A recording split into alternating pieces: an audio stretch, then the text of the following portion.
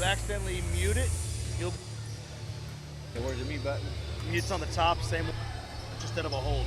Is this for us to do starting lineups too? No, starting lineups. Is if a you mic? guys- Are you guys doing starting lineups over here? This Yeah. one will do starting lineups. Okay. I'll tell you what, I'll go get your starter for you. Okay. Thank you. What happened? I'm gonna get it started for him. Should I be able to? Yeah, this one's starting lineup. Can you guys get a level on you? Yeah. I can't Hear you? Not yet. Oh wait. Turn it on, yep. Right there. Yep. Alright, try Is that it right? Is that right? So I can hear, but it's not like it's not a lot. In one ear, Which one? left ear. I can hear, but it's not a lot. Look, I can get more of you. Yeah, I could use more of me. I can hear, but it's not. Try now. I can hear, but it's yeah. That's better. It's got to be close. Well, I can gain your mic. I can hear, but it's pretty good. Yeah, it's pretty good. Like I said, I can make all it. I set it up this year a little different, so I can make a ton of individual adjustments for you. Okay. Yeah. I can hear pretty good. Check. Alright, Steven, get yourself a sound check. I'll make some adjustments for him. Let me know what you need. I can hear pretty good. I can hear pretty good. I can hear pretty good. I can hear pretty good. Check. Testing, 1, 2, check. One out a little higher, Huh? a little behind, like right here. And then I can adjust it from there. Check.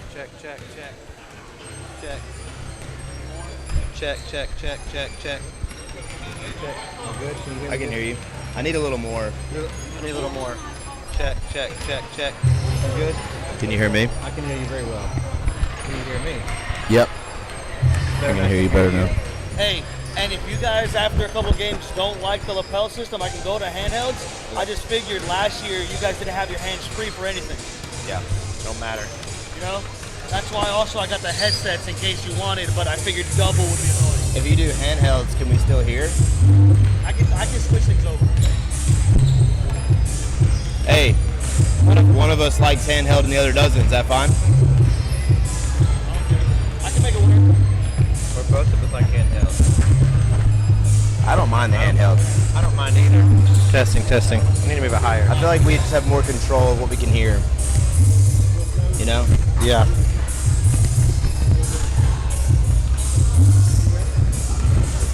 Testing 1, 2, test. Testing 1, 2, test. Testing.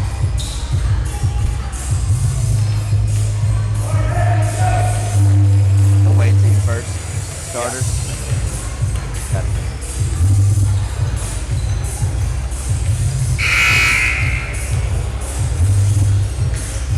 Hey Mo. I'm just looking for power. Huh? I'm just looking for power. Yep. Okay. Once you start talking, I'll talk about the music. Should we pray before this one?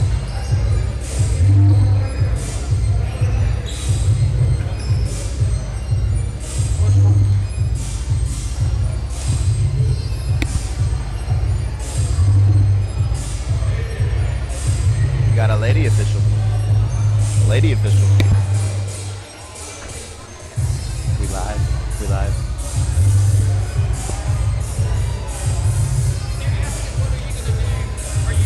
Prayer, starting lineup. Go in. Sorry, I didn't mean to answer for you. Locker room's back there. I didn't mean to answer for you guys. I just don't have an answer queued up yet. So that's why.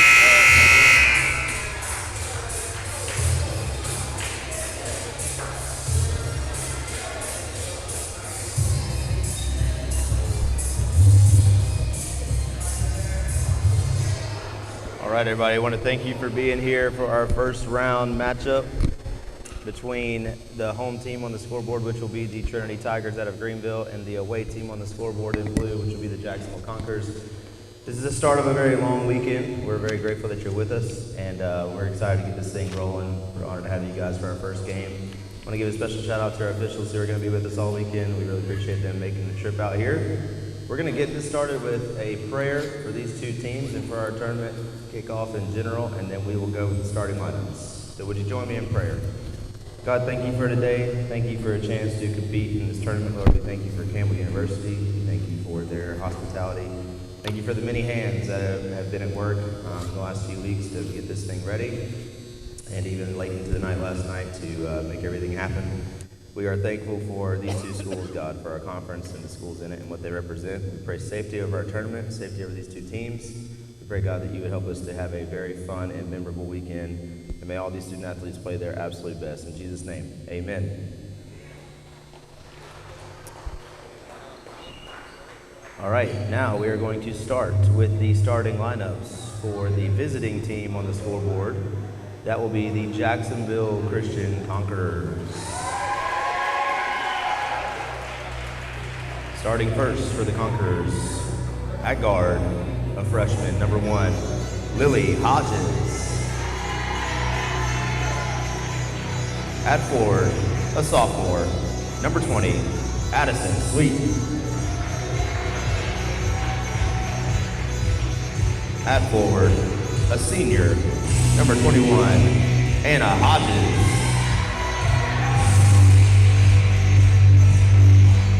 At guard, a freshman, number 23, Jalen Didamedico. And at forward, a sophomore, number 24, Emma Goodson.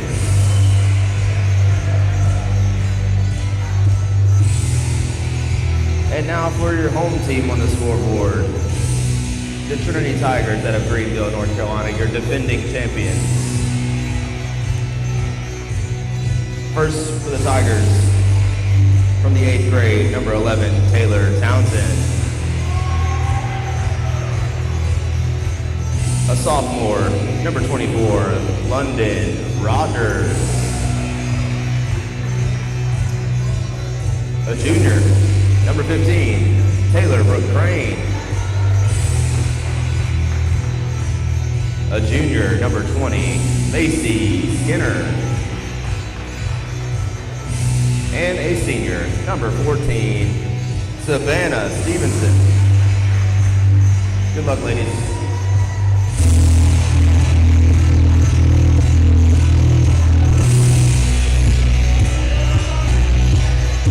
Stop. Don't tell them.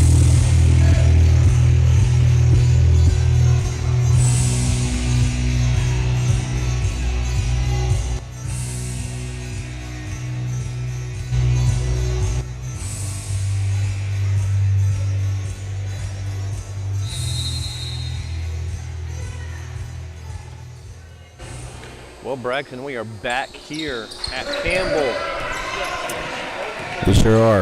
after a, After a 365-day break. yes, shorter tournament last year due to the snow and ice. A lot different, 70-degree day today. What'd you do with all that time off? I went to the beach every day. I'm telling you what. Did nothing. That's what a lot of people think ADs do. We just sit in their office and A whole bunch of nothing. whole bunch of nothing sometimes. But we got our first game with defending champions, Trinity Tigers. Yeah, I'm glad I remembered to say that. Jacksonville, you did say that right out the starting lineups. I would have felt bad if I forgot. Just got word before the game started that Mason Skinner, 22 points shy of 1,000 points as a junior. Yeah, something to keep an eye on there. Shout out to Scott Gay from Community, who's manning our cameras this year. Moses Kolop and his crew for setting up the sound and tech, always on the ones and twos.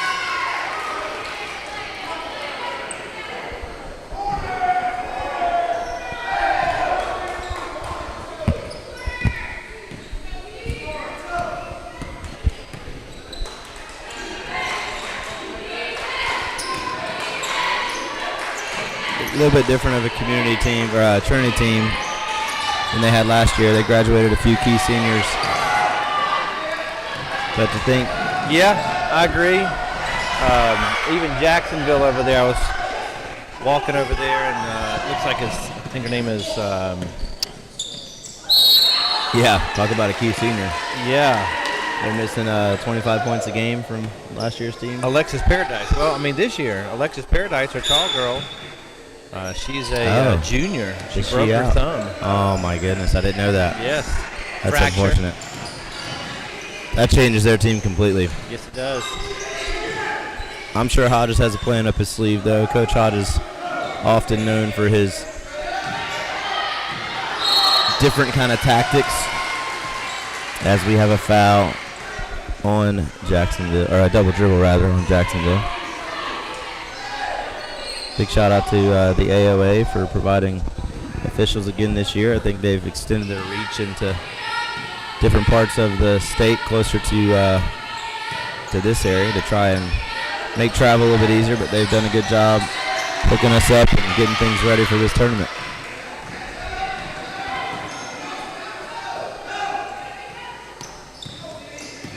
We got a 0-0 game still. 6 minutes, 2 minutes away, into the first quarter.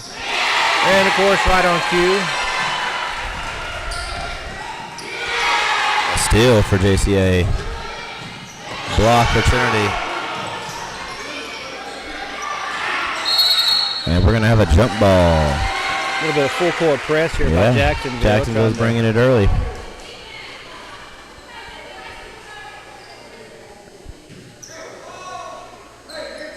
I got a little game for you. You think Macy Skinner, junior from Trinity, number 20, is going to have more points or rebounds today? It could be a tie. Could be a tie. I don't know. Jacksonville's got some Wow. girls. An early roll. Trinity, of course, bringing their twice as many bench participants than Yes. bench players. A Trinity staple. Very supportive. They have the support of all the kiddos, former players, The city of Greenville. the whole city of Greenville, honestly. Maybe outside of Winterville. Steal by Taylor Brooke Crane coming up the court. Fast break down to Nice. Skinner. Oh, Skinner misses. Rebound.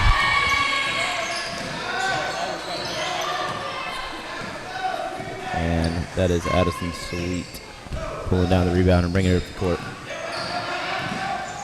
She is only a sophomore. This JCA team is still young. They are only one of the only teams who does not have a senior on the roster. Who's that, JCA? Oh wait, they have one. They have Anna Hodges. That's impressive. Yes, it is. This team is going to be good for a while. You know, we could say the same about Trinity as You well. sure could. You sure could. That, No, they're starting at least one 8th grader, number 11, Taylor Townsend. yeah. That looked like a whole lot of arm on that on that O board. We'll call it an early morning miss. Yeah. And Skinner and Jalen fighting for the rebound there. I know Coach Hodges loves a player like number 23, Jalen. She's the one who last year in the JV tournament employed the weird strategy to play some full court defense the entire game on both ends. And she is a player who has proven she will do whatever it takes to win. She doesn't care how weird it looks or how unconventional it is. Coach Hodges with the early, intense timeout yell. We'll be right back after a short break.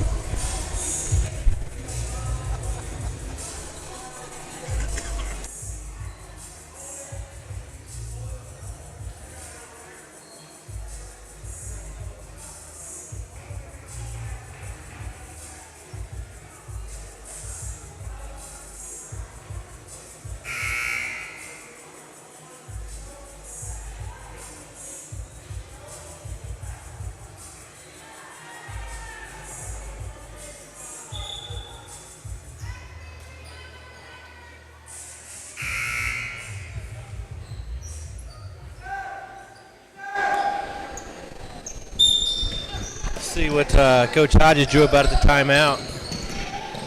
Man-to-man for Trinity.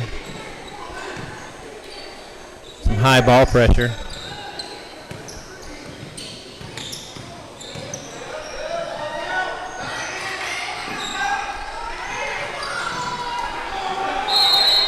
Got a jump ball. Possession to the Tigers. Braxton was talking about this with you last night while we were setting up.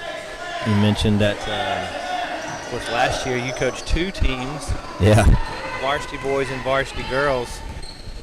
You know, obviously a little more pressure. Got to do both. Yeah. It's got to be a little weight off your shoulders knowing you only got one team to focus on this tournament. Yeah, it really is. You know, last year with the snow, the boys didn't come to Campbell and play. Some of them came to watch the girls. But, yeah just having to, you know, the whole season's pretty grueling, but tournament time especially, where it's a lot of games compact into a few days, and we're doing all this media and setup and stuff. Yeah, I would say I was fairly tired. So it has been great. Coach Mike and Coach Nate have done a good job. I'm still helping them a little bit, but man, I'm really just sitting there having fun watching them coach and do a good job. And the girls have done great. Earned a 4 seed this year, 1 game away from a 2 seed. It was that tight in the 2A girls, but it's been awesome. The girls who returned from last year have done a great job adjusting, and I think I've done a pretty good job adjusting too. Absolutely. You're talking about that seed. Boys' side was also very tight between that 3, 4, and 5 seed going down to the last game between you and New Bern. It was, yeah. We were in the mix for 3, 4, or 5, and thankfully a win in our last regular season game was able to give us the 3, which is a matchup against Christ Covenant, who's pretty doggone good too. We got some players that put up some good numbers on us, so we'll see how it goes later today. Looks like a foul by Anna Hodges for Jacksonville. Number 21, Zahara Lewis, into the game for Trinity. Yeah, fouls on Hodges is something they really got to look out for, and that's 2 points for junior Macy Skinner. Only 20 more to go, right? Let's keep up with that. Yeah. 20 more to 1,000 in your junior year is an impressive number. Good ball fake there. Addison Sweet gets to his bucket. Oh, off. Anna Hodges, rebound off. Outlet pass for the Tigers. Forces one up, no good. Backside rebound, up and no good. And Skinner doing what she does. Another board. I tell you what, we had to play them in the first round last year, and we had some decent games against Trinity. We played them tight at Anchorage, and they beat us pretty good during the regular season, but we were pretty concerned about their guard presence. Maybe not concerned enough about Macy. And no lie, Stephen, I think they clocked her at 30 rebounds that night, which I have never seen in my life. Charles Barkley of girls basketball. It was one of the most unbelievable things I've ever seen. In fact, I'm going to go find the exact number because very curious. It was unbelievable. A lot of me bounds, but hey, they all count. Number 20, Addison Sweet with the 2 for Jacksonville, brings the score to 6-4. Trinity's up with 1:22 left. That high ball pressure calls to travel on Trinity. No, Jacksonville, sorry.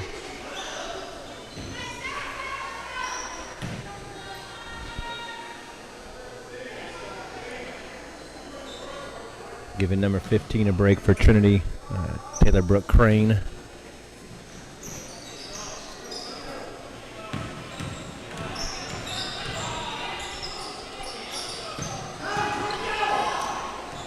Yeah. Just a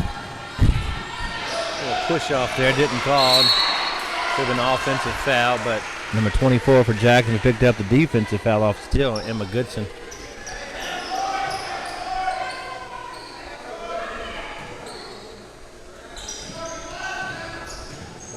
I was a little off. It was just a cool 18 points and 23 rebounds. Oh, just 18 and 23. Yeah, just 18 and 23. I was a little bit off.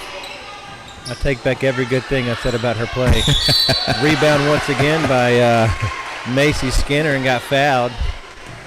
Considering my team, I think, combined for 23 boards. That's pretty impressive. That's But here she goes on her way to 1,000. I mean, surely, you know, I don't want to announce her curse, but surely she gets it this weekend. I mean, maybe today, but definitely on the weekend. So pretty special accomplishment there. I went to Coach Joe. I said, hey, sorry to bother you before the game, but just asking, you know, heard she's 22 away. Will you call a timeout? If so, we'd like to announce it. And he's like, oh, absolutely. He said he did. You know, different coaches have different philosophies on that. a big accomplishment. And but it's a big accomplishment. He said he wanted to make sure that he honored that. So looking forward to when that happens. Well, 2 years ago, if you recall, they also had their senior. Can't think of her. Jordan. Emily Trinity. Jordan. Same deal. But it was in the championship game at the very She was end. shooting free throws to get 1,000 Yes. and missed one. I remember that. And then she was able to get it. I think she ended with 1,001. She was playing against Faith. Yep, I remember that. And the game was already pretty much over. Yeah. Number 20 Jacksonville there. Addison Sweet with the 2. She's carrying them right now on points on the board.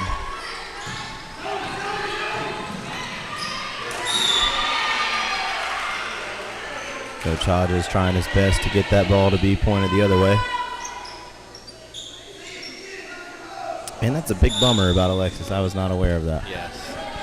Saw her over there on the sidelines before the game and looked at her, and she has a small little brace on the wrist. Foul called on Trinity as Lily Hodges got a good rebound, started going in transition. That number 24. Looks like number 11 for Trinity is checking out of the game. Taylor Townsend, and in comes number 15, Taylor Brook. I like that name, Taylor Brook. It's a good name. Number 1, Lily Hodges. Get the shot at the buzzer. And her dad pumps her up. It's 8-8. We got a good one here. We'll be back for the second quarter.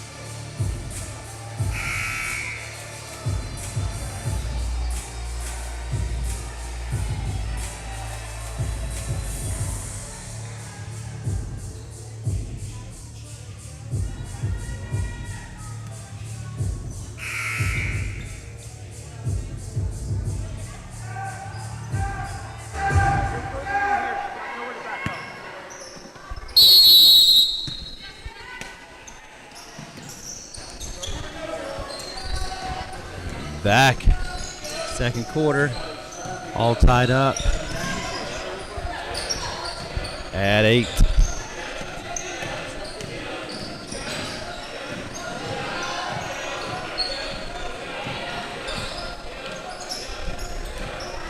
Coach Whitehurst off the bench wants a 5-second call. Doesn't get it. Illegal screen. I think a lot of people sometimes are confused on that rule. They feel like even if they switch off the defender that it shouldn't reset, but it looks like the official told Coach Whitehurst that once it switches off, the count resets. Is that what you gather? Yeah, I believe so. It seemed that way.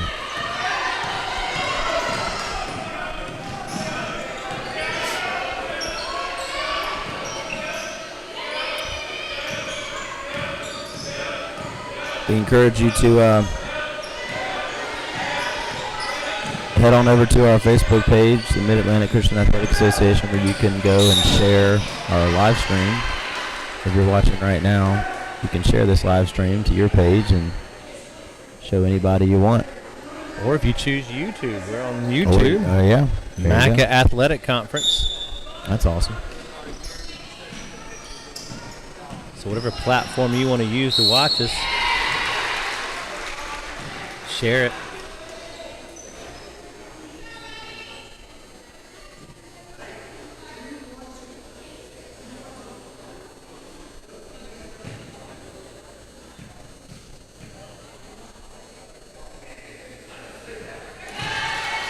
Kenny Addison Sweet at the line, knocks down the first one of 2 free throws.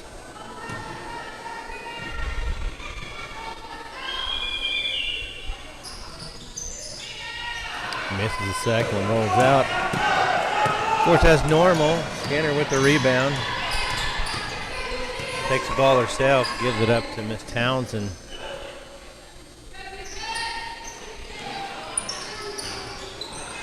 Shot there by number 15. Heather Brooke Crane missed a 3.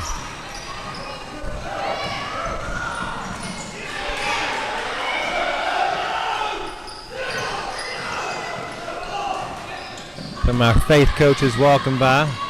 I like that. Proud of hoodie. them. A shout out to them. I like the texture on that hoodie he's got on. You know what? Coach Howard is Jeremy's never short on swag. The shoes. I believe it. Those new jerseys for the Faith girls.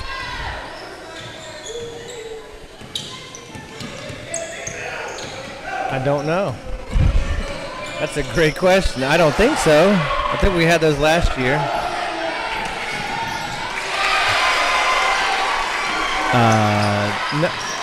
No, they are New Jerseys. My bad. I can't forget what I ordered and when I ordered. Thank you, Athletic Director Steve Martin. You know what? That's because we sit in our office and do nothing. Yeah. We don't even order the jerseys.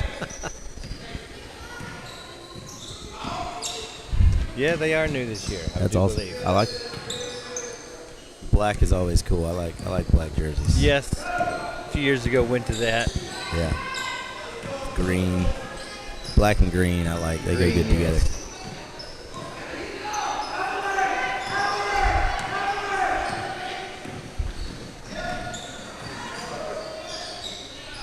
Shot no good for JCA.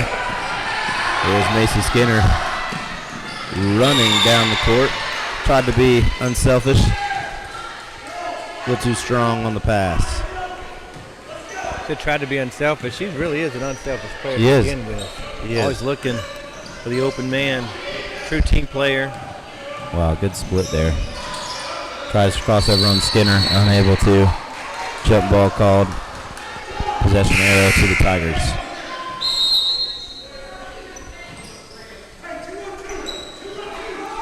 I think she's noticed the increase in usage this year. She is really having to work hard without some of those guards that they had last year. The experience those guards brought. Good pass. Great pass, good finish. Skinner with the assist. And to London Rogers for the 2. Well, if I know Joey and Jeffrey, the coach of the Trinity, they'll rebuild this and get these young girls going. Oh, Joey does not like that one. Does not agree with that blocking foul call right there. We're going to get a warning. Not a warning. A bench warning on Coach Joey. He didn't love that call. He's feeling like it's pretty physical on both ends, and that was a little chippy blocking call there. You think about coaching there, he gets a warning from one official, stops talking, and goes to the other official. Yeah.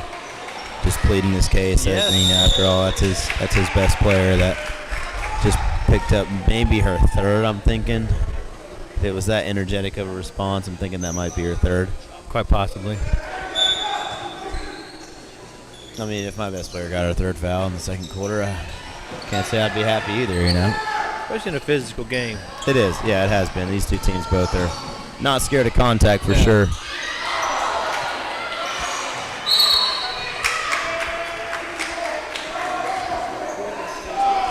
It's a demonstrative whistle right there. I like that. Very intense. Want you to know she made the call. She's letting you know. Good out-of-bounds play. That's again number 24. Running Rogers with 2. Having an impact on this game. They'll take any points they can get with Skinner on the bench. That may be their go-to person with Skinner on the bench. It has been so far, I think. You know, anytime your best player's out of the game, you know this as a coach, Steven, like, if you can survive those minutes, that was a big foul. Yes. If you can survive those minutes, keep the game close, or maybe even extend your lead, that's a big deal. Keep her on that bench. Good long as crossover possible. for Sweet. Unable to get the shot to fall. Taylor Crane gives chase. Hits it out of bounds. It's going to be Conqueror possession here. Okay, in comes some Gramercy boys. Here we go. They're on time. From our Faith girls with their new jerseys. Yeah, new jerseys. That ball goes off Sweet's foot. She's able to secure it to Lily. To Goodson. Shots up. Good high-low action from them. Ball off the foot again. Good move there. I think JCA practices the running floaters more than anybody I've ever seen. They do that running floater all the time to the right hand, and it goes in a lot. It's impressive. Have a sighting of the senior Underwood here. Hey, Coach Pops in the house. Coach How are y'all? Jeremy. Ezzy boy in the house. His name is our freshman. His name is Ezra. I have a son named Ezra who we call Ezzy boy. So, you know, Ezra on our team has now been given the name Ezzy boy by all the guys on the team. Very endearing of the little baby freshman. Substitution for Jacksonville, number 23, Jalen DiDomenico. Comes in for number 4, Zoe Crossman. You think we see Skinner back in this quarter? If I am Coach Whitehurst, no. You're up 14-9. I agree. Wow, good move. Yeah, I agree. You know, you survive these minutes, save her for the second half, make sure nothing crazy happens. You know, that decision gets a little bit crazier. A little bit of That decision gets a little bit crazier if they score, 10 or 12 Yes. points here. Like if this one goes in.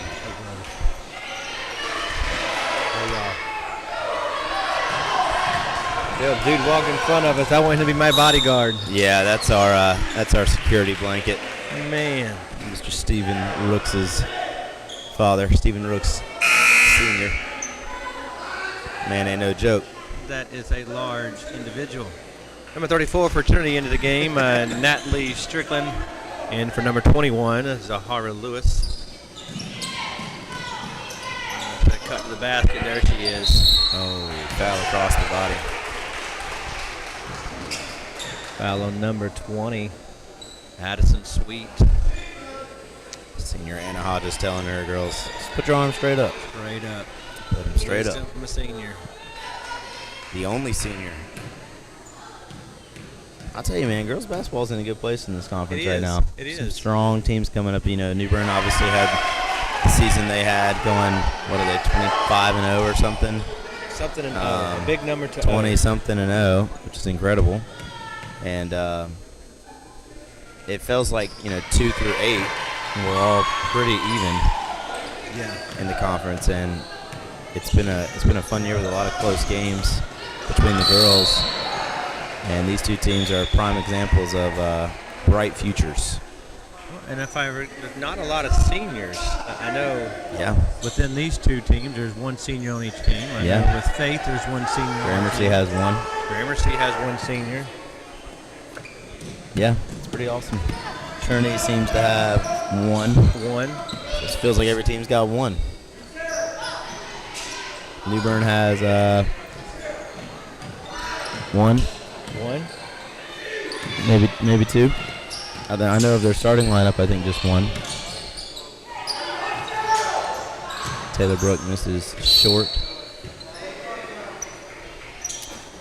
You know, we've not seen much of Kenna Overton this game. Sharpshooter for the Tigers. She's one that if you leave open, it's going in. And I haven't seen much of her today so far. Maybe saving legs. Don't think she's been in foul trouble. Could just be strategy from Coach Joe.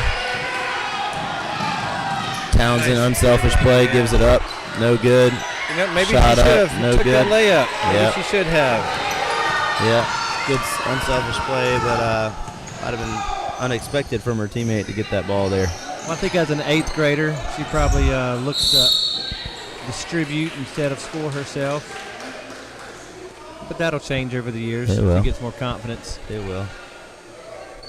Addison Sweet just driving right into the body, earning herself 2 shots at the line.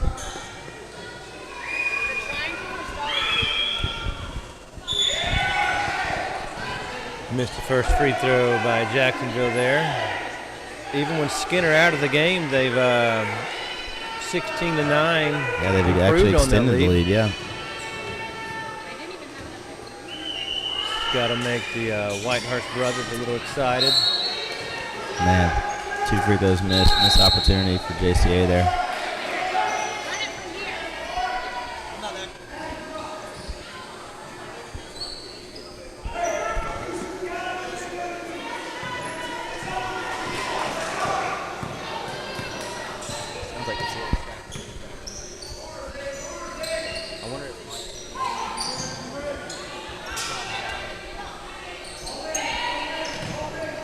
Folks, be sure to give us feedback throughout the day if you guys are experiencing any technical difficulties or anything. We'll happily take comments on the YouTube or the Facebook link and Kind comments, obviously. We'll try and reserve, we'll try and do anything we can to keep the stream up and running for you. Mr. Moses from Cleveland Christian has worked late into the morning to make sure that this thing happens.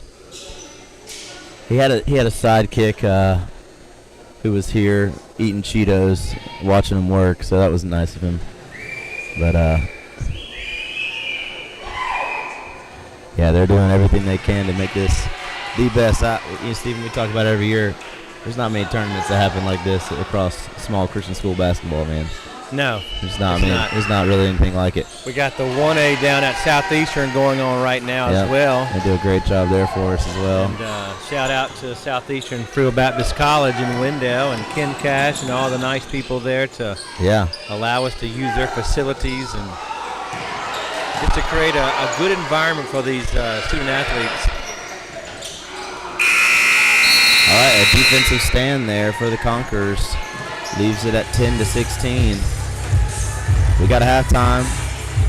These 2 next teams will warm up. We'll have Faith going against Community in the next round, or the next game of the first round. We'll be back in about 10 minutes.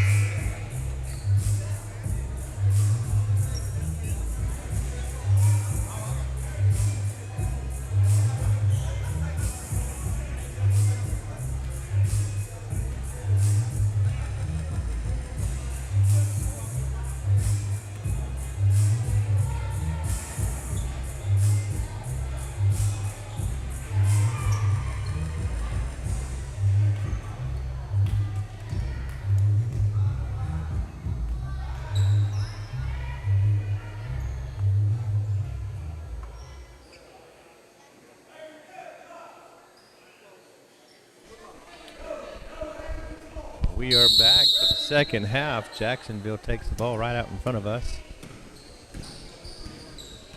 No Skinner on the court. Yeah, oh, she is. Yeah, she is on the court. Got in foul trouble early. Had to sit her for a while.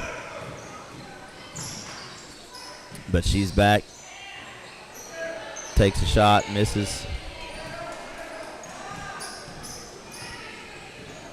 JCA looking to put some points on the board early to put a little bit of pressure on the Tigers.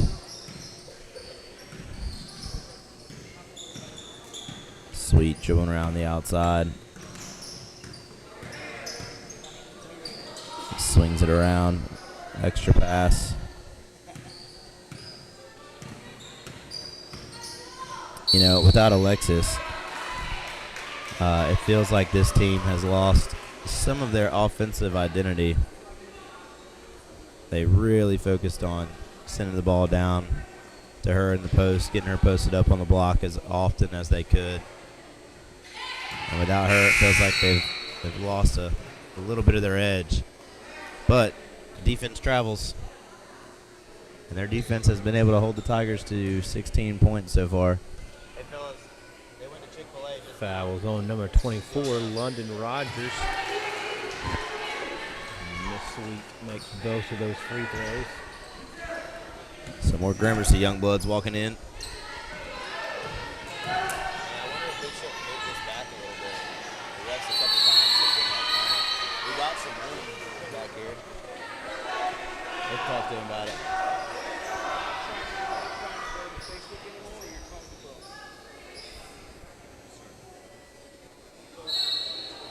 Got Moses to my left. He's got 2 tournaments going on and trying to figure out how to live stream both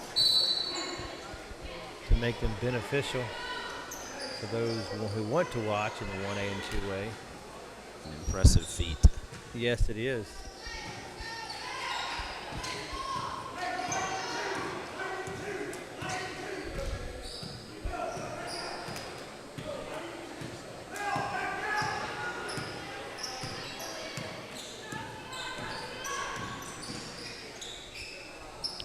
Like a desperation shot there by It's hard Miss to, Addison there. Yeah, it's hard to draw fouls when you're fading away. Referees tend to not reward shots that look wild. Not going to bail you out. Something I've told my kids quite often. Don't go in and just throw something up waiting for the referee to bail you out. Overton from the corner. I didn't see a lot of Miss Overton in the first I know, half. yeah, she really wasn't in there a lot in the first half. Macy getting a big rebound from behind, unable to heave it into the basket.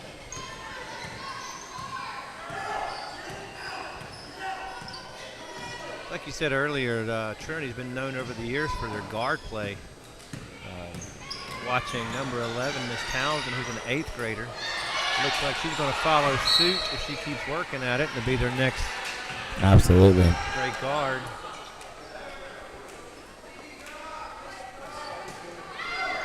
Not if JP2 down the road has anything to say about it.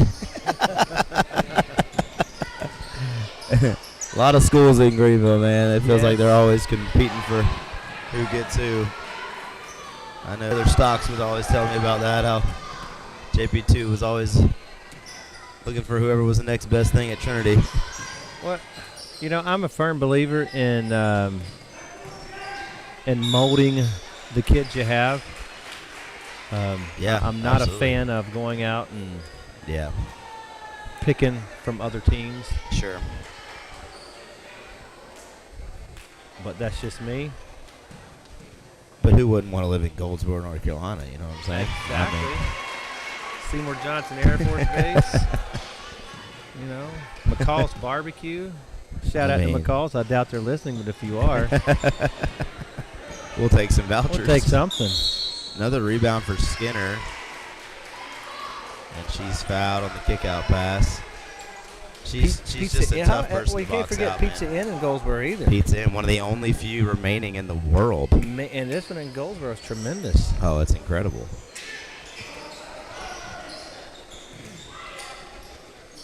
Townsend to Skinner. Draws back iron, gets her own rebound. At this point, I think she does have more rebounds and points, which is not an unusual stat for her. Braxton's going to be talking about basketball while I'm talking about food. It's a healthy balance. It is. Got to be. Got to be.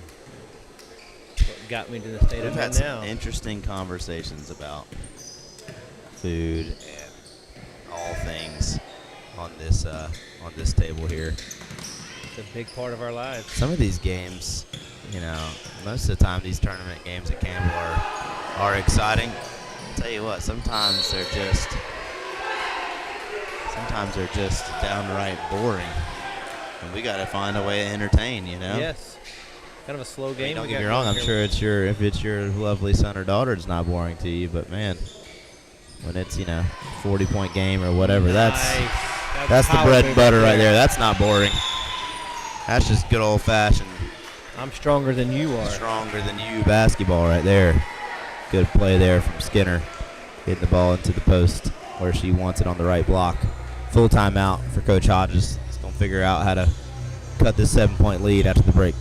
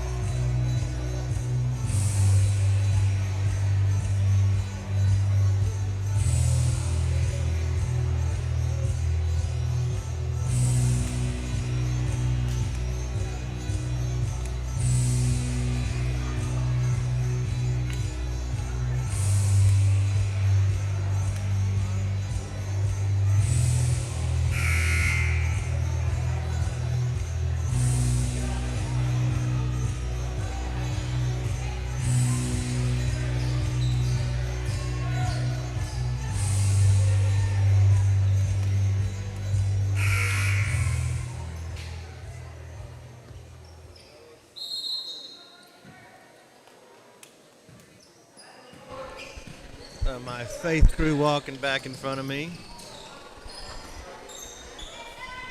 Always good to see them. Except on my days off. Just is certainly not one of them. No.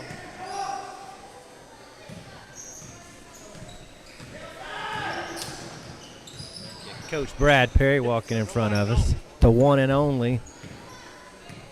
Shoe game, always strong. My senior son walking in front of me. Hey, Always good to see him. it is always good to see him.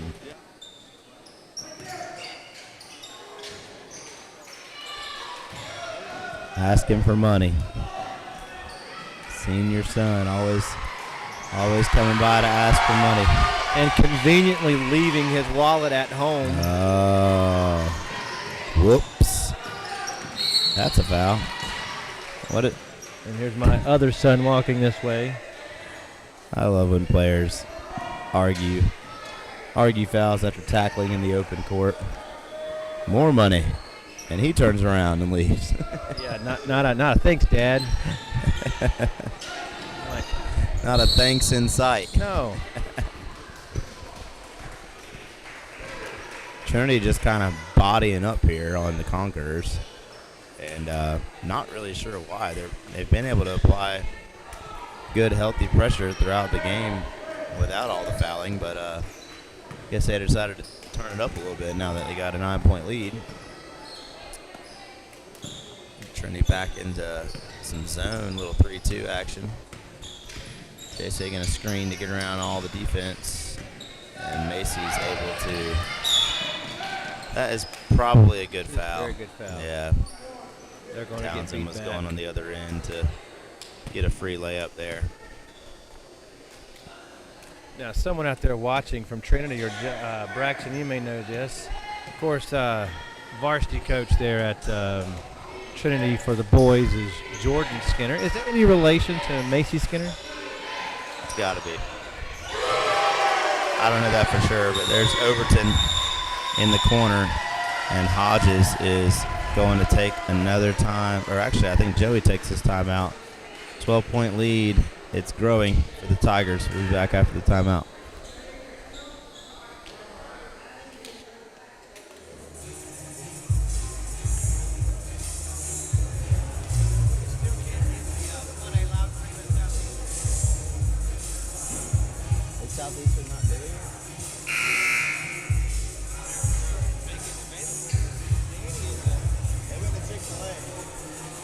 son went to Chick-fil-A.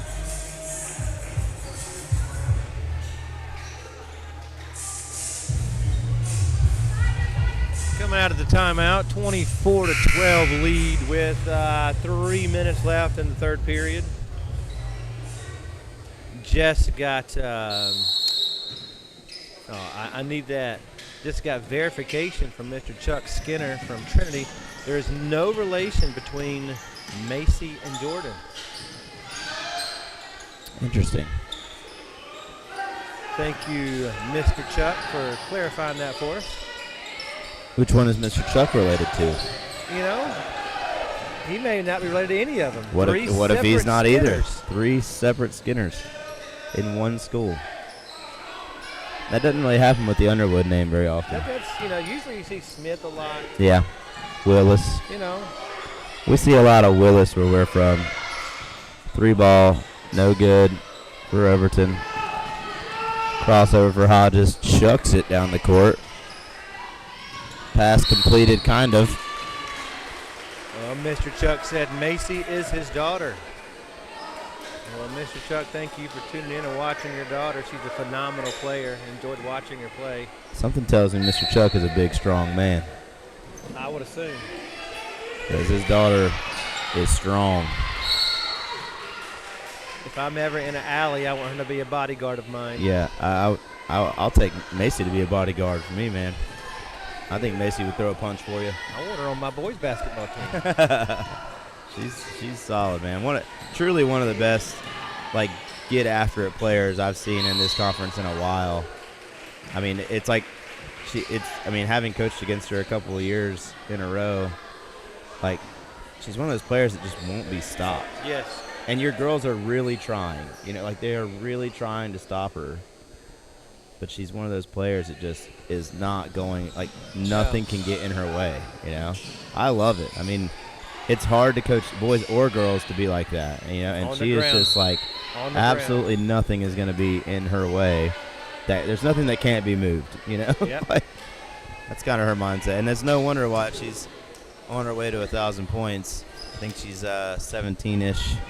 15. 15 shy. 7 points right now. But 1,000 points as a junior in varsity scoring, some schools count your JV points and all that. Trinity does it, in my opinion, the right way and counts your varsity points only towards 1,000 points. And look, the 8th grader, Taylor, something tells me she's going to be working her way to 1,000 maybe by her sophomore or junior year herself. She keeps on working. I mean, an 8th grader at the varsity level starting at guard, that's awesome for her. Got a long career ahead. Oh, Taylor Brook with a steal. Macy running with her. Oh, Euro. Oh, good move. Macy. Ripped the rebound away. Wow. Again, that's nothing but just tenacity. Basically, I Just want the ball straight up more tenacity. than you. It's like when she ripped it away from 23, there might have been an injury there. I wasn't even in that, but just watching that, my arm came out of socket watching it. Yeah, no kidding. It's hurting right now. It might be one of those situations where I just say you can have it. It's yours. You can have it.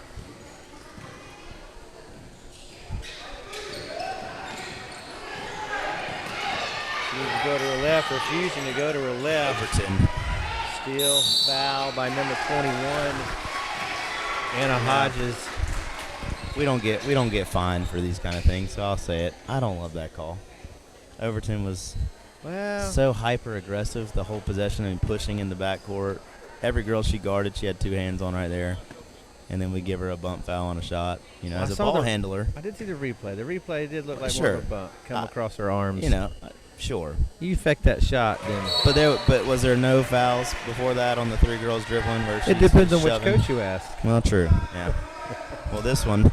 Yeah, you got this one off-duty coach says one who did that's not. a lot of hands on my ball handlers for you to call a foul after she steals it from us. If we're gonna let them be physical, let's let them be physical. Yeah, both But she ways. takes advantage, knocks down Bush. She's got a good stroke, man. She can shoot the ball. Volleyball is more her thing. She was actually considering not playing Nice basketball, find. but decided to play anyway. I know Coach Joey's glad she did. Tries to thread the needle there. unable to, it's going to stay with Tigers. Mr. Skinner's lets us know, says, can't wait to be here from Indiana Saturday. So I take it he is in Indiana right now, watching his daughter on the live stream.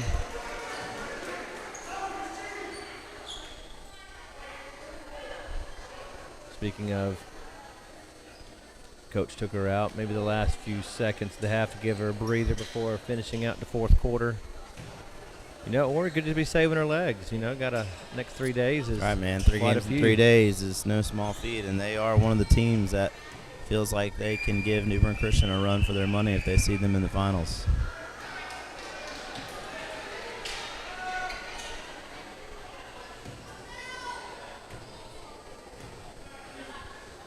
Number 4, Zoe Crossman at the line. Another 8th grader. Knocked down 1 or 2. A lot of 8th graders at the varsity Yes. level this year.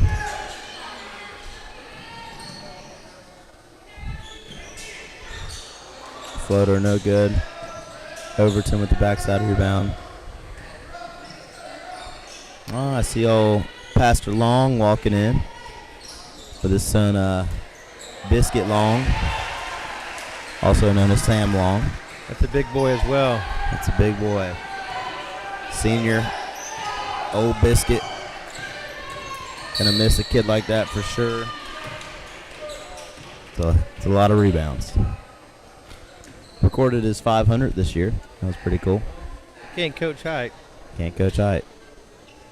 Foul on number 34, Natalie Strickland for Trinity. Tell you a Emma funny Goodson on funny the line story for two. about Sam Long. So in between his he didn't play his freshman year. Decided not to play. Didn't really love basketball yet, but in between his freshman and sophomore year, he grew a pretty significant amount. And then after his sophomore year, comes back for his junior year, and he's told by one of our former coaches, he was asked if he worked at the old McDonald's that summer because my boy had put on a lot of weight and height. And the old school coach A said, "Did you get you a job at McDonald's this summer, Sam?" Not McDonald's, McDonald's. We are in no way affiliated with McDonald's, but, you know, they'll Now, get you a Big Mac if you want Hey, to. listen, if McDonald's is also listening to this, we'd love to give away some free stuff. This year, I he highly calls doubt them, it, but this year he calls them Burger King. We switched it to Burger King. I'm like, make up your mind, man. we don't mind Burger King. Burger King got good burgers. We do. Well, speaking of food, usually those who come down on Wednesday night was setting up, and we used to go to Waffle House. We didn't. It was We too didn't. late. We left here at 2:30 this morning, setting up. Maybe and we'll make it some there of us- tonight. Moses left at, and his crew left at 3:30. Came back an hour later. Maybe we'll make it to Waffle House tonight. Oh, we'll make it in the Waffle House. Like you said yesterday, it's a tradition like any other, or no other. Tradition like none other. The Waffle We're House. not talking about Masters. We're talking No. about the Waffle House. Talking about a good old Maca crew at the Waffle House. Shot goes up, just short, rebounded by Taylor Brook. You know that's frustrating for Coach Hodges. You force him to take an early shot and make them miss it, and then they can't get the board. Macy, speaking of rebounds, is able to record another one. Lily Hodges. Nice hands by 8th grader number 11, Taylor Townsend. Knocked that away. Coach Hodges calling out the Taco Bell play. Another Not a good fan of Taco Bell. Really? No. Really? I got my youngest son. He turns 11 next Saturday, and we let our boys choose a restaurant within reason of their choice on Sure. their birthday. Sure. You know, Caden, the middleman, he chose Olive Garden. Okay. Okay. I forget what Eli chose. Skinner with another rebound. But Jace, my 11-year-old, he chooses Taco Bell. Taco Bell, man. Nothing wrong with a little Crunchwrap Supreme for your Yeah. 11th birthday. Unless you don't like Taco Bell, then No, yeah, true. it's okay. You do it for your kids. That's right. Things we do. My kids change their favorite dinner option every night. I tell you Cap in what, front. it's whatever I'm not making. I'll tell you that. Whatever's not for dinner, that's what they That's want. what they want.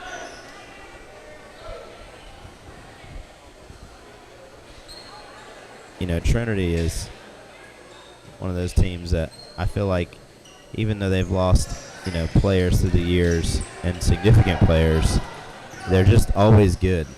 And there's something to be said about, you know, keeping the same coach for a long time, which is something that as an AD, you know, is just hard to do. But there's something to be said about that continuity in a program. I think it says something to their culture It does. in that program. And it helps your team. Just they always know what to expect. There's not really ever change. The demeanor of the person in charge is the same. Therefore, the culture is able to stay the same year to year. And even though the personnel changes, kind of who they are and how they play, and the fact that he wears Clemson gear just doesn't change. Those are things that just don't change. Well, you know what you get when you get Joey and Jeffrey. Absolutely. They're intense, Yep.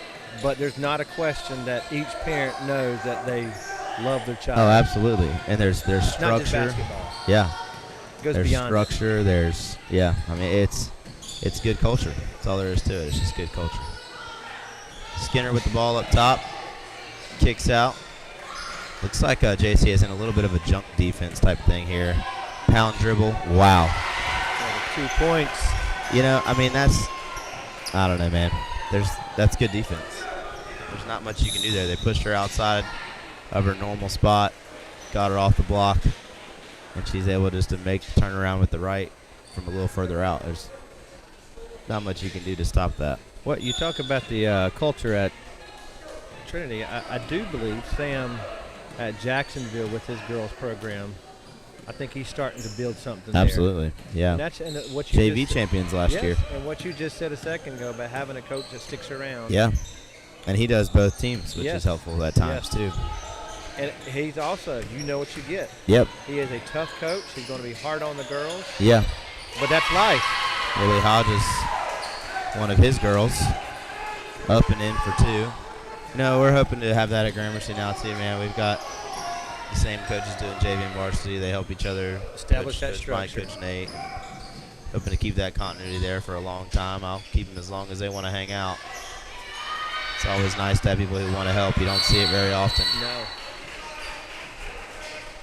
Some Duke fans walking in front of us. Yeah. Shout out to them. We love him anyway. I love him. Yeah. Don't know who it is, but I can become his friend. We love him anyway. It was a long Monday, let me tell you that. No doubt. After Carolina took it to them in Chapel Hill, it was a very long Monday for them boys. I made sure to go to each of their classes and make sure their teacher had boxes of tissues ready, just in case anybody had the sniffles.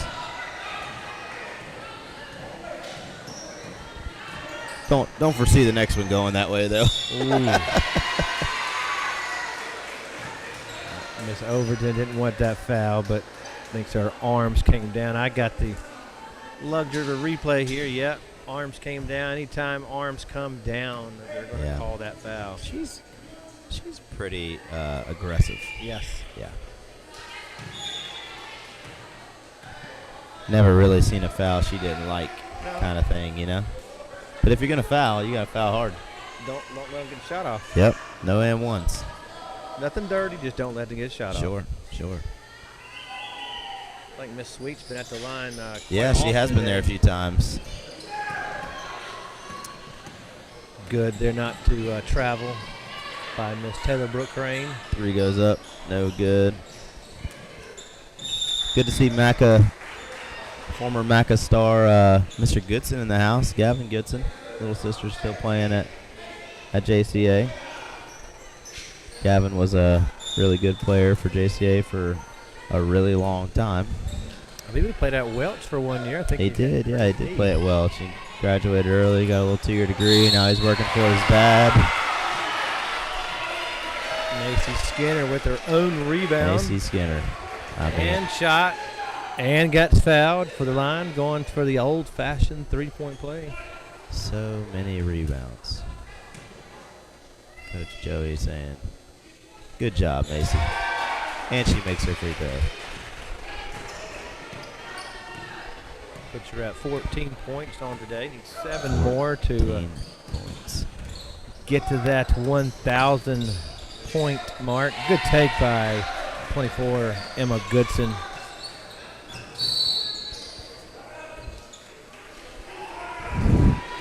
Timeout called by the Whitehurst coaches from Trinity. I do enjoy watching them during timeouts because they don't go to the bench first. They all three Yep. come together. What they want to say, what they want to work on. Yep. Then they go talk to the girls. While one of the 7 assistant coaches deals inside the circle.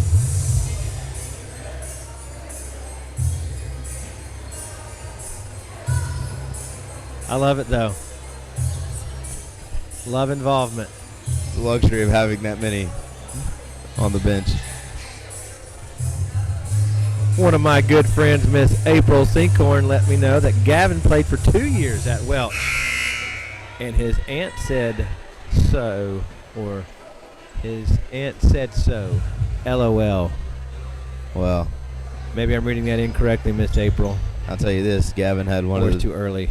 one of the sickest dunks in tournament history against my team a few He was a years good ago. player. He was fun He had to a watch. really nice dunk. It looked like he took off from the free throw line. Had a really nice view of it. It was right in front of me.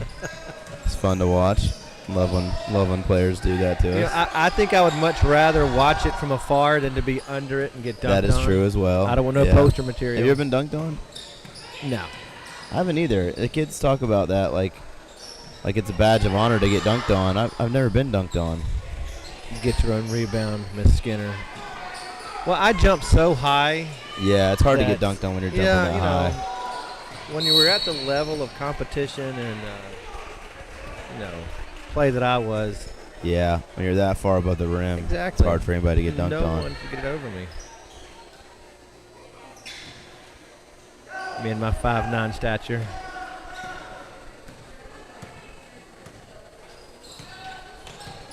I think Macy's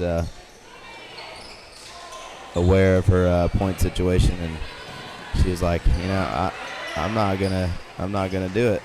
She just made a comment on the court, like, and that's all right. She's got plenty of time. We got a couple They'll more get- games this year. Long as they get the win, I think that's that's probably her all she mind. worries about. I think that's her mindset, and that's all that matters. She ain't trying to force anything crazy. Nice take. Another rebound, offensive rebound. Man, she is. Misses it. But she is- misses the layup, but she's hustling back. Yeah, and like, man, if she misses, it's just guaranteed she's getting her own board. It's hard to box out a player who just shot without fouling. Yes. When they take an inside shot, Nice block. it's really by hard to box them out Miss Townsend. without fouling.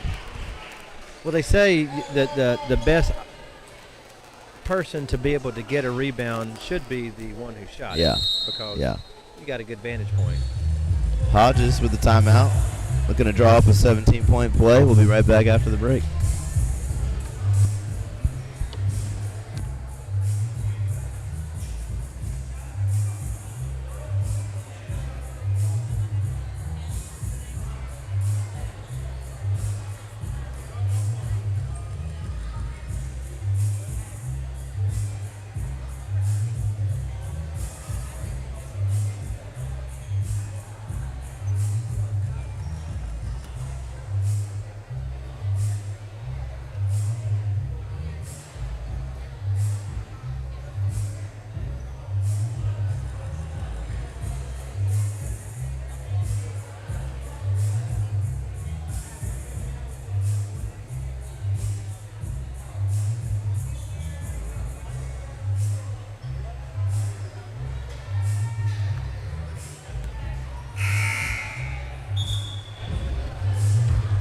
Always a shout out to Moses and his crew working on that 1A. no problems.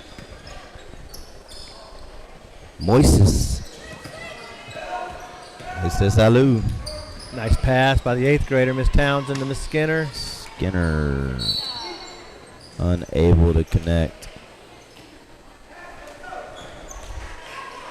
You look at number 11, the 8th grader from Trinity, dribbling down the ball. She's calm.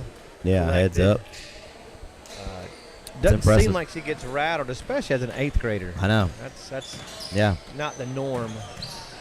It's good defense there. Arms didn't come Yeah. down. Hands did to get the block. Macy chucks it up the court. Calm pass by Miss Townsend to Miss Overton. Comes and gets the ball. Number 1 for Jacksonville. Lily Hodges gets that foul on fellow 8th grader. Taylor Townsend going to the line for 2 shots. Now, I probably asked this question before, Braxton. A couple years ago, we had this rule change for each period have 5 fouls and there's no more 1-and-1. What's your thoughts on that? Would you rather us go back to the 1-and-1, or you like the 2-shot foul? Yeah, I remember when the change happened. I was unsure. Yeah, I think everybody's pretty well adjusted now. You know, I do miss the 1-and-1. I like moments where there's pressure on plays, and I wouldn't be opposed to a fun little rule change where, you know, 4th quarter there's 1-and-1s. That's a good point. You know what I mean? Number 20 for Jacksonville, Addison Sweet picks up her 5th foul. Yeah, she played hard.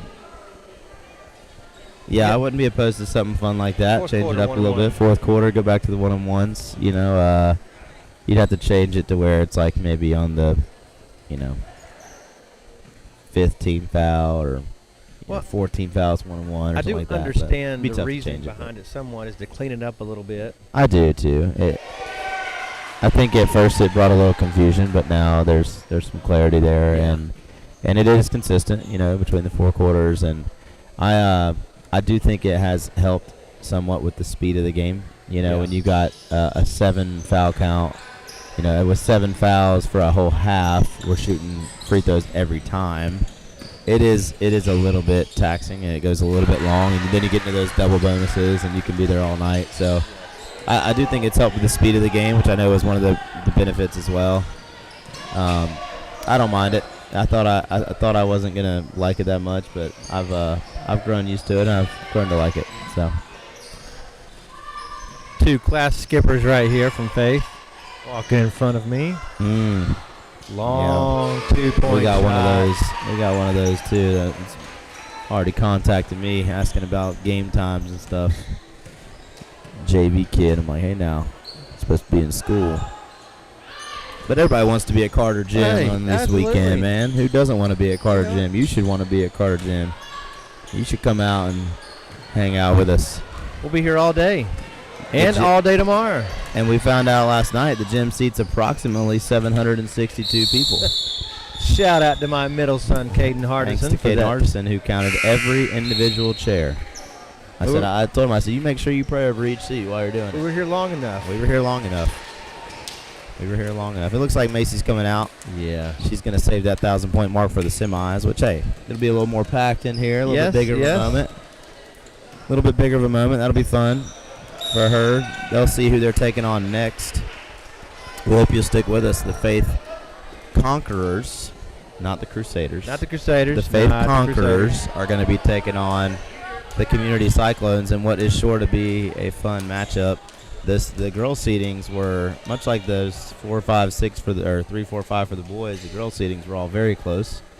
Gramercy with one more win would have jumped from 4 to 2, pushing down Community, who still would have been above Trinity, below Trinity. I mean, it was neck and neck the whole way for those middle seeds for our girls' division here. And so even though the next matchup is a, what is it, a 3-6 or 2-7? 7-2. It's a 2-7. I don't foresee it being a blowout. I think it's going to be a pretty close game, if I'm being honest. So it'll be a fun one to watch. We hope you'll stick around for it. This was our 3 versus our 6 seed here. And while it was close at first, Trinity did what they do in tournaments, and they started putting it to bed around halftime, and they haven't looked back since. Speaking of to bed, I could use one of those. A little. Could use one a little bit Little bigger than tired? the one last night, too. but Yes. But it's okay. We made do, and we made it here. Get to our hotel room with 5 people, and there's 2 full-size beds. You love to see it. Oh, Are you guys in that absolutely. same place tonight? Yeah, we are. Okay.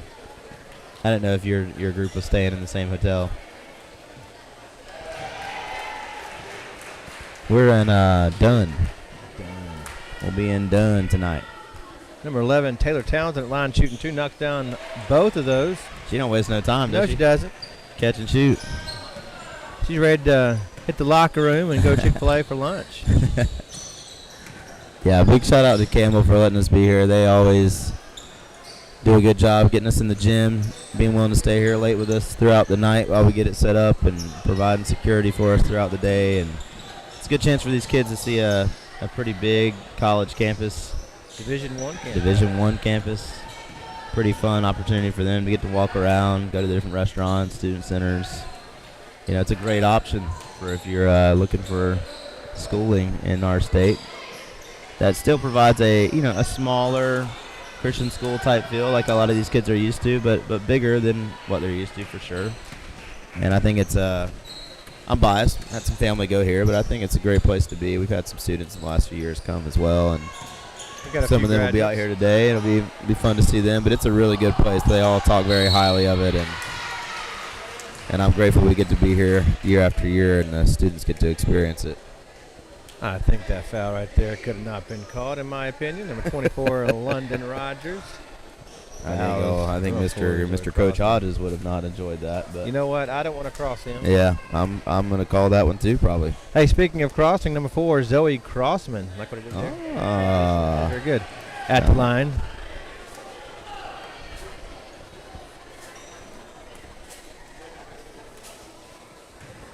You know, I feel like everybody gets in their sections at Campbell now. They do. You know, I like it. Everybody's kind of, Faith is always behind that basket. JCA is always kind of up to the right. Trinity's always on that upper left. And no one tells them where to go. Great. No, there's no assigned seating, folks. It's just a sociology experiment here. Gramercy's always upper right. Always. Community is often upper left. It's just something I've noticed. New Bern's often behind us. Just something I've noticed. And the crowd will grow and grow throughout the weekend. The Faith next one we're cheerleaders coming going up right on. in front of me. Giving some fist bumps there. Congrats to Trinity for winning that game. The next one will be in about 10 minutes. It'll be the Faith Conqueror girls versus the Community Cyclone girls. So we will be back in 10 minutes to guide you through that one. We're looking forward to it. Jacksonville will play tomorrow now in the, I believe, the 10 o'clock game. And Trinity will move on to the semifinals tomorrow evening. We'll see you in about 10 minutes.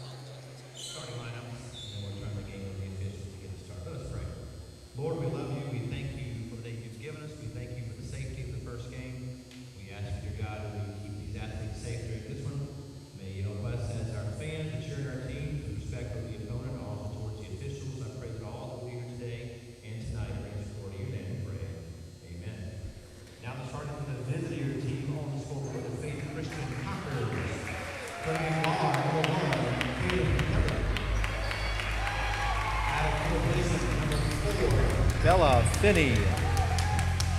At a guard position, number 11, Caroline Taylor. At a forward position, number 15, Josie Von Essendelf. And at a center position, number 22, Selene Williams. Faith is coached by Miss Kimberly Howard. Now the starters for the home team on the scoreboard, the Community Christian Cyclones. Starting at guard, number 2, Lauren Carter. At a guard position, number 3, Autumn Bradshaw. At a forward position, number 11, Libby Bass. At a third guard position, number 12, Tina Edmondson. And at a forward position, number 20, Anna Pierce. And the Community Cyclones is coached by Carl Bradshaw.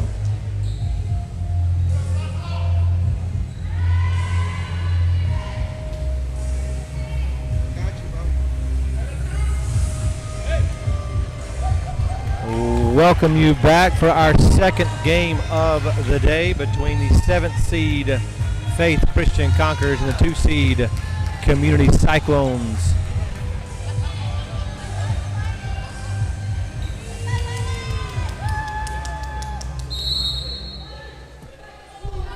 Jumping today is Miss Selene Williams and number 20 Anna Pierce, with Faith controlling the tip.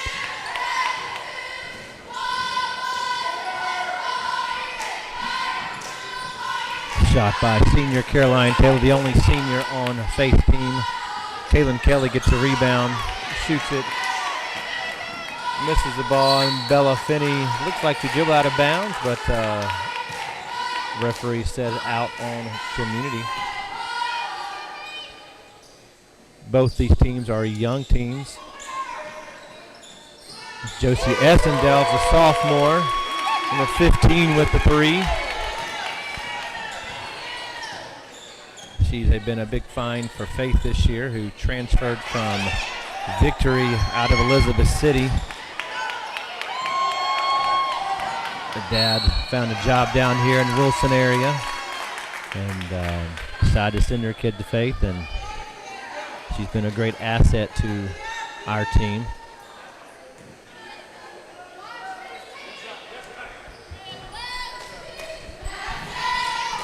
Kaylin Kelly with the drive. Gives it back out to Josie with the runner. Just off the backside of the rim. Looks like a foul on number 22, Selene Williams. Not one of the better bathroom experiences No, very tiny. I've had here. Very tiny bathroom. It's a very tiny bathroom. Yes. I mean, other than that, everything was fine. Everything's Just- fine. Just the size of the bathroom. Yeah. It's a little small. Hopefully everyone doesn't have to use the bathroom at the same time, and so we're Yeah. in trouble. I'll tell you, there's a secret one. I know that secret one. There's there one to the back there, but officials. there's also one next door. Yes. And a really nice. Now Saturday, it's not usually open. Yes. But on Thursday and Friday, part of the tournament, it's open, and it is a nice building. Yes. I think it's their engineering building. Typical engineering building will have the nicest Yeah, ones. typically they will. How about the big 3 to start the game from the corner? I was walking right by when that one went in. Well, I was telling the people, that's a new girl we have this year, Josie Von Essendelf. Took me a while to get the name down, Yeah, and I'm not even 100% sure I actually have it down. yeah. But she came in from Victory Christian out of Elizabeth City Really? That's cool. at the beginning of the year. Is this a Howard? That's a Taylor. Oh my goodness. But 22 isn't Chance Howard's sister? 22. No. That's Selene Williams. That's pretty wild. They kind of look alike. Shout out to our youth pastor, Chance Yeah. Howard, who just came in the building. What a guy. What a guy. Love Good. Chance. Big Faith fan. Well, he's the one who designed our tournament shirts for 1A and 2A and got them here for us. Faith jumps out to an 8-0 lead. This is a surprise, I feel like. I mean, I Yeah. said, I knew I had a great chance to be a good game. But 8-0, I mean, goodness Shooting gracious. shots, obviously, basketball. Yep, Shots yep. got to fall. Sure.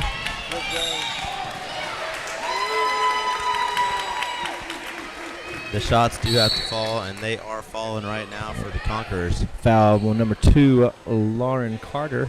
That may be her second. Faith is long time coached by Kim Mulkey. Kim Howard. And I am so thankful for Mulkey Howard. I know you've gotten the comparisons before. There's no doubt. You talking about someone with swag also to their clothing attire. Absolutely, down to their shoes. I forgot which school told me that when she wears the boots, she has permanent indentions on the sideline where she stomps the floor. I know we do on our side. Yeah, absolutely. I love it.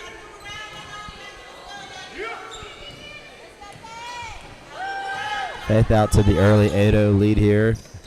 Carl Bradshaw, coach for the Cyclones, coming off a JV championship. Yes. Great stuff from him and his girls.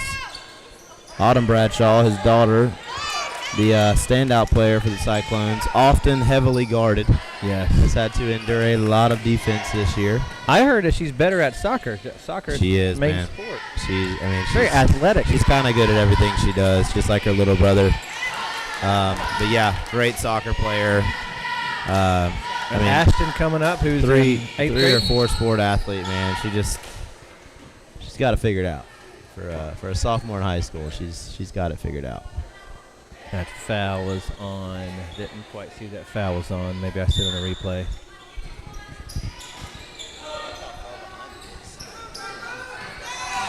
We do get the luxury here in the booth of seeing what we call the replay, because the stream is usually about 10 to 15 seconds behind. Autumn Bradshaw gets community away from the donut on the board, and she is having an impact at the top of this zone here. Our pastor walks in front of us, Christian Powell, talking to the table. Oh my goodness, another three. Is that Bella Finney? For the Cyclones. That leaves Coach Carl Bradshaw scratching his head a little bit. Yeah, number 4, Bella Finney with that 3.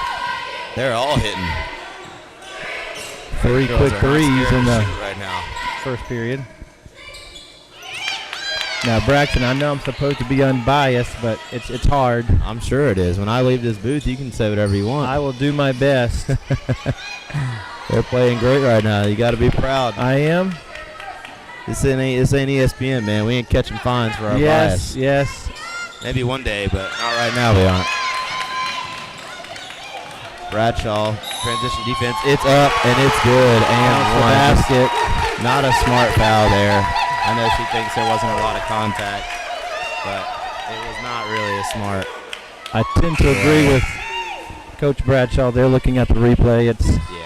It was minimal contact, but in that situation, if you don't beat her to the spot, there's no need to swipe down. Is that one foul on Bradshaw? Something to look out for there. With their offensive struggles thus far, they certainly can't afford to have her out of the game. And Coach Bradshaw's going to make a good coaching move here and get his girls settled with a full timeout. We'll be back after the break.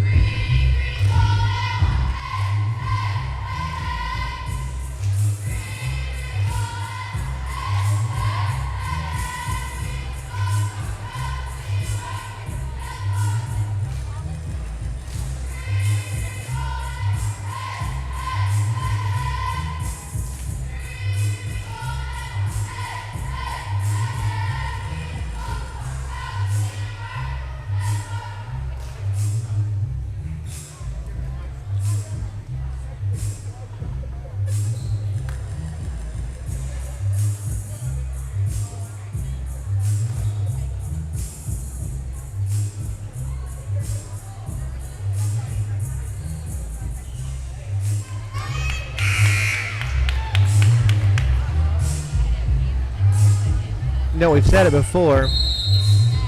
I know us as ADs, we enjoy coming down Hold here. on. Timeout. Hold on. My wife is coming in front of Timeout. us. Everybody quiet. She's walking by. Okay. All right. She's gone. We're good. Okay. We're good. We enjoy coming down here, just the fellowship we have with Oh, absolutely. other ADs and Yeah. coaches. Usually we go to each other's gyms and we don't get to talk much. We don't. Yeah. But Even though we're not working, you know. Yeah. We're still working. Here comes Underwood Sr. again, Yeah, making his man. presence. Coach Pops. Coach Pops is affectionately called. Yeah, I know it's a great time. It's a great time coming out here and being in the atmosphere, being a part of the rowdiness. It's a good time. You know, saying earlier with these two teams, I know Community has 3 seniors. I'm not sure how much they are in the rotation. With Faith again, I having 1 senior. This is last 4 teams we've had is relies heavily on the underclassmen. Absolutely, yeah. I mean, almost every girls' team we have here in this tournament is in that same boat. You got to feel like if you're Faith right now, if you can defend the rest of this quarter and hold them to less than 5, then you're sitting pretty no matter what you do on offense right now. Speaking of good youth, number 12, Tina Edmondson from Community, 8th grader. I've enjoyed watching her throughout the year. Yeah, absolutely. She's been a great young player, led the JV team to a championship. I think she'll only get better, oh, too. My goodness. Coach Paul just looking. I mean, he is literally just shaking his head. They cannot miss. Sometimes, you know, as a coach, there's not much left you can do. Every girl on Faith right now is taking and making whatever shot they want. But they're taking good shots. Looks like that foul is on number 3, Faith Autumn Street.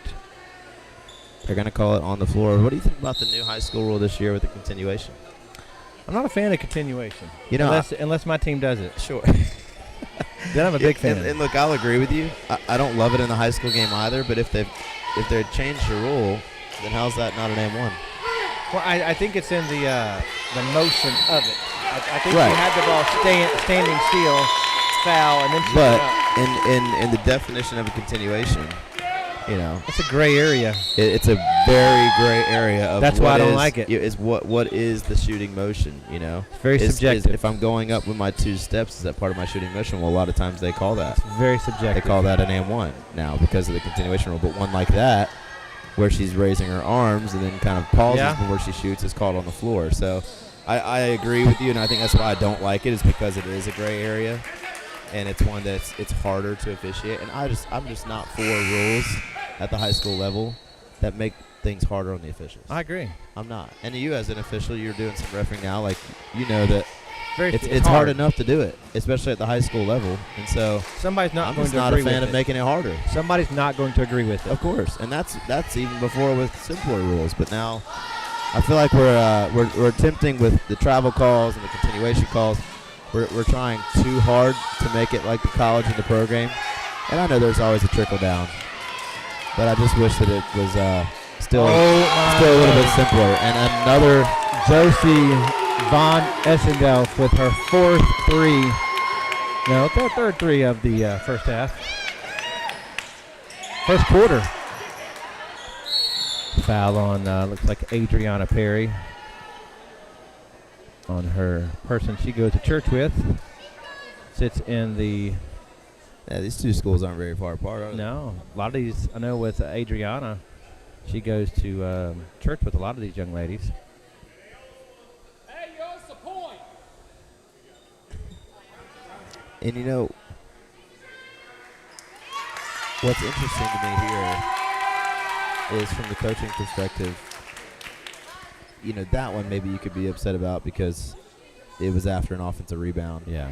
But what's really hard to me is they're, as you know, from Coach Bradshaw's perspective, they're just not missing. No. There's nothing you can do as I mean, they're shooting a nice, cool 80% right now.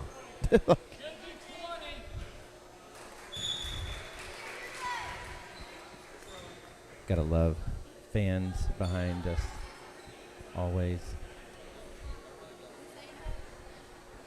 Book will figure it out. Book will figure it out always. We have 2 books at the table. Misses both free throws there, which is usually not typical of Miss Bradshaw. Looks like she's hurting a little bit. Yeah, I think she got dead-legged.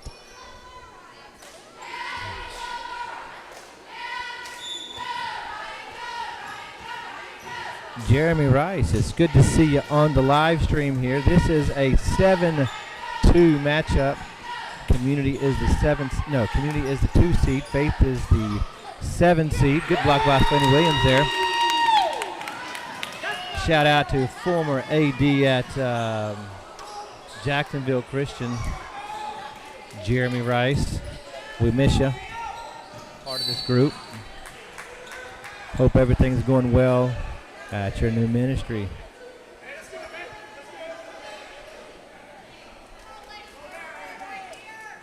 Take a foul there by number 1, Kaylin Kelly, putting number 11, Libby Bass, at the line for 2 shots. That's the type of foul you don't need up 19-2. You want to put Still in the pressure, but first you don't want to quarter put here. them at the line. It's wild, man. Yes, it is. Absolutely wild. A lot of shots made for 1 quarter. Nice bank shot there by Libby Bass. She's a good player for them. Yes. Oh, that's a wide open one. Wow, they Gotta actually hit missed. those. They missed a wide open one. I 2 mean, missed shots there by Faith. 25 seconds left in the first quarter. that was a double dribble. You know, there's something about a lefty. I like lefties. Yeah. Oh, that's big. Big three-pointer. A little bit of life. Number 2, Lauren Carter. Good find there from number 15.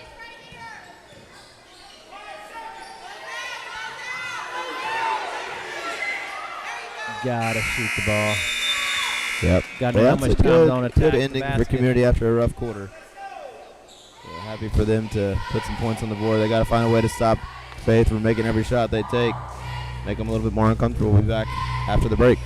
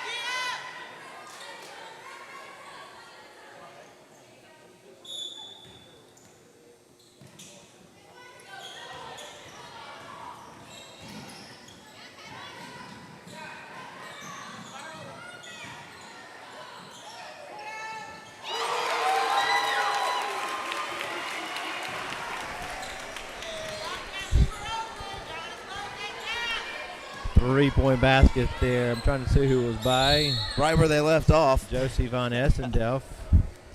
4-3. Right where they left off. Incredible. You know, it was a few years ago. Josie was playing, I think, as a 7th or 8th grader for Victory. And they were the 1A champions and came over here to play against our Faith girls. And I think it was Dan, who was the That's AD right, I and coach remember that at now. Victory, said that I think she had 17 points in that Wow. first round game against us. That's awesome. Maybe she likes to play here. Maybe. Maybe so. We should move our home games here. It's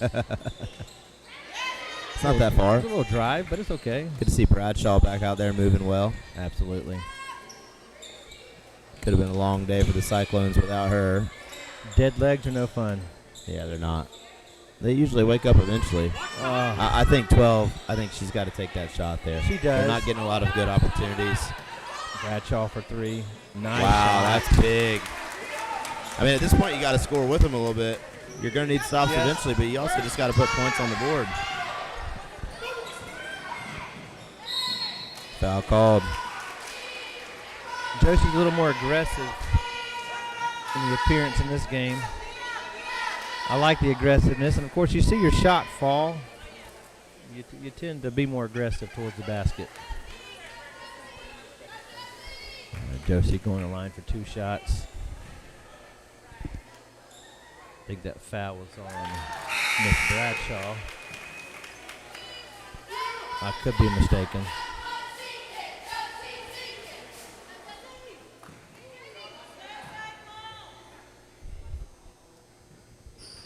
Knocks down both free throws. Coach Kim Malky Howard calls a quick 30-second timeout. Set up a defense.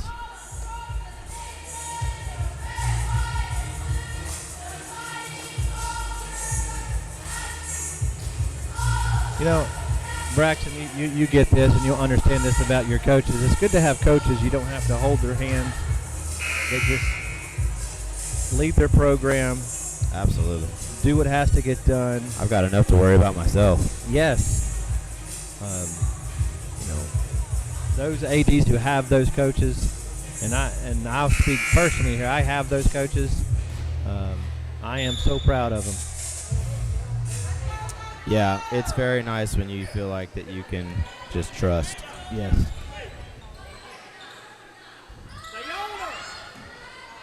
Now, I had one coach, Jeff Stocks, that I could not trust. Yeah, He was a loose cannon. just an absolute embarrassment. He was long-time legend. When you get your name on a court, You know, I think you're doing just fine. yes. I just missed the bus rides with him. He's still there, helps out with book, score table. He gets to watch his grandkids play at Bethel. So he's doing what he needs to do. The travel there by number 12. Dragging that foot. Doesn't seem to like it, but it is a good call. Every call is a good call. If it's Oh, sorry, I'm warming up for my game next. Coach has got to warm up too, you know. We'll make sure we don't put any cameras on Braxton next game. Yeah, we don't need no solo live stream shot just on the sideline. Nobody wants to see that. Good block there by number 20, Anna Pierce. Josie bringing it Moses, down the lane, and Moses, you can use your personal phone for that.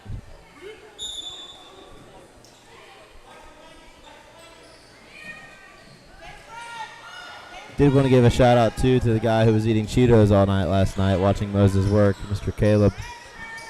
It's been a huge help this year. So far, he's enjoying the camaraderie of the event. Former MBCA graduate, class of 2020. we won't hold that against him. Yeah, we won't. No, good kid. I say kid. He's 22? 22, am I correct? Good grown man. 24. 24. My goodness. That's a good grown man right there. Yeah, it is. Good help, though, I'm telling you. Yep. Brother You Scott can't couldn't pay make it people last to night. work this hard. That's why we don't. No. So Brother Scott sent his second best. Shout out to Hayden, one of the OGs who used to be here with us. Yes. Hayden, if you're watching.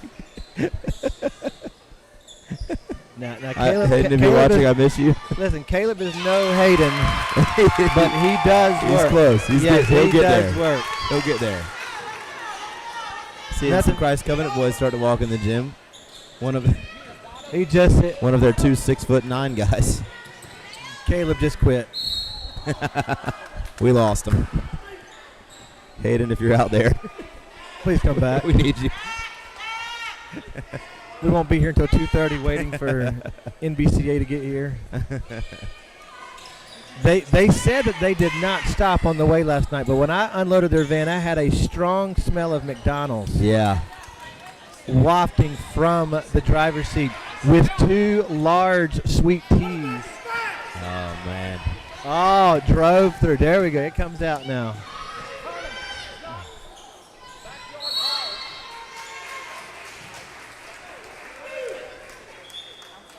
While we were here, some of us, we were at 9:35 waiting on the arrival of the Tech stuff. 2 hours later, here comes Moses. Driving up. We got a lot of shots up, so that's good. We're going to break. Moses is bringing out a microphone, so we're going to go to break right now.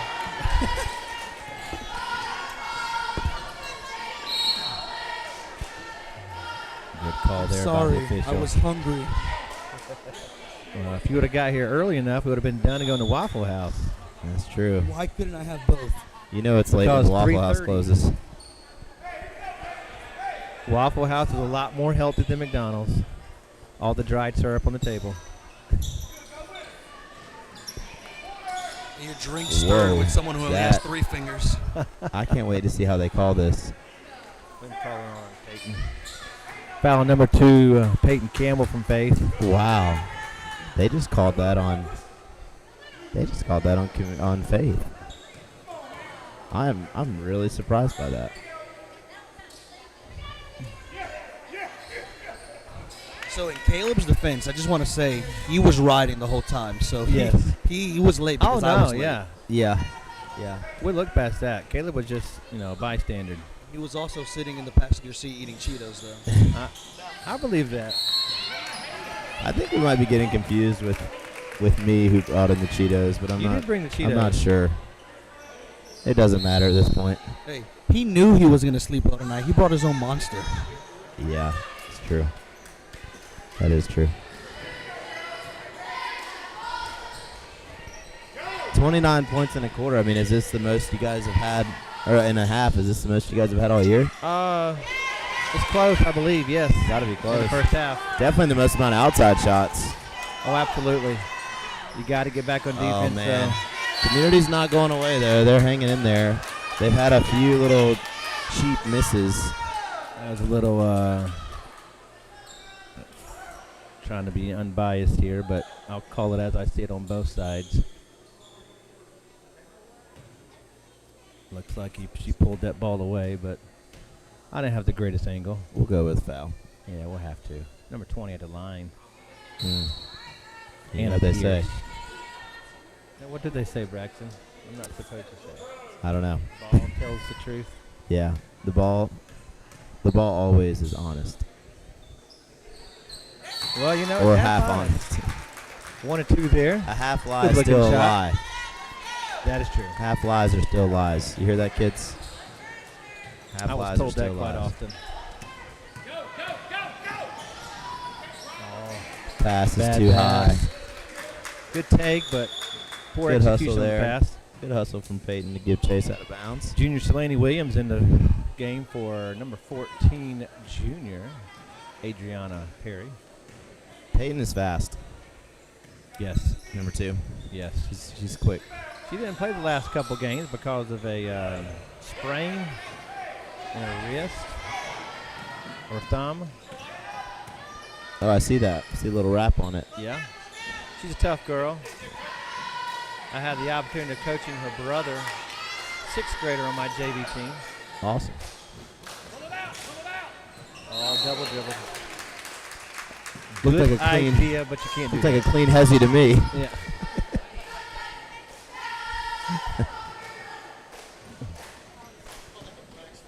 The Braxton hezzy. Whoops. Call that the whoopsie daisy. Girl's got to go. That was straight an up interesting there. shot, boys. Oh, she's flying. And The layup. a little too fast. Through the legs. That was cool.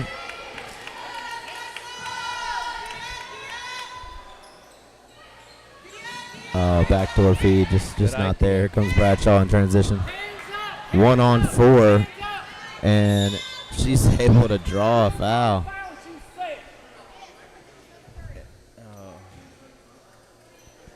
Autumn did a good job there, forcing that ball in transition to draw the foul. Some folks not happy about it, but it's pretty clearly a foul. Coach Kim saying, just put your hands straight up. You had 4 girls there, and I think she's right. Well, when you're tall as she is, just hand straight up. Just- it's hard just to put shoot 'em up. over that. Just put them up. Now, I would know nothing about that in my short stature, Yep, precisely. I wouldn't either. but just straight up. hard to see over them. And when officials see you bring those arms down, they're going to call it. Nice shot by Miss Bradshaw there. He gets both of those free throws to fall. Got some Gramercy captains Little bump there. going Foul for on. some basketballs to get a little warm up in. Number 12, Tina Edmondson. I don't think she liked that. A little physical on the go by with the body. Now, I would say it's about Tina as an eighth grader. She's strong too. Yeah, absolutely. She's stout. Make that layup. Good layup by- Good offense there.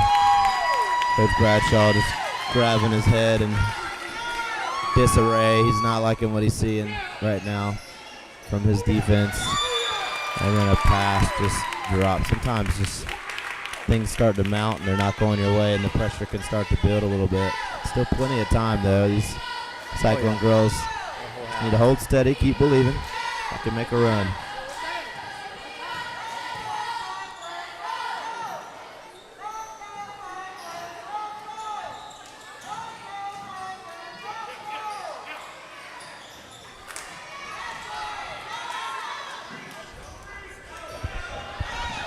They missed Bradshaw on the transition play there. She was open.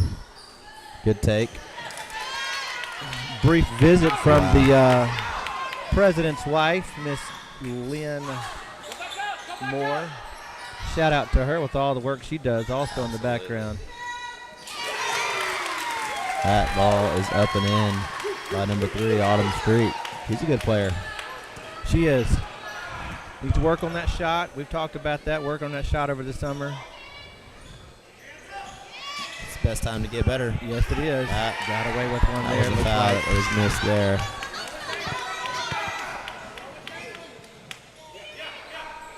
Oh, just short.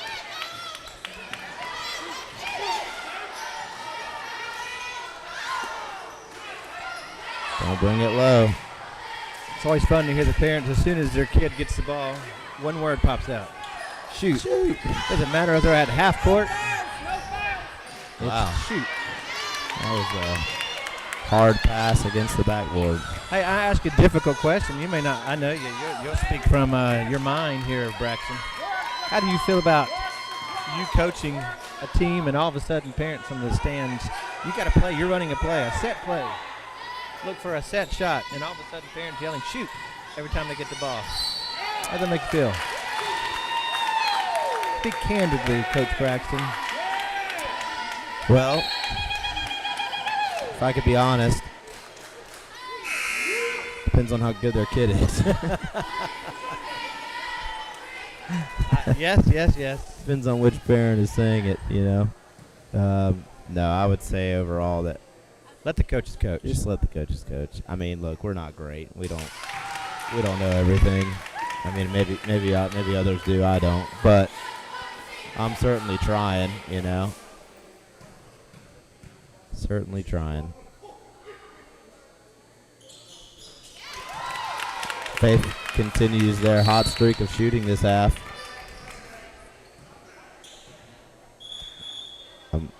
Not sure what the call is there. I think it was a inadvertent whistle, maybe.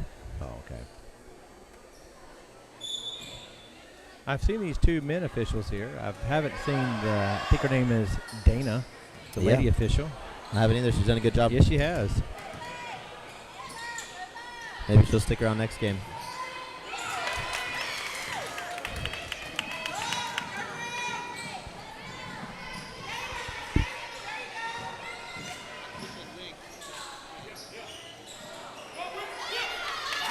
Great putback there for Faith. They have just routed this half. Foul call there. See, that's 3.2 seconds left. You It's can't going to do give that. Community a chance at the line to shoot 2. you can't do that. You gotta be a little more smart. And again, yeah, these are kids, but at some point,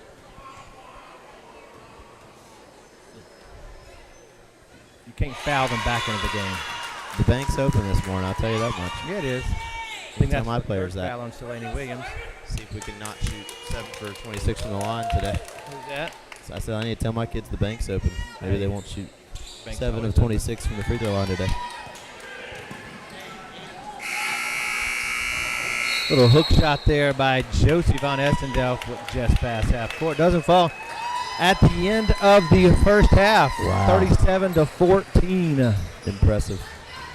Coach Braxton, I'm not sure how much longer he's with us because he's got a team to I'm coach out. here in a little bit. Well, he's out. Give us some words of wisdom. What you want to see from your guys, Braxton? I want to see points on the board. I think I trust our defense to do its thing. I want to see points on the board today. I I got want to you. see 37 points a half. Like the Faith girls. First quarter be good. I'm going to tell them be as good as the Faith girls. And see how they like that. Well, hey, good luck to you. Thank you. Do Appreciate your it. best.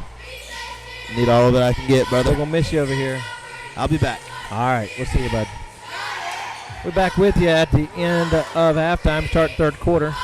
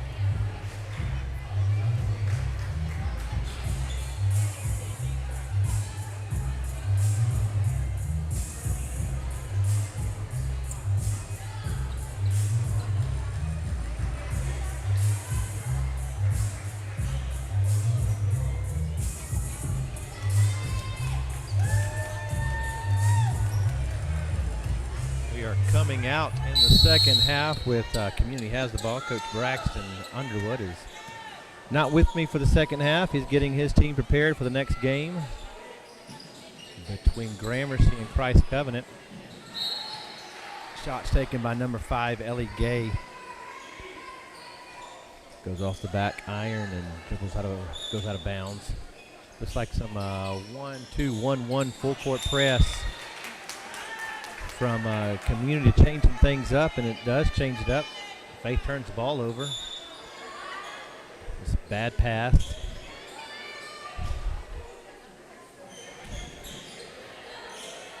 If you're Faith, you can't play to lose. You have to play to win, and if it's your Community, you have to chip away, which that helps out there with Autumn Bradshaw with the quick 2.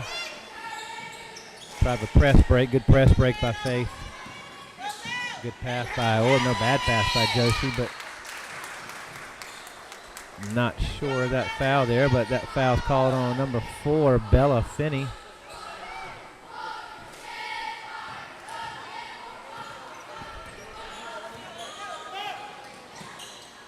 A little bump there with the body.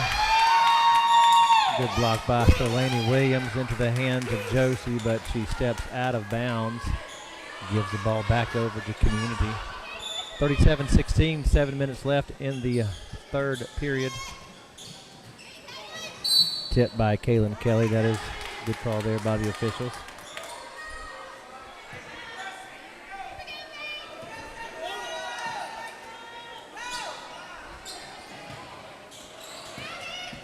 Gets the ball into Autumn Bradshaw, looking for someone to give it to. Almost a 5-second call. And Community throws it out of bounds. Good pressure by Faith there. Community staying in their 1-2-1-1 press. Not really trying to pressure the ball too much, just trying to slow Faith down. Calls the ball handler into pressure. Senior Caroline Taylor gets into trouble in the corner, and Kim calls a timeout. Took a 30-second timeout for Faith.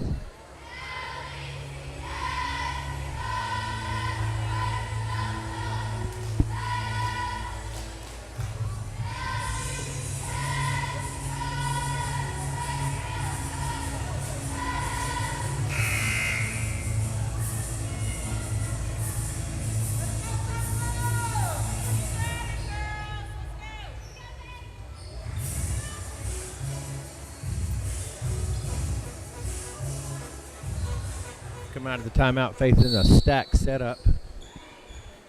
Baseline out of bounds play. Caroline gets a couple screens here. Nice pop. 2-point basket by senior Caroline Taylor. Brings the lead back to 23 for Faith. Good defense by Josie. Taking the risk there, but does tip it out of bounds. Calling Community a sideline out of play, out of bounds. Of course, turns it over. Calls the foul on number 20 from Community, Anna Pierce. Good job, Selena. Good job.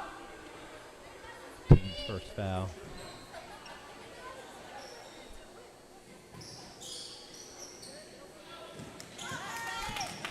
Pressure here by another foul there by number 20. Anna Pierce on the drive by Kaylin Kelly. Good job, Taylor. Second team foul. Looks like number 22 is in the game. Rachel Thorne, senior Rachel Thorne in for Anna Pierce after picking up that quick second foul. Good defense here by Community, put a little pressure on the ball handlers.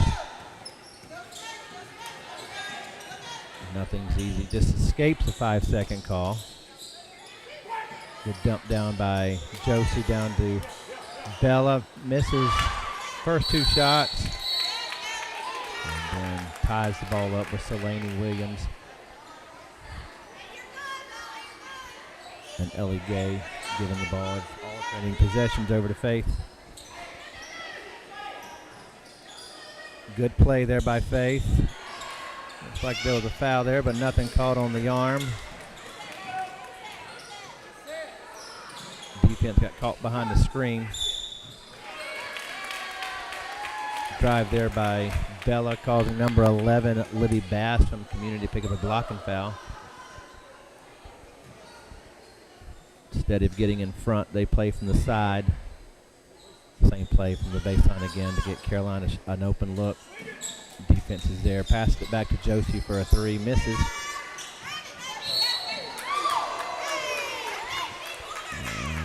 Foul there by number 4,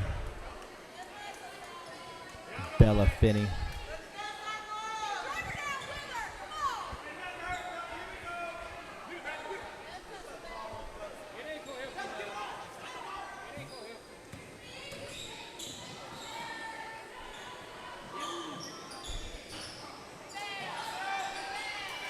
Offensive rebound put back by number 11, Libby Bass. Steal by Community Christian here. Bradshaw with the layup. This pressure's giving Faith a little trouble here. Foul. Number 3 is looking like Autumn Bradshaw.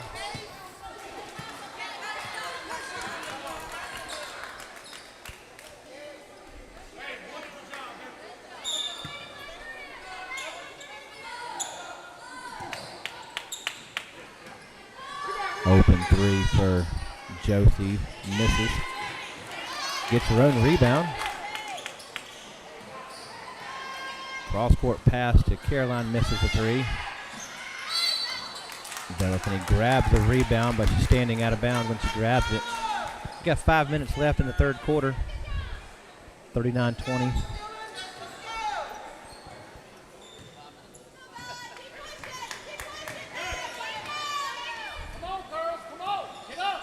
I don't know, Steven. I'm getting tired of hearing this one-sided commentary. Me too. But if I don't talk, well, maybe they may like it, but You sounded so lonely. I am lonely. My wife is here next to me, but she refuses to pick up a microphone. Look, I'm just surprised she was willing to be seen in public with you. Me too. I'm a blessed man. I really am. I have a gorgeous wife that wants to be seen with me. And I'm saying that because she's not even listening. Terminator by Faith there. You just confessed to the world the real Beauty and the Beast story.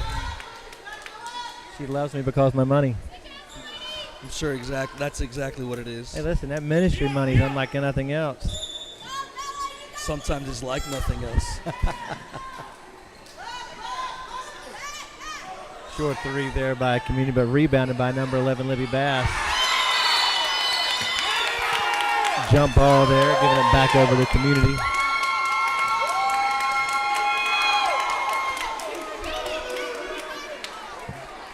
Based on what has been called, I'm surprised that wasn't called a foul.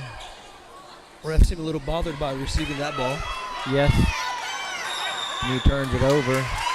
Then we give it right back to them by stepping out of bounds. Most of that pressure up top is making these girls panic somewhat. A little bit, and then trapping along with it. Yes. Those corners are nowhere to be. You do zones. not want to be in that area. Let's go!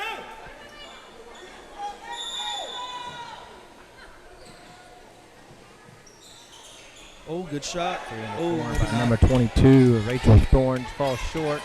Delaney with the rebound, gives it off to Josie. Nice dump down to Bella.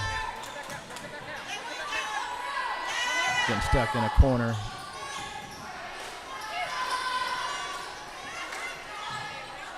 Just won't fall. There's a jump ball or travel one. Oh, I would have leaned more towards the More travel. to travel. Because she hit the ground before anybody touched the Yes. ball. I think they anticipated that. Officials do that a lot. They anticipate. Look, I'd rather have this job than that job. Yes. It seems like what was falling first half ain't falling second half, especially the bunny shots. The nice little rolls. Let's see who made that foul there. That number 22, it looks like. Rachel Thorne, that puts Faith in the bonus with 3:37 left in the third quarter. Josie's at the line shooting 2, knocks down the first one.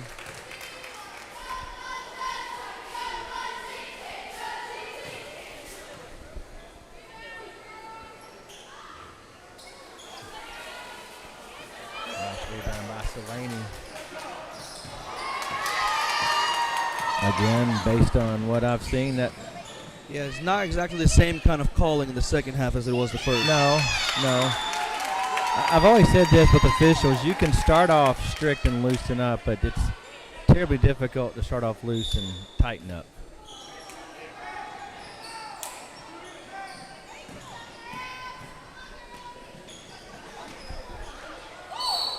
I was told it's the same in the classroom. You got to start a little more. Absolutely. They used to say, "Don't smile till Christmas," which I don't totally agree with that. You know, kids got to know you just that don't you're smile happy. all year long. You know, kids got to know you're happy. You know, to enjoy your job. Because if you don't enjoy it, then I'm getting You're a not gonna call be from good at Dan Moore. I'm going to have to let you go for a second. oh, you better answer the president.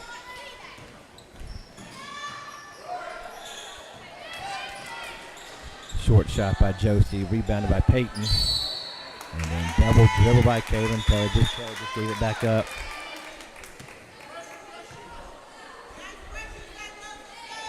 Like Autumn Bradshaw throwing inbounding the ball to Tyna Edmondson.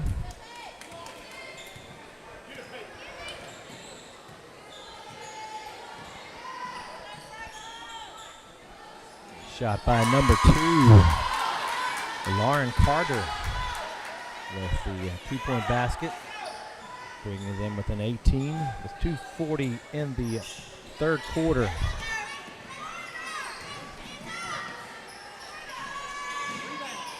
Long 2 there by Caroline. Peyton had it in her hands, but fell out of her hands and gives the ball back over to Community. During the season, Community won both of these games against Faith. Faith played them once at Community, once at Faith, and Community came out on top both times.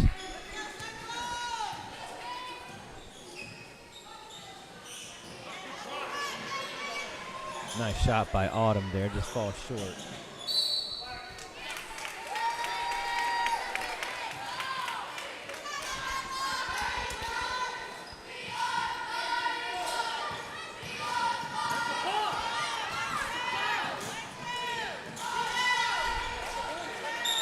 Had to take a second there to, even though my wife is sitting next to me, she refuses to talk for fear of getting her voice over the airways, so she texted me.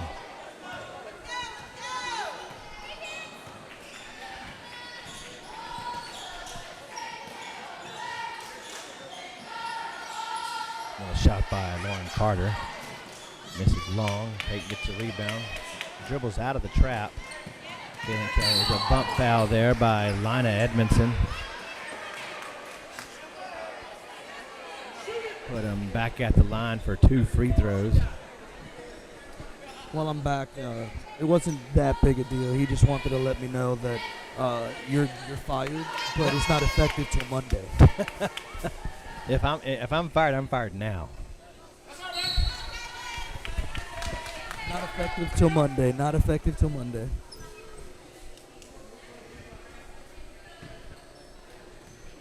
Caitlin Kelly at the line shooting 2. Missed the first one. Makes the second. I'm wondering if I should feel offended. I got back on and I saw we lost 7 viewers. Yeah, that probably could be. Or Braxton could have been gone, as I now want to listen to Braxton. I'd rather hear him than me too. I'd rather hear him than me. I say we Braxton just gives let some good him- insight. I say we just let him do the rest of these by himself. Hey, you know what? He probably could, no doubt about it. Substitution in for Faith. Junior Adriana Perry in for junior Selene Williams. Stack play for Community here to get them a inbounds from the sideline.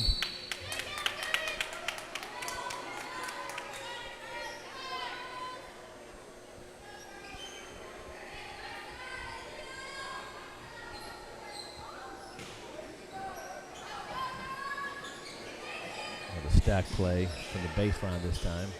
Gets a good shot for Lauren Carter. Just comes up short with Caroline getting the rebound from Faith. Dribbling down, sees nobody open, gives it back out to Autumn, who just checked into the game. Nice pass. Pump fake, nothing there. Pulls it back out. Coach Kim was calling a play.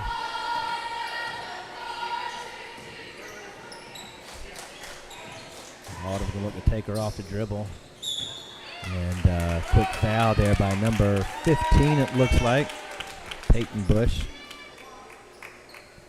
She may have rolled an ankle there. Yeah, it looks like it.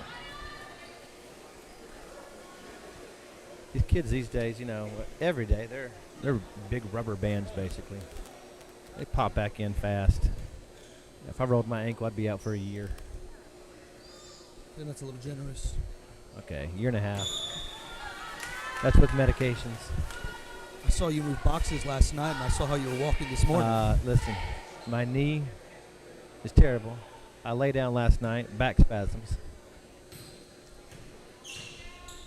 Olivia, I see you're watching here. Tamla, Olivia said we want to hear from Tamla.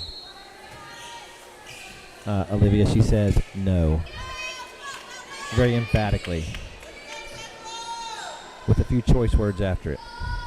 Just kidding by that one there, Olivia. We had to change the rating on this just for her to say it. Just for Tamla.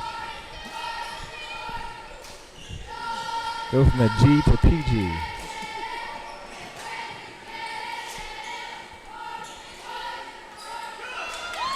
Good to have Olivia Pierce watching, one of my former 8th graders from years ago,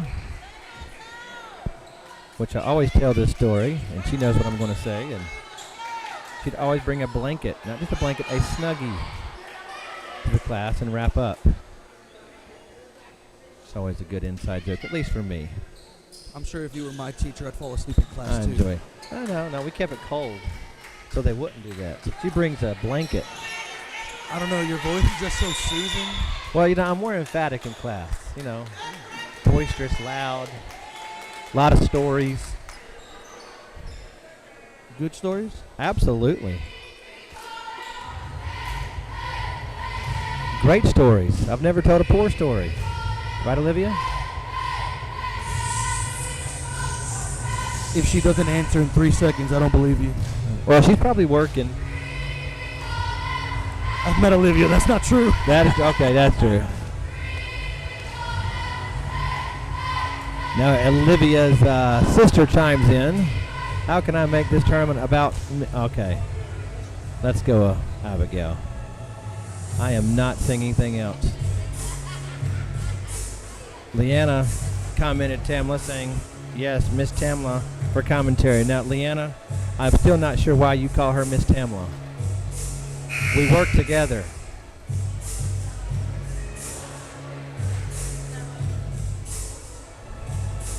I may look old, but she is not.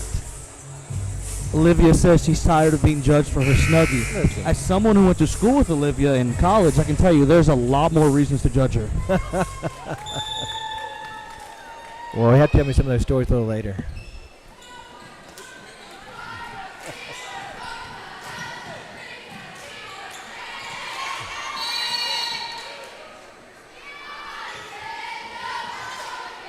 Jump ball there, gives the alternating possession back over to Faith. Leaving the Snuggie commentary behind. Yeah, it's too hot in here for a blanket. Oh my. But in the last couple years, it was too cold. Yes. I think we go through periods of warmth and then ice. I don't know. It's just extremes in this gym. It's either really hot or really cold. Yeah, no that in is between. true. That is true. This year, people have been wearing shorts, short sleeve. Last year, they're wearing their skiing equipment. Nice shot there by Josie to end the quarter, but just falls short. 41-22 at end of 3. Fourth quarter's coming up in about a minute.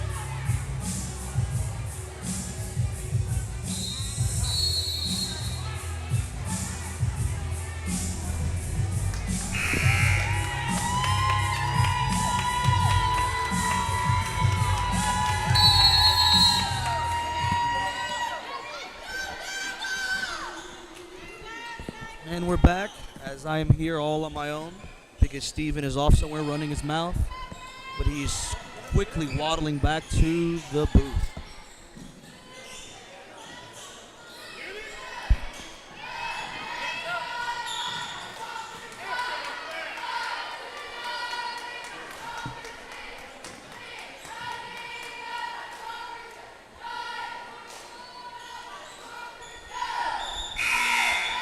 We are back. Maybe Moses was calling the game. I was definitely talking, but I wasn't calling the game. I can't imagine what you're talking about. Actually, I can. It was all about you. Ah, good. Hopefully about Olivia or Abigail.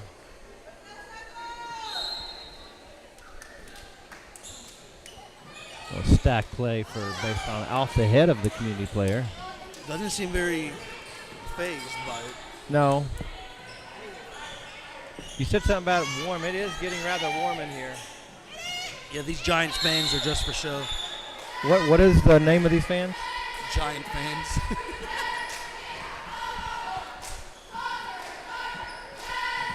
Technical term. We'll just call it that.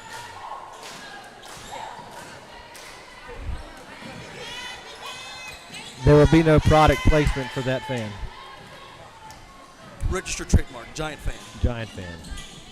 Nice shot there by Autumn Bradshaw. Just falls off the back of the iron.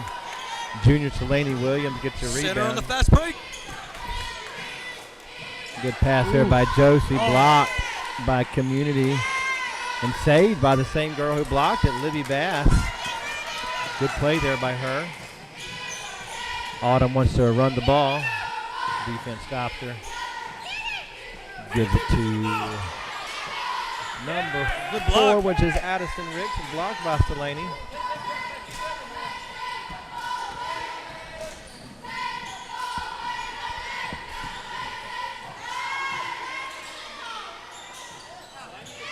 Good hands there by Faith defense.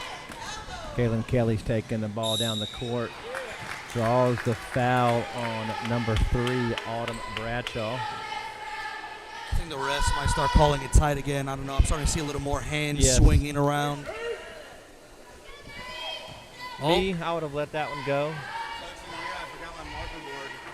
Oh, another Braxton sighting right here. He's not talking to it. He is focused. He is Use your shirt. hard to erase it once you draw that play up on your shirt.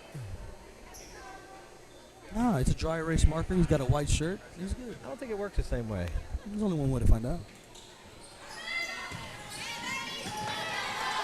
Offensive rebound by Bella Finney and turned over.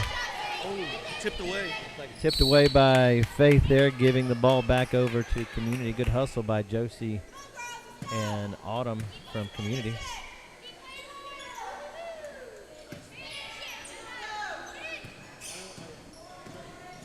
Lauren Carter takes up the right side, passes it to Miss Ricks at the high post.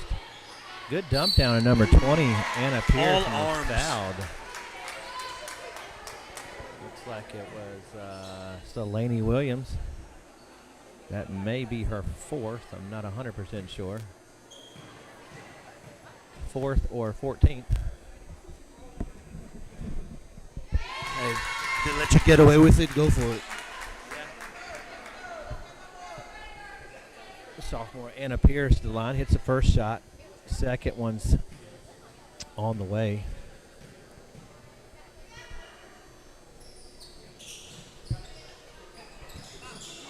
Misses the second shot. Offensive rebound by Josie. Gets the ball up the court to Peyton. That is fouled by number 2, Lauren Carter from Community.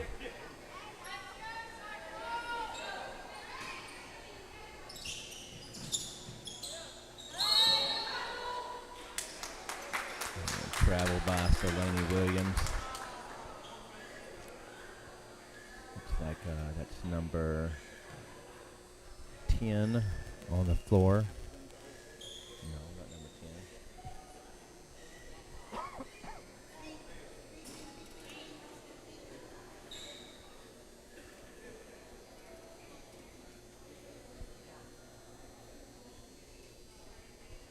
10. Can't see her number.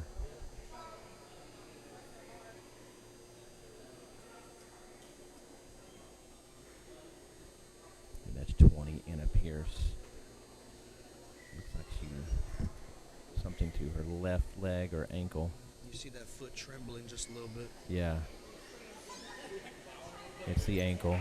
Coach Bradshaw, Coach Gage out there. Looks like Mom's coming out in the court to look at that ankle. Well, hopefully it's something that hurts a whole lot worse than it actually is for right now. And with a little walking it off, because you'd really hate to see it at this part of the season. Yes.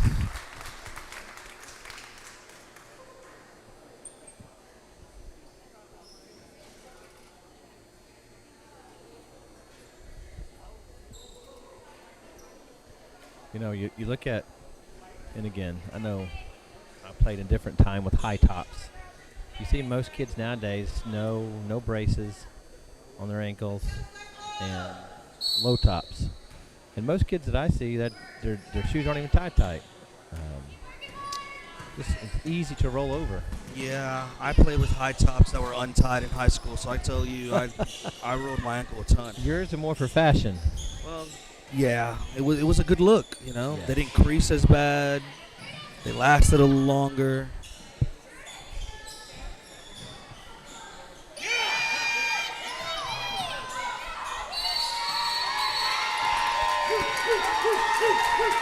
You missed it. There was a good little tip away and then a good little wrap up for the ball right there.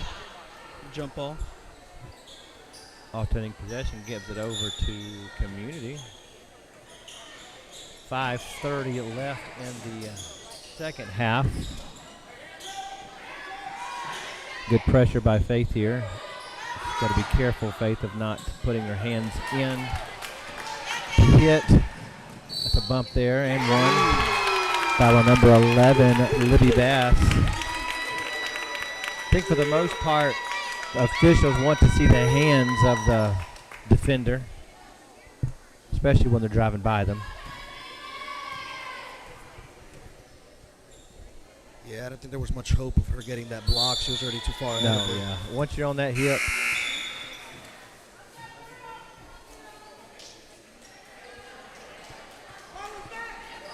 But you don't get it if you don't try. no, you don't.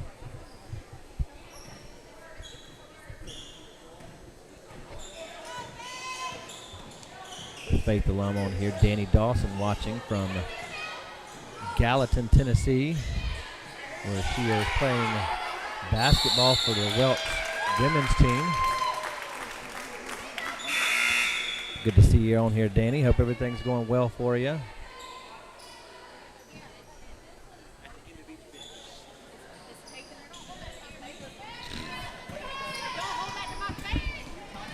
Well, Steven's not talking to you right now because he's getting yelled at by the First Lady.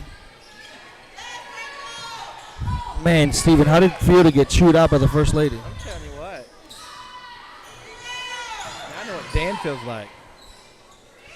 Now you know why he walks around so quiet. He's scared. Another player down for Community. He should hit the Replay ground hard. here. Yeah, head hit the ground of the ball, trying to rip the ball away. I think that's number 22, Rachel Thorne. Yeah.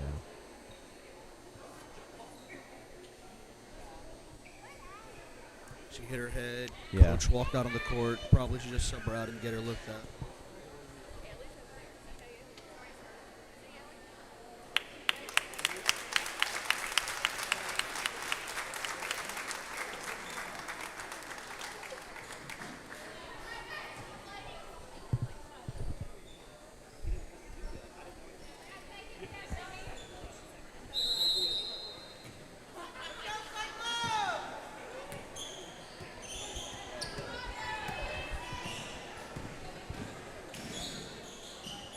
Oh, just tries to thread it through and it gets tipped away, almost caught.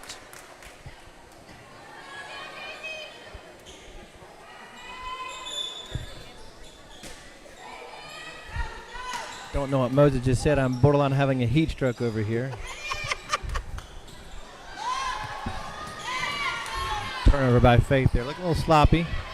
All I know is I'm seeing Steven sweat more now than he did last night when he was working out here. Hey, listen, I was There were working. air quotes on that in case you were Listen. wondering. We got cameras up. No footage. We got a security camera. I can affirm that I was working. I didn't see it. Wow. Moses, when he gets here, talks for 30 minutes. I was talking to you. No, you were not. I was filling up water coolers while you were talking to your crew. Oh, you mean the one that showed up just to help us unload? Well, I'll refrain from commenting.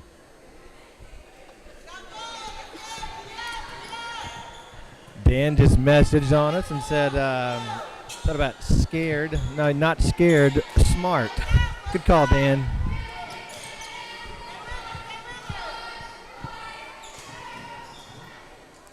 I think the Super subtext of basket that by text was Josie. yes, ma'am. I think the subtext of that was just yes, ma'am. Yes, ma'am. Hey, he's been married long enough. He understands.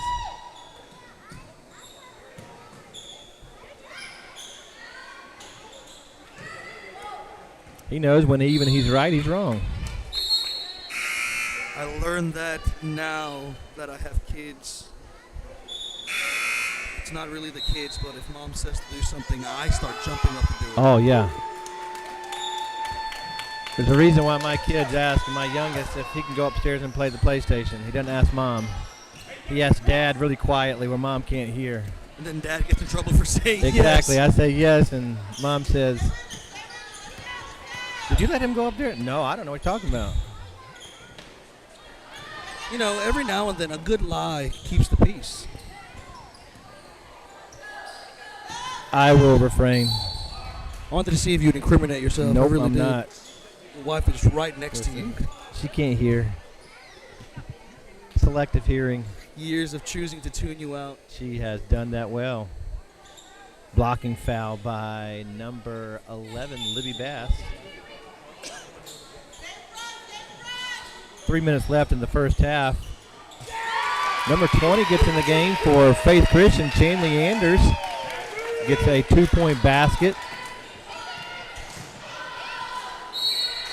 Foul by number 22, Solaney Williams.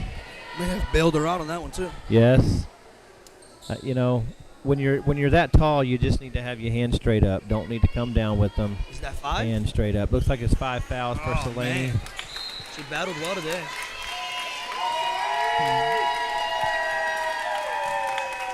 And number 12, Mackenzie Flowers, checks in the game for Solaney.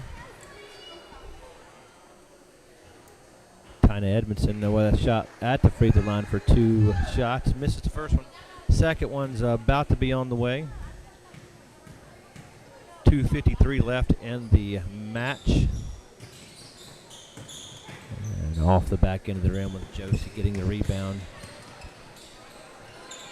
Like work of the pressure, but sends a bad cross-court pass and is picked off by number 5 of Community. And she gives it right back up to Chanley Anders, who wisely gives it to a ball handler. Good idea by the fans behind us to let them know to work the clock. You're up in my 48-23. experience, I find it that the fans often have such good, insightful comments and experience. Is that the case for you? Moses, don't test me. I don't got to worry about it. My fans aren't on right now. Well, you know, I don't. I'm good. Time out there to get some subs in from Faith. It looks like number 14, Adriana Perry's in the game, as well as number 3, Autumn Street. Out of the game is Josie Von Essendelf and Caroline Taylor. 2 minutes left in the matchup. Looks as if Faith will move on to play Trinity tomorrow. I don't know. I haven't seen a bracket all day. I have it right here in front of me if I can.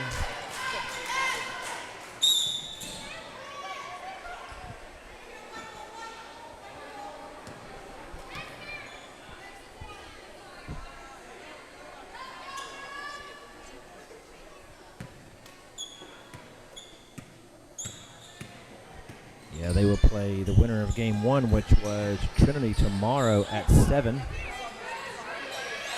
in the semifinals. Should be a good matchup. They split the season. Moving screen there by Community. Good idea by Paisley Jackson. Just got there a little late. Set that screen.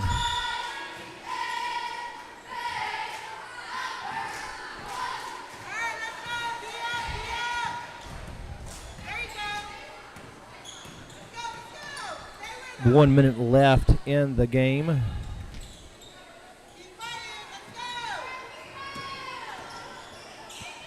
Looks like Faith got away with the travel there. The official looked like she wanted to call it, but decided not to. Foul by Chanley Anders, number 20 from Faith. Fouls number 12, Tina Edmondson on the shot. Looks like she's going to go to the line for 2 free throws. I like what I see from number 12. She's going to be a good ball player, only in the 8th grade, strong. As she plays more, she'll get a lot smarter with her passes. Didn't realize she was an 8th grader. Yes, 8th grader. Nice lefty. Love the way she plays. She's tough.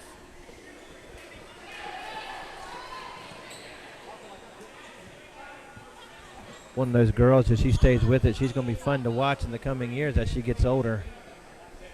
And especially, she's going to be a force to be reckoned with.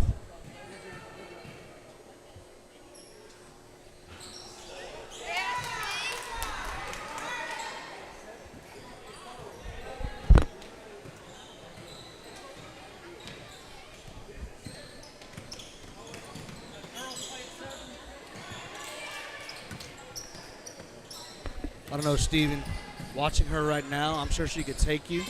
Hey, no doubt about it. And you know what? Look, and that's on a day where you didn't lift boxes the night before.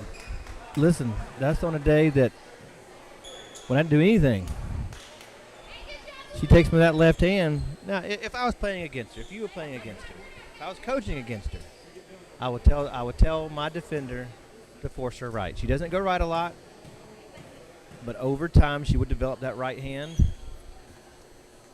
And once she develops that right hand, she is going to be fun to watch. Or annoying to coach against. Oh yeah, I don't want to coach against her. Because she develops that right hand really well. Good shot. How you stop her? Yeah. 30 seconds left in the game. Make sure you have a really tall player in the paint. Yeah, but she draws the foul. She's able to use her body. You just asked how I would stop her. Don't dissect my answer. Yes. I'm sorry. Good rebound by Chanley. Gets her ripped away by 11. Libby Bass there. 10 seconds left in the matchup. 48-26. Missed shot by Tina Edmondson there. Adriana just going to dribble the ball out. And that's the game. End of game 2, 48-26. Faith will play Trinity tomorrow at 7. Boys game coming up next between Gramercy and Trinity. You don't want to miss it. Catch you back here in about 10 minutes.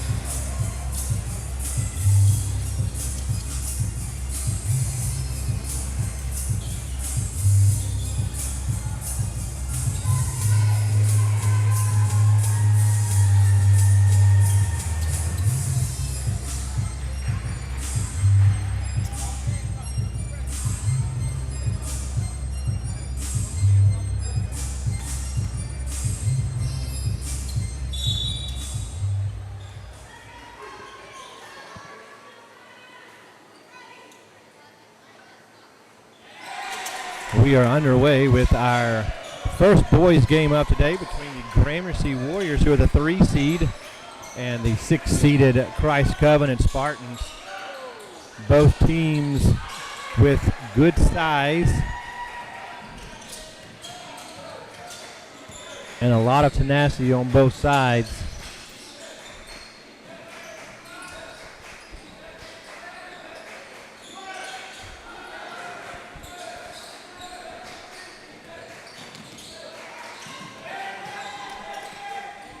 Gramercy is being coached by Braxton Underwood, and Christ Covenant is David Hollingsworth.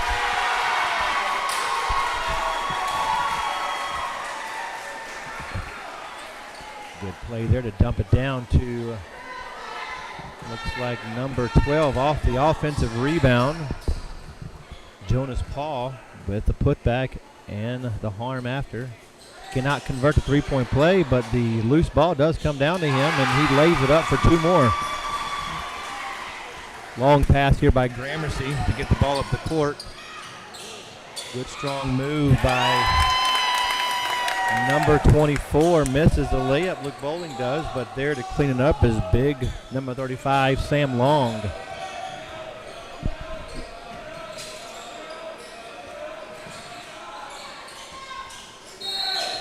Three-point basket is no good by number 33, Skylar LeBlanc. Rebounded by number 25, but in the process of rebounding that ball, Tyler Robertson picks up his first foul. Referee said it was a push in the back right before the rebound was gotten. Step back 3 by number 24, no good. Luke Bowling on that 3-point attempt.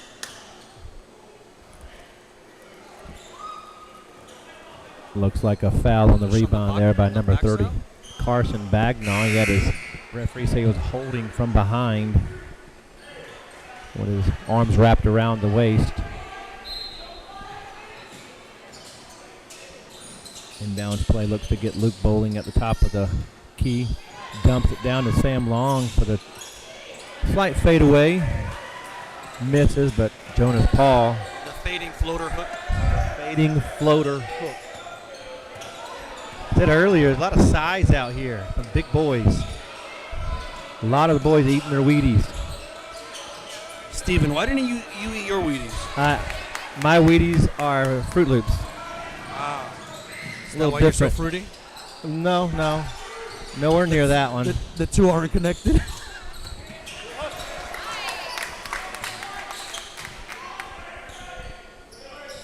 Good hustle right there. Nice take by number 32, Easton Monroe. No one picked him up going around the screen.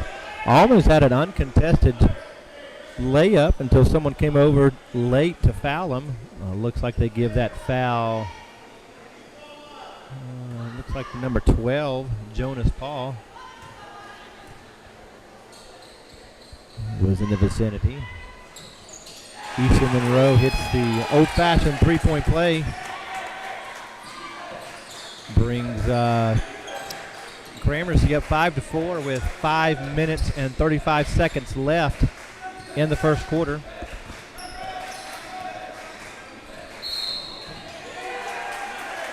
Moving screen there by number 12, Jonas Paul.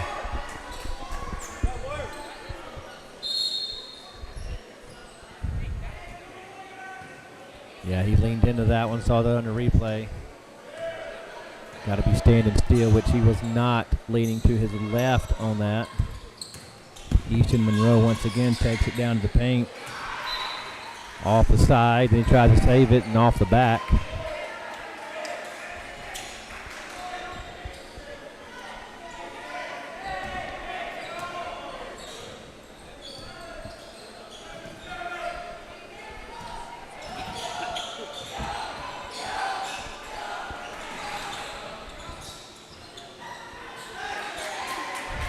Fourth thought about the three. Cade Sealer did not shoot it. Gave it up to 33. Skylar LeBlanc missed the three, and Gramercy comes racing down the court and loses the ball out of bounds, but it's out on Christ Covenant. Gramercy retains possession. Good play there by Sam Long, but the other big bodies from Christ Covenant are not allowing him in the paint on that possession.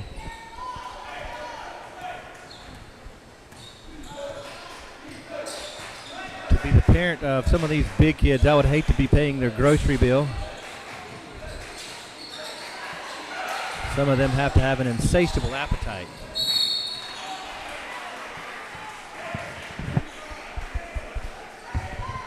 Looks like a foul by number 35, Sam Long. If I'm Braxton, that's one of the guys I cannot have in foul trouble.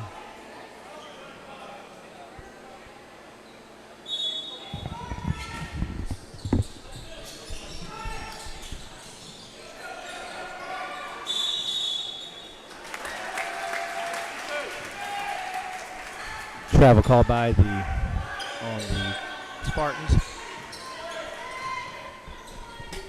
Gramercy will retain that possession. Bryce Lowry dribbles the ball up the court and gives it off to Easton Monroe.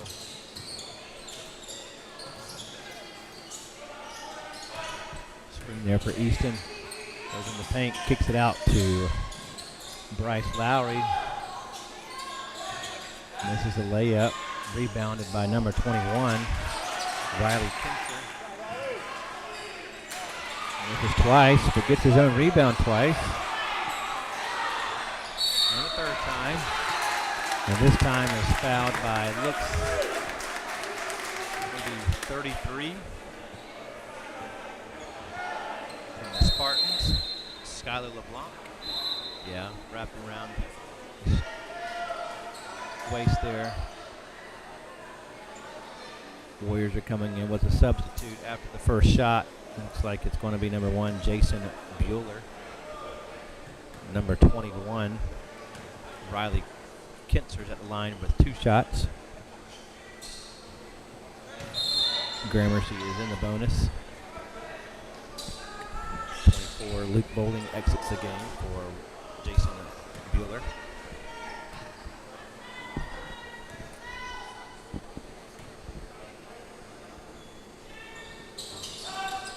Free throws are no good. Jonas Paul with the rebound.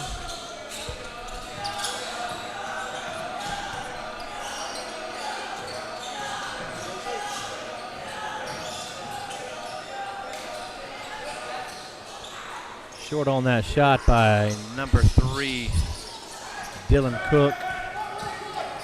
Looks like Jonas Paul tried to put it back up but missed it. Rebounded by Gramercy. They want to run with the football. Bueller with the top of the key 3 misses badly. And Bryce Lowry with the rebound, put back, but does not go in, but is fouled. Goes to the line for 2 shots. Looks like that foul is on number 3, Dylan Cook.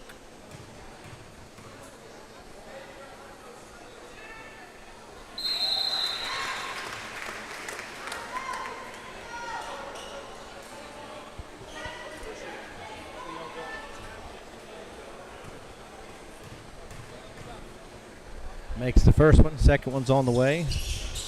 No good. Rebounded by number 30, Carson Bagnall.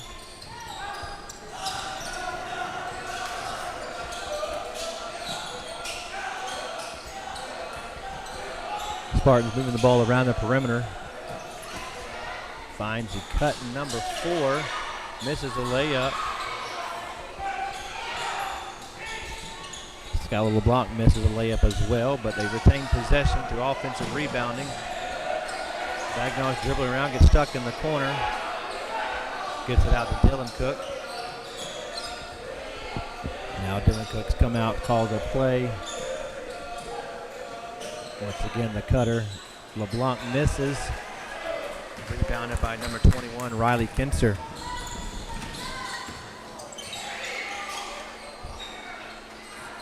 Bryce Lowry misses a layup off the fast break. Rebounded by the Spartans. It's like a timeouts called by the Spartans of Christ Covenant. 30-second timeout. We'll give you a little break and be back in about 30.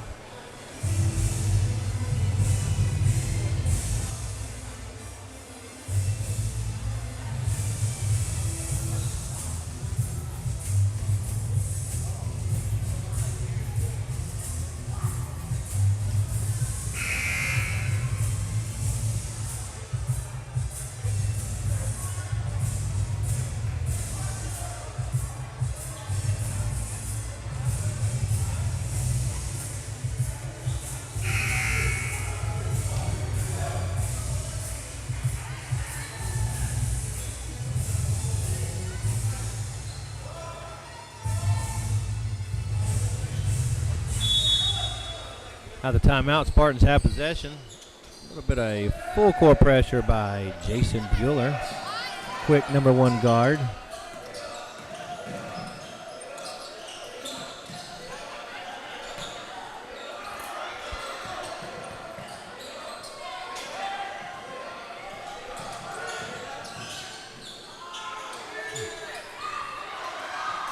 Good possession or good take by 25. It misses the shot. Rebounded by LeBlanc, misses it off a block shot. Gramercy comes down and shoots a 3 by Bueller, but misses everything. And ball goes out towards the Spartans. A little bit of full court pressure for the Warriors here.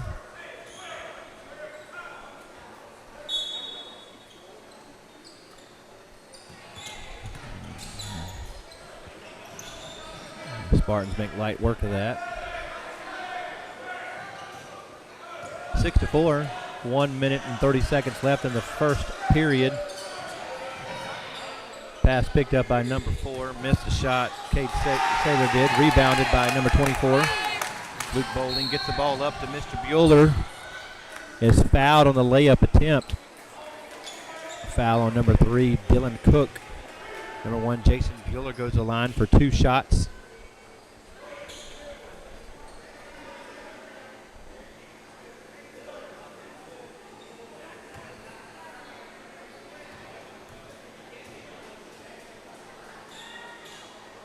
First free throw attempt is good.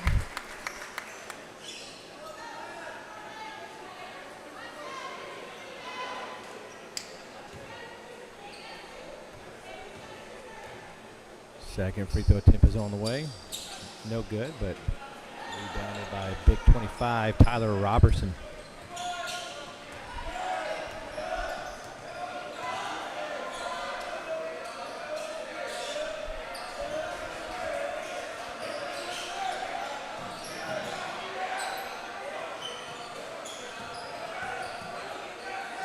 Good active hands by Jason Bueller there. Gives the ball up to number 3, Luke Bowling. Sorry, number 3, Bryce Lowry. Misses the open layup.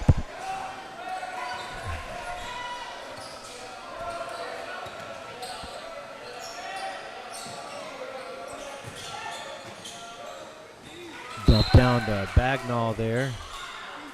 Gets double teamed. I think in that situation, he's got to recognize the double team and get rid of it. Instead, knocks it off of a Gramercy player and retains possession by the Spartans. Entry pass from the baseline down to number 25. Tyler Robertson is fouled in the process on the shot. Trying to see who the foul's on. Looks like maybe 22. 2 guys around him. It could have been either one of them. Mr. Robertson at the line shooting 2, misses the first one. Looks like we got a substitution coming in for the shooter. Number 12, Jonas Paul, is at the table.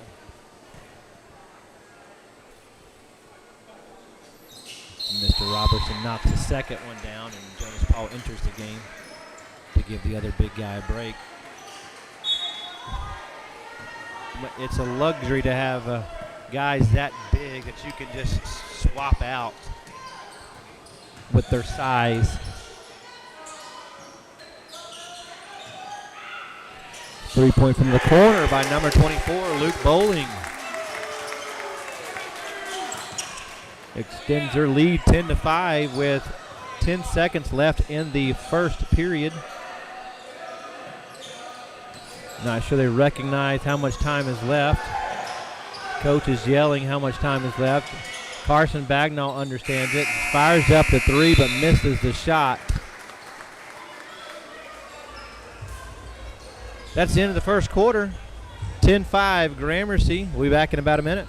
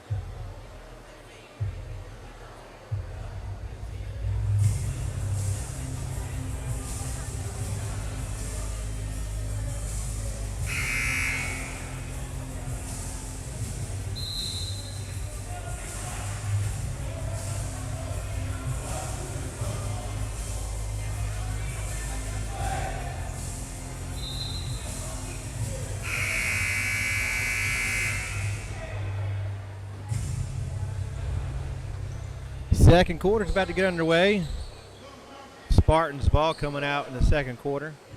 10-5, Gramercy's leading.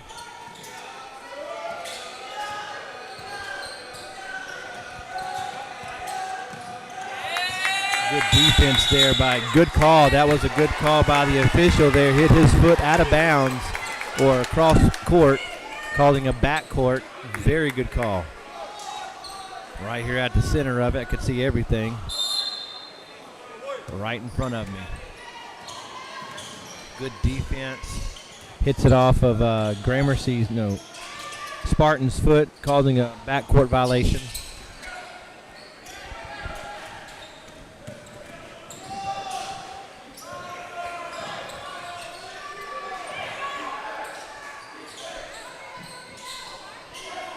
Number one, Prem Copeland with the missed three. Gramercy wants to run with it. See Luke Bowling in the corner. Takes a step back, doesn't shoot. Sam Long is in the paint posting up, but instead number three, Bryce Lowry, takes a long two and knocks it down, extending their lead 12-5. 7 minutes left in the second quarter.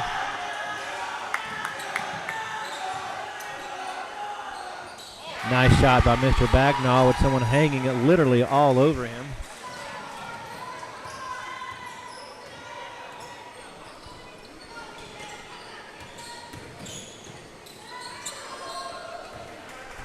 Number 24, Luke Bowling trying to take it to the hoop. Loses the ball in the process. Rebounded by, looks like it was number 30, Carson Bagnall, who takes it the full length of the court. Misses a layup, but is fouled in the process.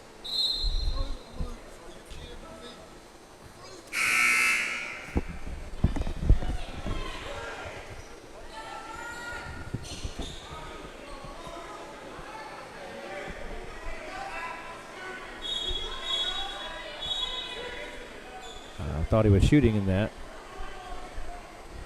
Looks like the officials are coming together to decide whether it was a shooting foul or on the floor. They call it on the floor.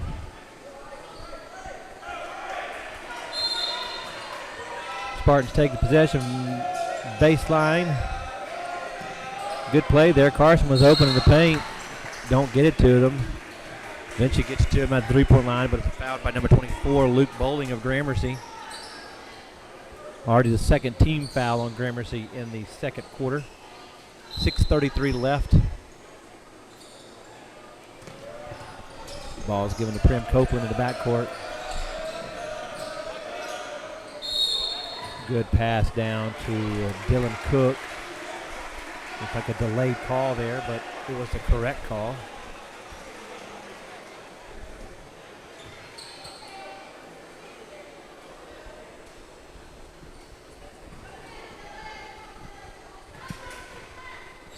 you have the luxury of having the delayed Yes. live stream right in front of you. It's great. I've noticed that before you comment on a call, you watch it. Oh, There yes. is no initial reaction. Oh, no.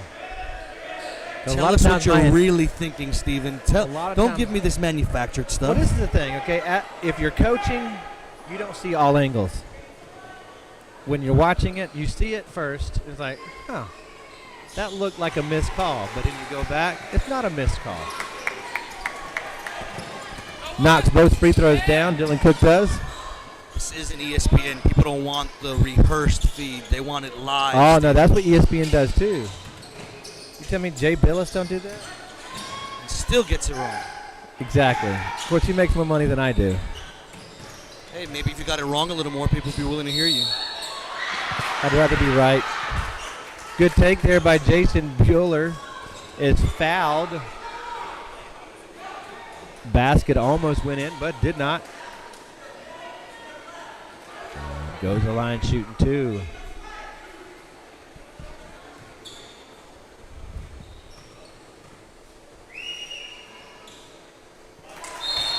Knocks the first free throw down. The other big, Tyler Robertson's in the game for Jonas Paul. 6'2" comes in for 6'4". I think 6'2" is a little off on that one. I would go a little taller. You can't see from down there. I can't either. That's too far. All I know is I see Trinity over here wearing their boys' varsity jerseys, and it's making me feel good just because they have some New York Knicks color vibe looking. Yeah, some Nick vibes. Orange and blue. Had to take a double take for a second there. Long three by Bagnall. Misses, but they rebound get the loose ball. Good dump down to Robertson. And he's fouled in the process. Looks like by number 21. There we go. 21. Riley Kinzer with that foul.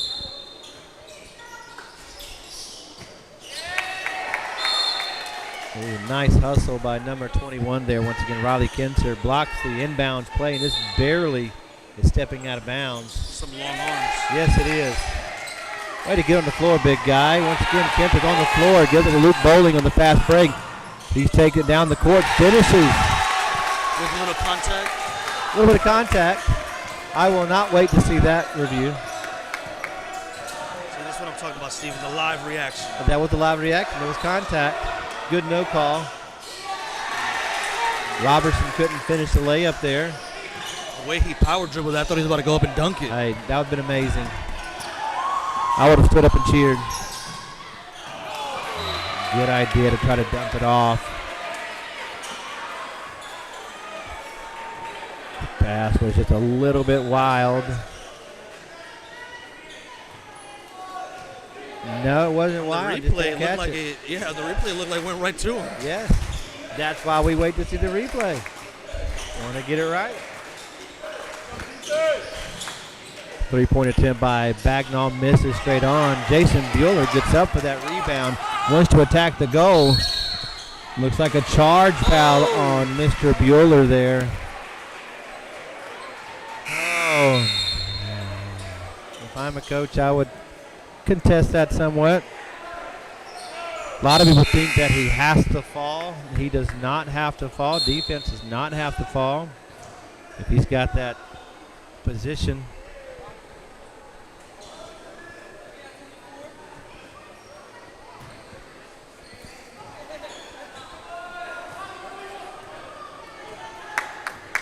(16-10), 4:30 left in the second quarter. Good pass by Copeland there. Off the Bagnall in the paint. No call in the paint. A lot of contact. Tip away. Yes.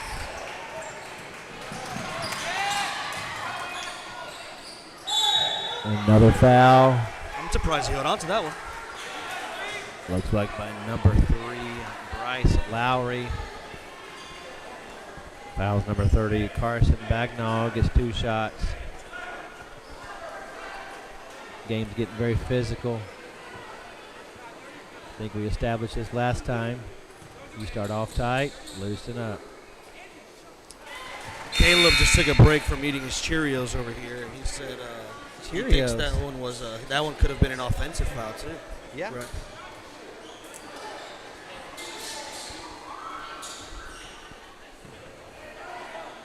Well, what does he know? He only got like an hour of sleep last night. Well, none of us.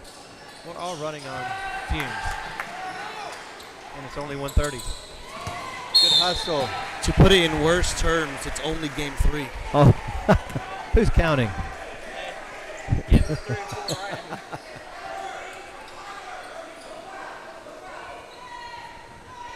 Gramercy taking the ball out right in front of us. I didn't see it. I only saw the ref.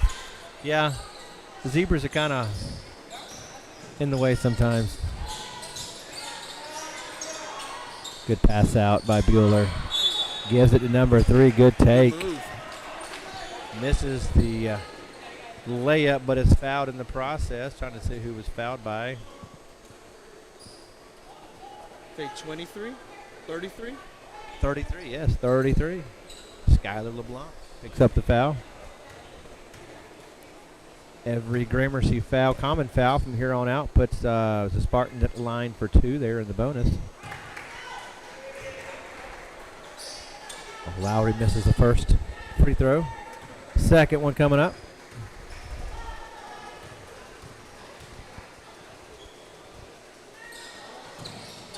Knocks it down.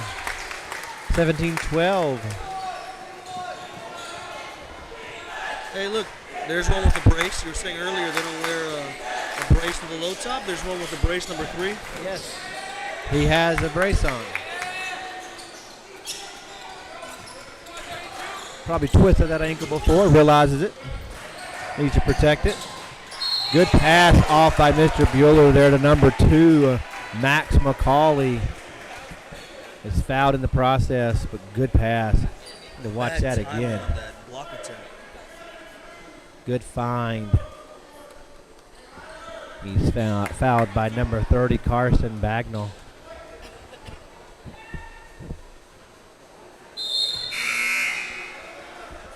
Misses the first shot. Max McCauley does. Getting that second. Number 35 into the contest, Caden Jarrell. Giving Skylar LeBlanc a break. Coach Hollingsworth is instructing him on the sidelines. Love to see that when Coach takes someone out, gives them some correction, let them know what to do right, what to do better next time. Not always the case when kids are taken out, they've done something wrong. Could be foul trouble. Could be rest. But that time his coach took him out to explain something to him. Then to give him a break. Mr. Bueller, good hezzy there. And finishes it with a layup. 20-12. 3 minutes left in the first half.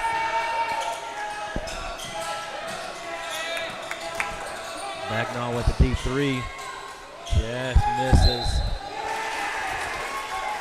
Looks like Mr. Robertson had that in his hands. Lost it out of bounds. Full court pressure by Prem Copeland on Bryce Lowry. Good defense there by Prem. Ball goes out to Gramercy on the sideline right in front of the Spartans bench.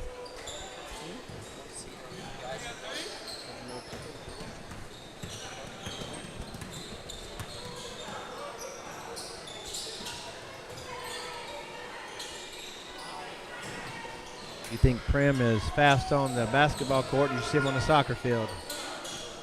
Very fast, good athlete. Good dump down by number 12, Stephen Rooks.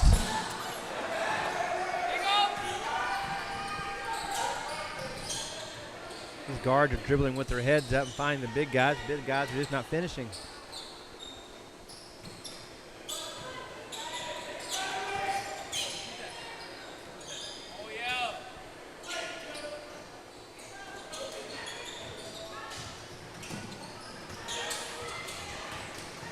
Number 2, Max McCauley turns the ball over.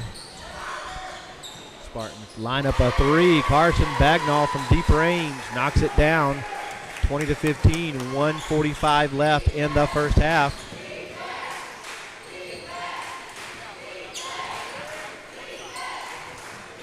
Trim Copeland steals the ball from Bueller, takes it up the court for a layup.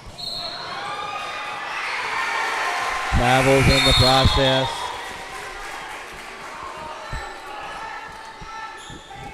Kind of hesitates in the process. I don't agree with that call. You have 2 steps. Was that before or after you saw the replay? Well, that was before. And then it was confirmed after. Confirmed after. Oh, nice. It doesn't matter how slowly you take those 2 steps. You have those 2 steps. You don't have to take them fast. Some of us take them slower than others. Exactly. Looks like a foul there by number 30, Carson Bagnall. Both teams are in the bonus. That's at least 2 on him, right? At least. That's someone you No, can. that's got to be his third because he got 1 in the first quarter, right? And then he be. got that bad block a second ago. Either way, you don't want him in foul trouble. One of your best players. Number 21, Riley Kinter knocks down the first of 2 free throws. 21-15, 1:25 left in the first half. Misses the second one, rebounded by big number 25, Tyler Robertson of the Spartans. Dylan Cook wants to slow it down just a little bit.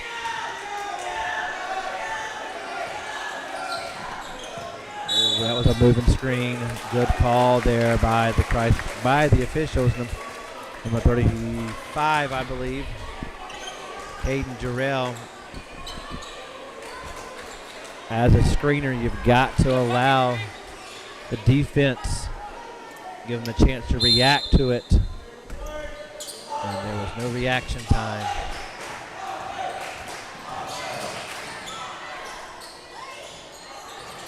Missed layup attempt by Bryce Lowry, rebounded by the Spartans.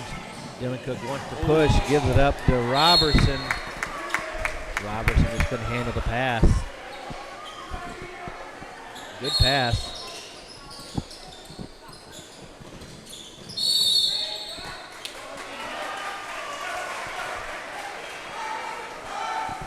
Trim Copeland with some pressure on the ball handlers, causing the Warriors to turn the ball over.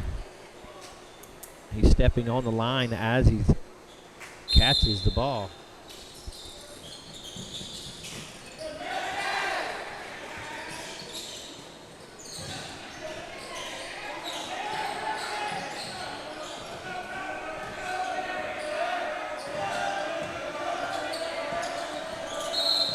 That's a good foul there. Good call. Number 3, Bryce Lowry just stuck that right leg out. Gets called for the block. It's not what you want because you're putting him at the line. No, not sophomore. Yeah, sophomore Dylan Cook.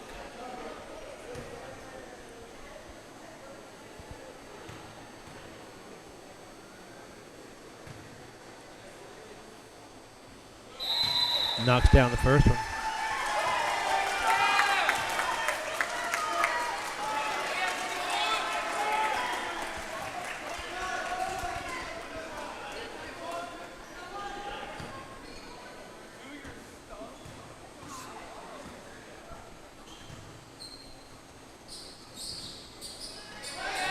Misses the second one. Gramercy wants to push. Brings it back out. Nice shot by Jason Bueller. A little 7-footer. Extends the lead 23-16 with 15 seconds left in the first half. We're now under 10 seconds. Bagnall takes up the right-hand side. That is a foul call. Number 12 of Gramercy, Stephen Rooks. That right hand is on the waist of Bagnall as he is driving down the lane. And they're going to call that all the time.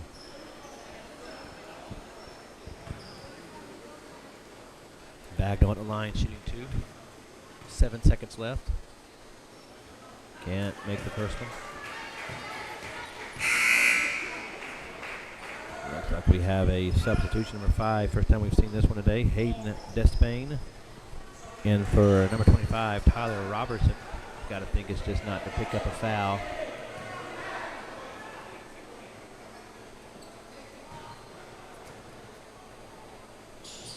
Bagnell misses the second one. 5 seconds left. Runs to court. Bueller with the 3 from the corner. Misses everything. And that brings us to the halftime where we got 23-16 Gramercy. We'll see you back here in about 10 minutes.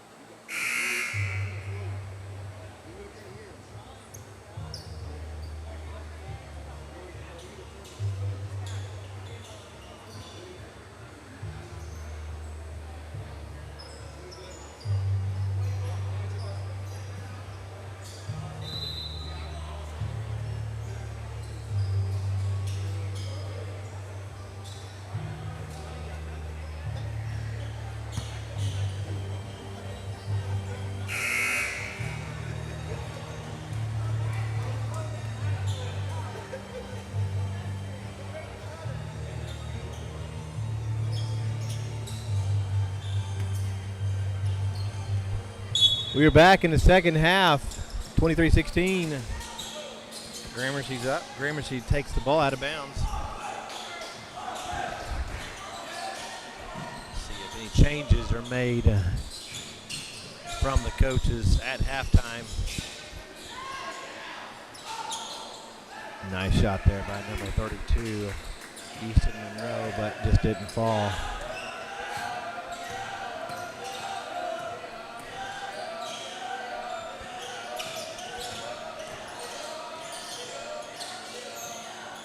Long three by Carson Bagnall, misses it, but rebounded by number 21, Riley Kinser.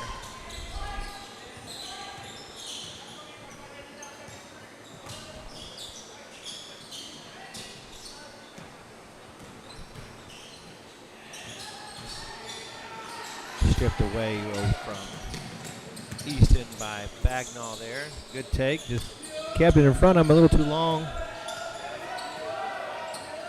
Bagnall with the quick hands. Big Tyler Robertson up top of the key. Starting the offense, gives it off to Dylan Cook. He gives it back to him off what looks like a flex screen.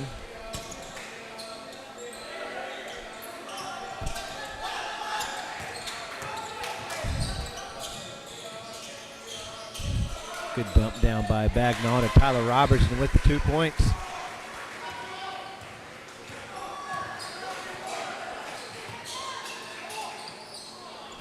And long pass. Looks like by number 12, Stephen Rooks. No one there. Gives the ball back over to the Spartans of Christ Covenant.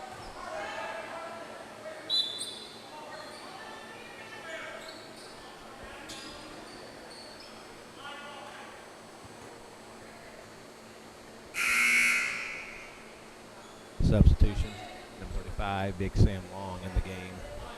Comes in for Easton Monroe.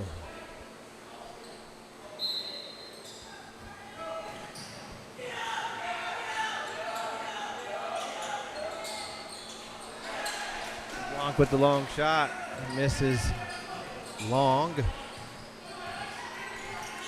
Warriors drilling down the court, their possession. Step back by number 24, Luke Bowling. Missing about everything but the backboard. Rebounded by number 12, Jonas Paul.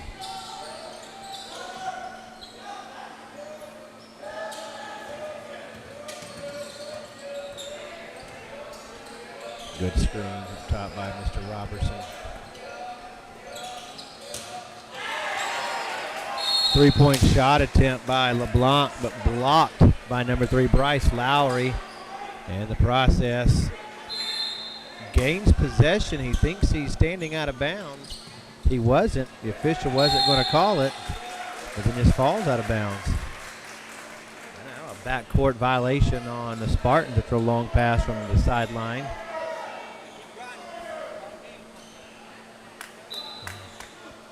That situation,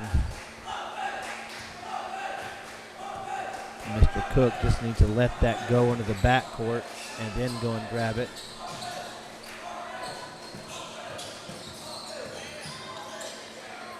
Good take there by number 24, Luke Bowling with the 2.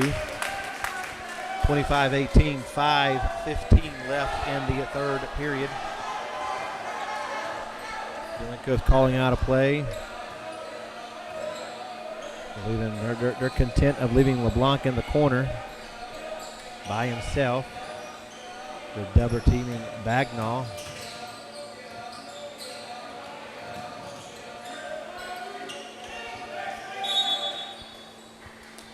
A little bit of over-aggressive defense there by number 24, Luke Bowling with the body.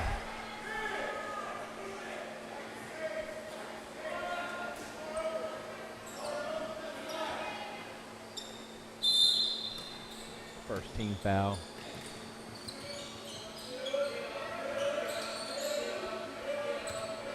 The 4 Cade Steelers in the game.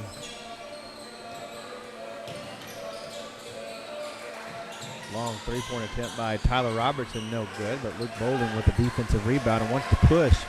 He's got some numbers if he hustles. Gets past the first defender, not able to make the left-handed layup.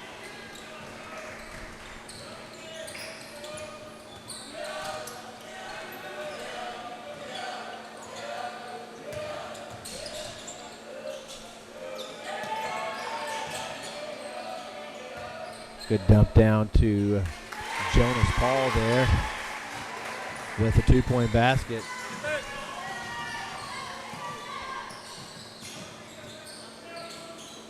You can teach skill, but you can't teach height, and Christ Covenant certainly got a lot of it.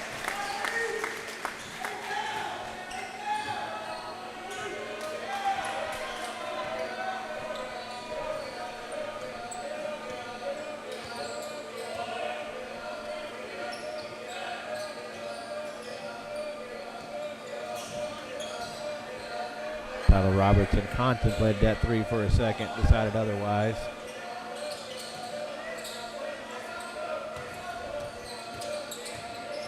Looks like a little bit of read and react offense where they make the pass and cut. Good dump down. I think there was a foul call there, but nothing called. Hit his arm on the shot. Not a good shot by Mr. Rooks there, way off.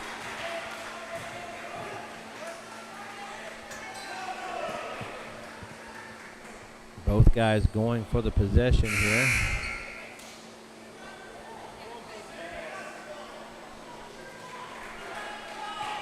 And it looks like the Gramercy guy ran through him.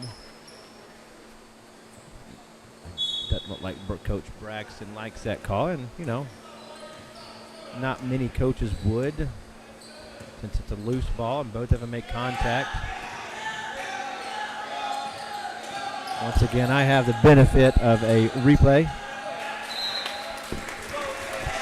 Glencook loses the ball out of bounds. Good defense and trade-off there on the defender by number 21, Riley Kincher, to help out.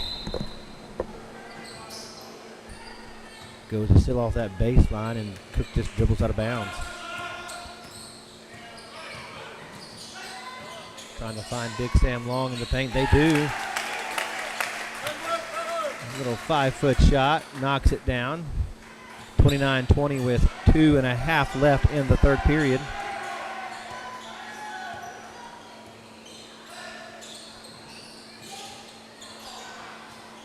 Good pass down to number 25, Tyler Robertson with the two.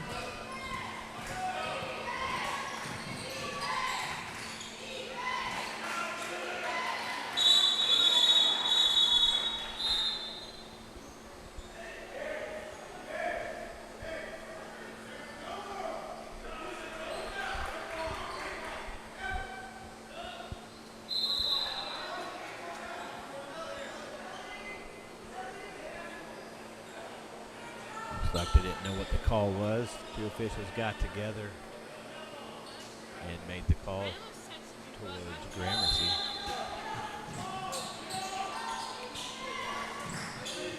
Luke Bowling up for the three, step back, misses to the right, gets his own rebound. Looks down for Sam Long. He kicks it back out, doesn't want to go with it. He has position in the post, but Gramercy's not seeing him or just refusing to pass it to him. He's there. He's got to get it to him. Bryce Lowry's calling out a play, getting them all set. Bowling refuses to screen. Easton Monroe takes the dump down from Bowling and finishes with a layup, a little floater. Extending their lead 31-22 with 1 minute and 20 seconds left in the third quarter.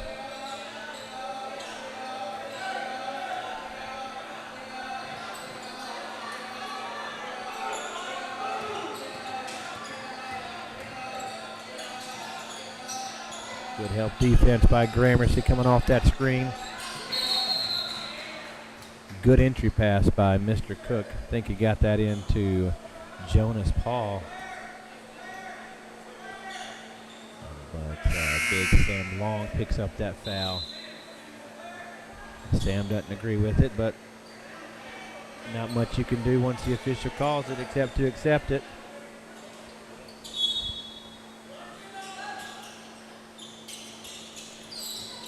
Oh, blob play for Bagnall is successful. Gets the layup.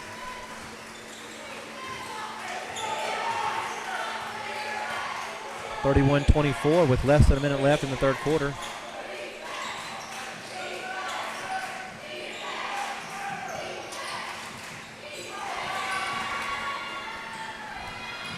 Copeland leaps out after the steal and makes the layup. 31-26. Like there was a foul there, but not called. A little reach in. Rooks with the three, misses, but rebounded by Jonas Paul. Bad pass. No one was there. I'm not sure who he was passing it to. Gramercy just goes and picks it off. Fouled. Not sure by who. Looks like Prem Copeland picks up the foul. 12 seconds left. Looks like Braxton's calling a 30-second timeout to run a quick play here.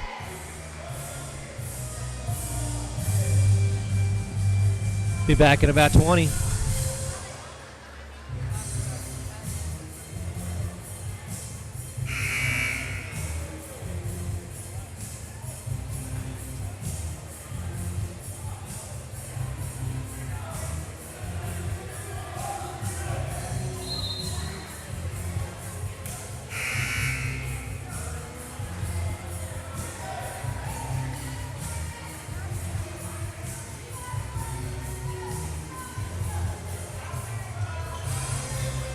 Seconds left in the third quarter. Gramercy is inbounding the play. Ball underneath their basket. Looks like a box set up. Number 32 is checking the game. Jake Ellis in for number 12, Jonas Paul. Probably to not get him in foul trouble. The changer set up. Bad pass by Luke Bowling.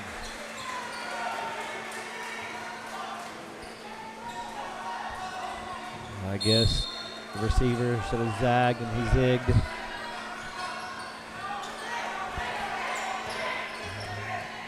Five seconds left. Some high pressure by Bowling on Cook. Cook pops up for a 15-footer, misses. Easton Monroe gets a defensive rebound, and there is the quarter. In the third quarter, we're at 31-26. Be back in a minute.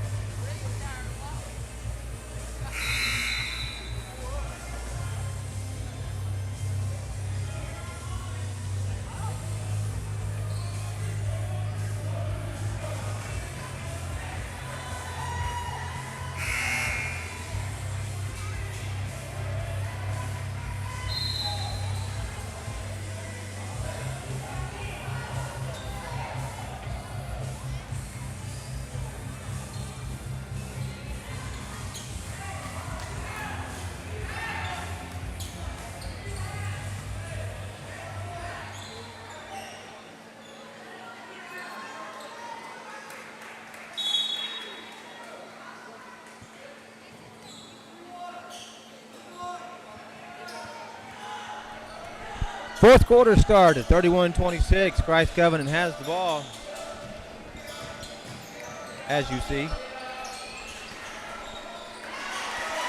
Good put back by number 25, Tyler Robertson. And full court pressure by Prem Copeland. Trying to deny number 24, Luke Bowling, the ball.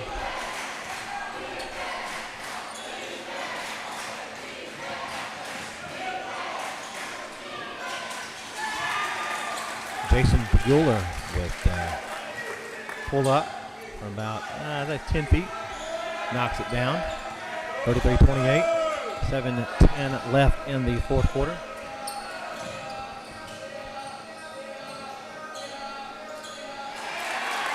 Nice pick off there by number 21, Riley Kinser from the inbound, not the inbound, but the entry pass.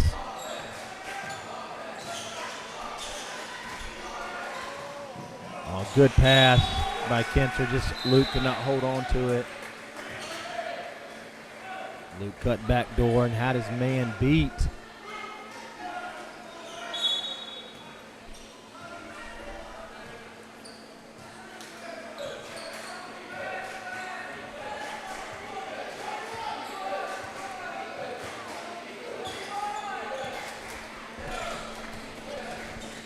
Hey, Steven, you on the bench this next game? The bench? Yeah. No. So you're going to be here for some more impartial commentating? Always impartial. I'm just checking. Because Braxton will get back. And we'll get to hear post-game Braxton. Ah, we got to bring back the post-game interviews.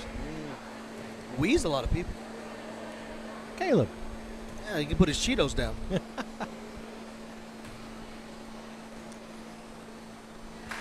Dylan Cook at the line shooting 2 makes the first one. You know, I've seen Caleb before, but I've never put it together. But I'm glad I finally got to meet Caleb. Nice guy. Nice guy. He's all right.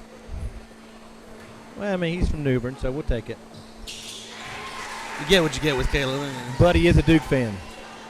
So strike that one. makes up for everything. That's a big old strike, isn't it? Ooh! Deep 3 by 24, Luke Bowling. After Cook knocked down those free throws, Gramercy needed that. 36-30, 6:15 left.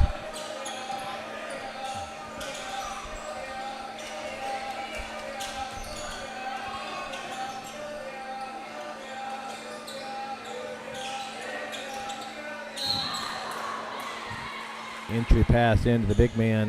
Looks like Tyler Robertson, but it's fouled by Mr. Kinser.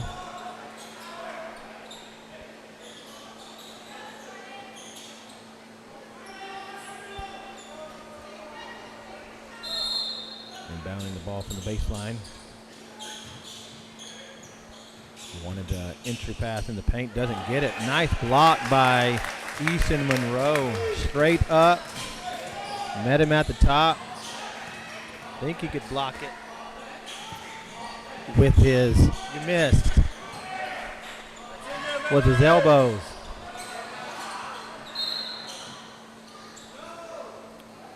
Foul by number 24, Luke Bowling. A little aggressiveness there. My chili's leaving me hanging. There we go, there we go. There we go, there we go. Hey, did you get your shirts?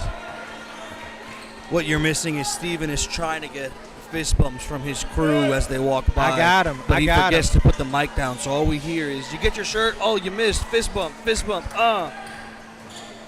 Hey, it's all right. Good game. Huh?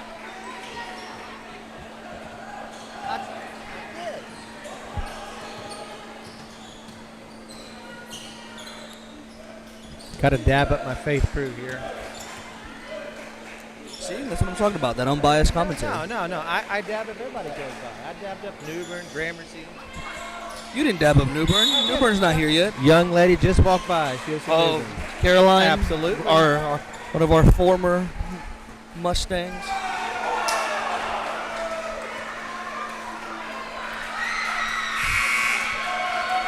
Called the foul there on, looks like number 3, Bryce Lowry.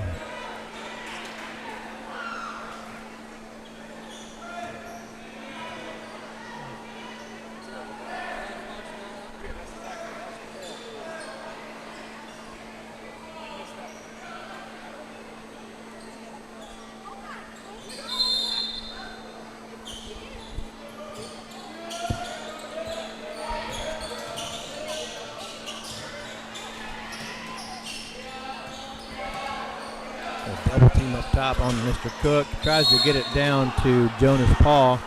Unable to, because Gramercy knocked it out of bounds. Good idea, but he really wasn't open. They kind of closed it up on him.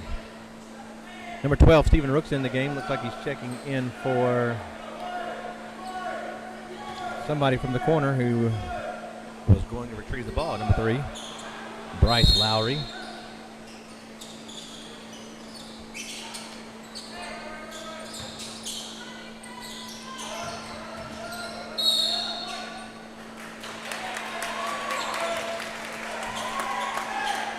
Robertson dribbled out of bounds.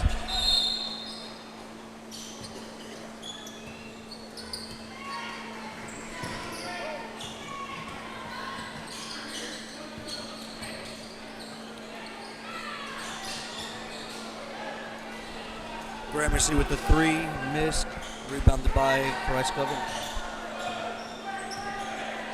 No, I do have to thank Newbern. You say all the tech stuff basically is from there. So everything you see here is because Newbern allowed us to use Moses and Caleb and the equipment. A little bit of scrum on the court there. A little aggressiveness. Between number 4, Colin Vick, and Carson Bagnall. The referee's trying to get him to calm down. Tight game, 36-30, with 4 minutes left in the game. Not sure what the official is talking to the table. Seeing if there's...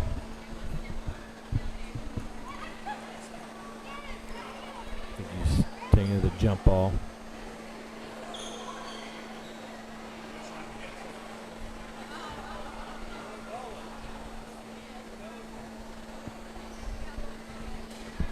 Oh, we missed a comment over here. Somebody said that post-game Braxton is like real-time Braxton. Oh yes. I don't know. In real time, there's not as many smiles as I expect during commentating. I'd like to get the official word what happened, see if I can get an official to explain to me.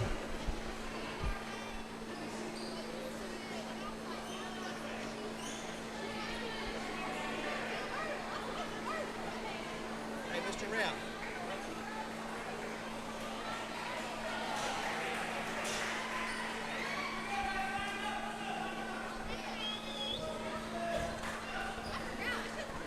So to fill you in on the silence, Stephen is over here actively trying to I'm get trying the to get an ref's explanation. attention. I mean, I'm not a parent. I'm just trying to get explanation to the table so I can tell the people at home. Looks like there was a foul on number 4.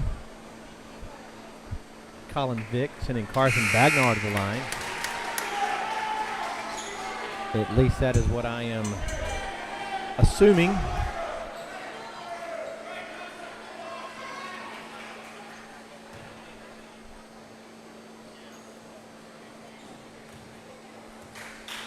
Bagnall going line again for the second shot, misses both.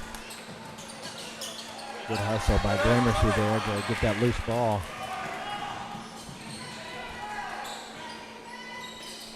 Probing the lane, good just thought they hit behind the backboard. Sam Long gets the offensive rebound. 3:30 left in the fourth quarter, 38-30. Graham Copeland with the pump fake. He throws the ball away to Stephen Rooks from Gramercy. Bueller wants to run, bounce it off.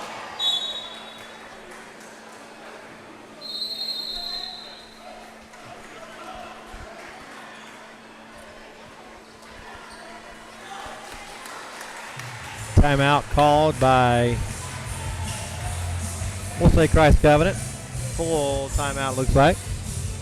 As I was saying earlier, we do want to thank Newbern for all this tech stuff. The stuff that was brought in. This stuff, if you're here, if you come out, can't be done without them. So we do appreciate them using the workers and the tech. We're back in a couple minutes.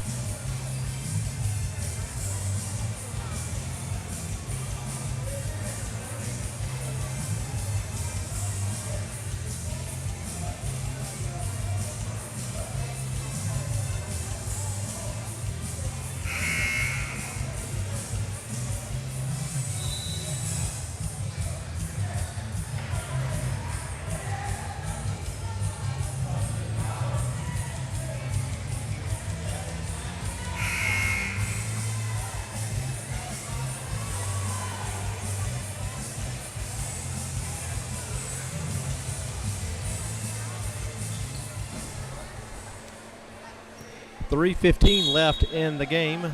Miss Melody Parrish. 38-30.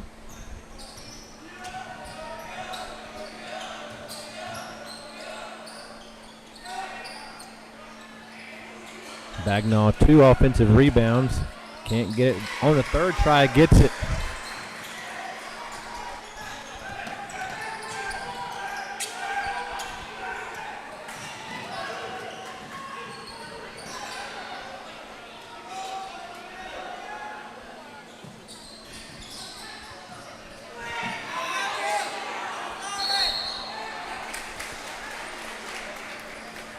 Foul by number 3, Dylan Cook. Sending Sam Long to the line, shooting 2 shots. 38-32. 2:40 left in the contest.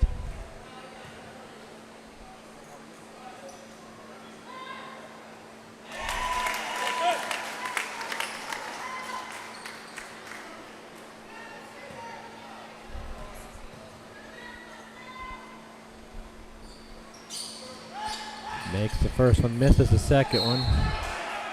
Good hustle by Big Sam Long. Not clever Bagnall, but they're both going for the ball. Actually, I think his own man ran into him. Let me look at the replay here. He kind of trips over his own guy.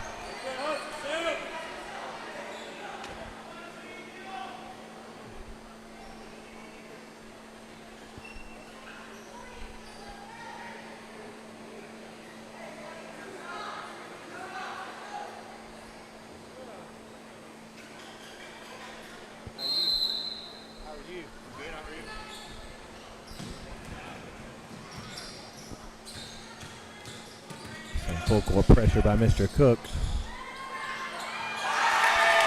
Nice shot by Bryce Lowry.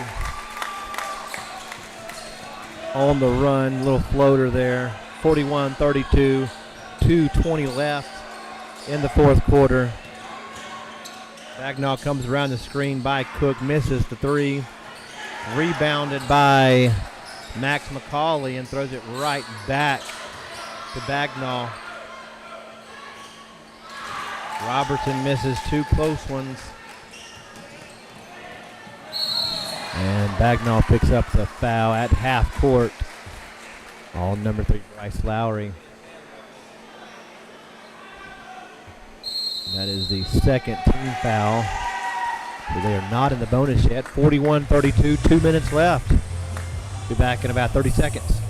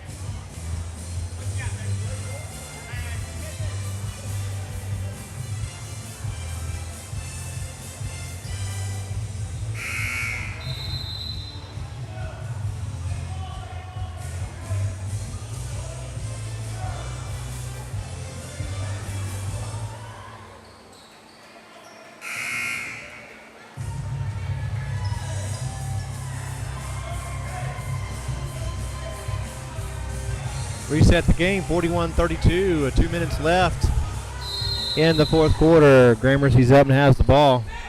Inbounds it to half court. Quickly gets the ball up court. Nice take by number 21, Riley Kinser. Puts him up by 11. Bagnall wants to run. Blocking foul on Mr. Kinser there. Kind of runs through them.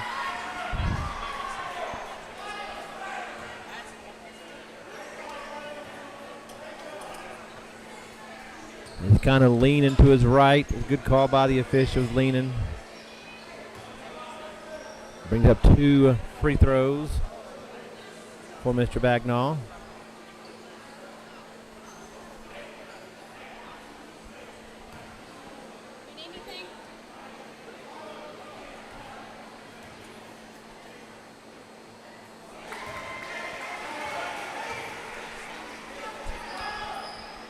Carson knocks down the first free throw.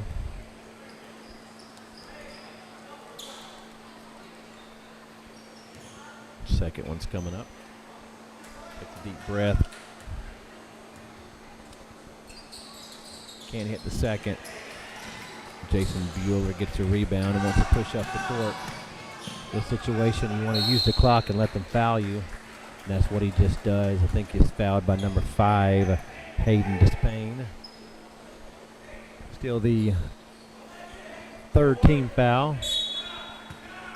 One more foul, 2 more fouls before they get in the bonus. Good foul there by Mr. Robertson of Christ Covenant on Jason Bueller. They got one more foul, and then Grammar should be shooting free throws.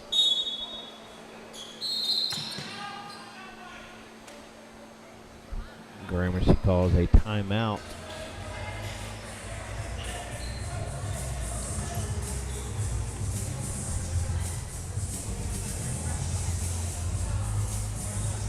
After this game, with 1 minute and 36 seconds left, we have the 2 seed Faith Conquers. We're taking on the 7 seed Trinity Tigers. And the games will just keep rolling on here at Campbell. This is something that we enjoy having here every year. A lot of work, a lot of reward, great environment. Kids love it. Most of them get to get out of school for their tournament and enjoy it.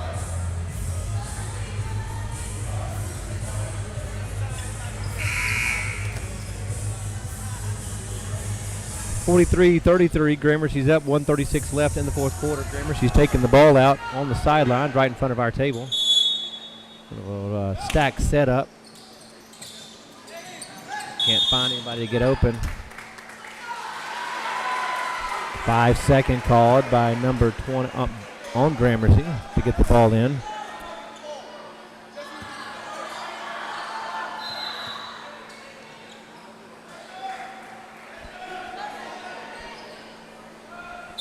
Coach Underwood doesn't agree with that.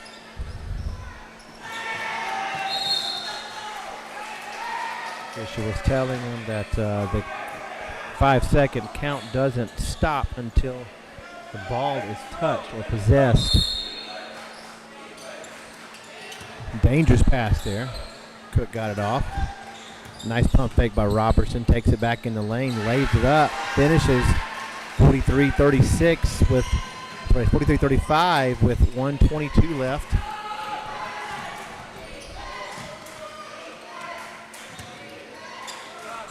So not going to affect their other foul. Foul on number 3, Dylan Cook. Jason Bueller will go to the line shooting at 2.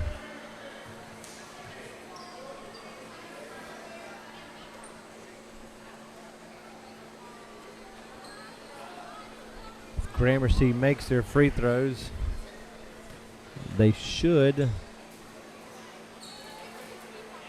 come away with the win. 44-35, 9-point lead, 1 minute and 12 seconds left. Easton Monroe steps into the game for Riley Kinser. Bueller goes to the line for his second free throw attempt after knocking down the first one. And it's good. 45-35, minute 10.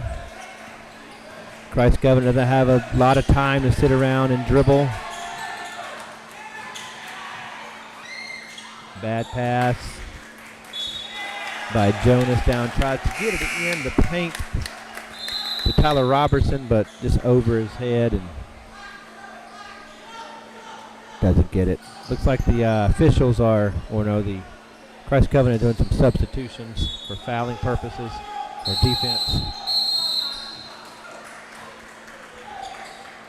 Timeout called by Gramercy. Be a 30-second timeout. Reset the game. It's 45-35 Gramercy. 59 seconds left in the fourth quarter.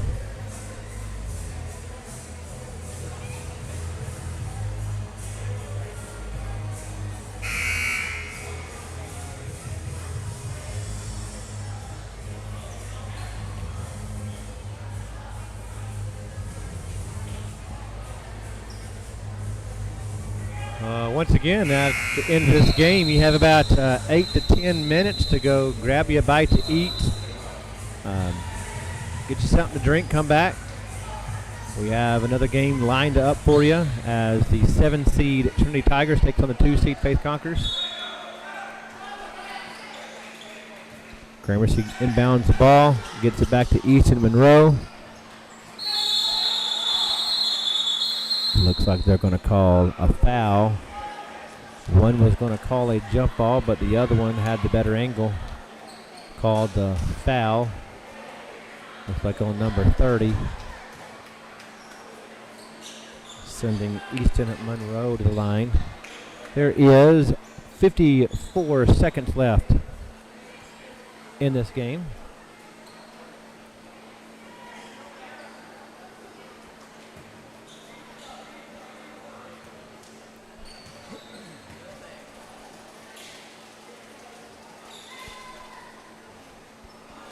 Easton Monroe misses the first one.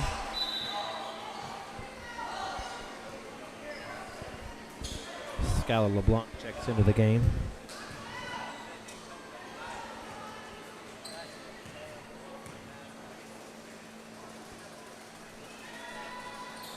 Misses the second one. Good box out by Bagnall there. Gets a rebound, dribbles up the court. He's looking to score himself. Little floater from the free throw line, misses it. Big Sam Long with the rebound. Fouled by Tyler Robertson. And Sam Long is going to the line for 2 shots with 43 seconds left in the fourth quarter.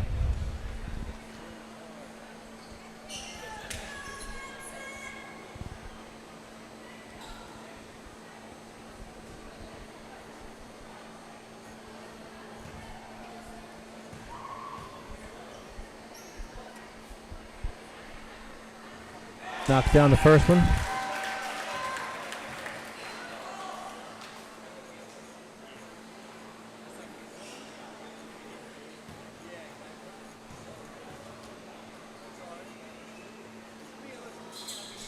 And knocks down the second.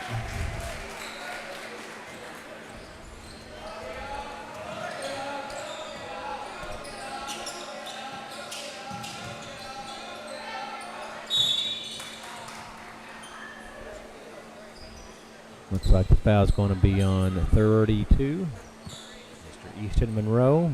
Carson Bagnall at the line with a deficit of 12 with 32 seconds left.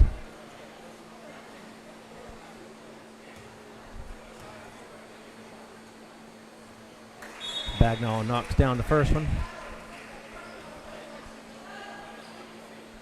A little bit of defensive or foul substitution in. Number 5, Hayden Despain enters the game once again.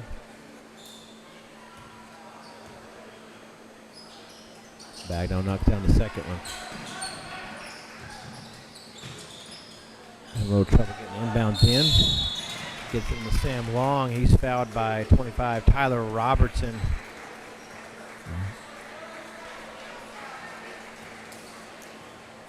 Looks like that's Tyler Robertson's 5th foul.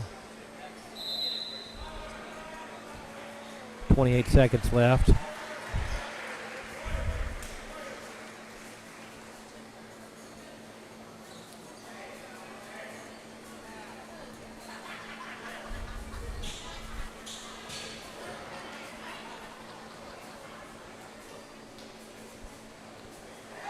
Sam Kemp knocked down the first one. Second one coming up. Skylar LeBlanc coming back into the game. 5. Bit of offense defense there by Coach Hollingsworth.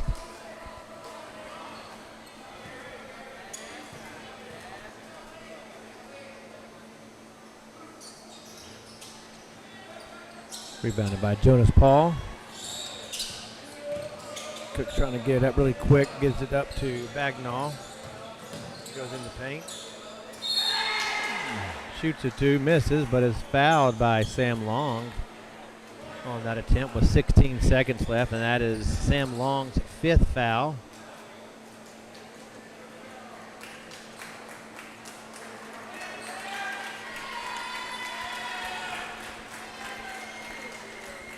Number 5, Brenner Linka looks to be entering the game. And looks like Coach Braxton gives him some final tidbits of information. And here he comes.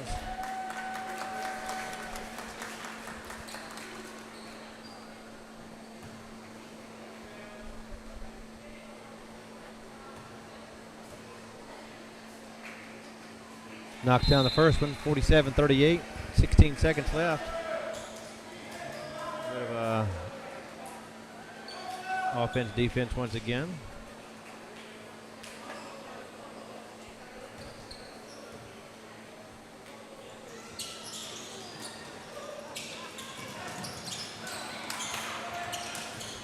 Ten seconds left.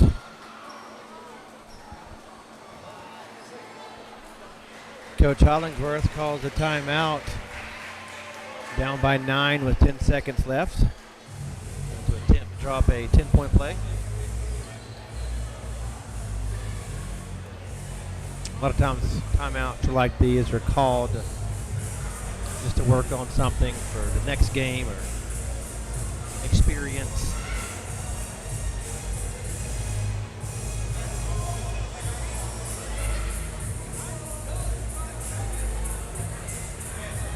Looks like Coach Insminger is in the huddle, drawing up a sideline play for them to run to see if they can get something off.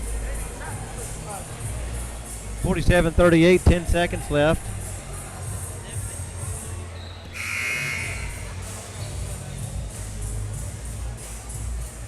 Some of New Bern's varsity girls walking in front of us. They talk to Moses, Caleb, and then throw their nose up at me. Not really, they did. They were kind. They were cordial. It's just so hard to see you down there. It is. What are you talking about? You ain't taller than me. We Well, share the same air. That's fair. I'm definitely taller than you, but if air was a range thing, No. Not that. I wouldn't say that much. Too What are silly. you, Good 5'8"? inbounds play. 5'9". let's draw it up to 5'8" and 3/4. Shot from the backside for Tyler Robertson. That was the play I've seen Coach that drew before. up. That was the reason for the That timeout right was there. the play. 47-40. We got another game coming up here in a few minutes between the 7th seed Trinity Tigers and 2 seed Faith Conquers. And then we will get that game started. Be back in about 10 minutes.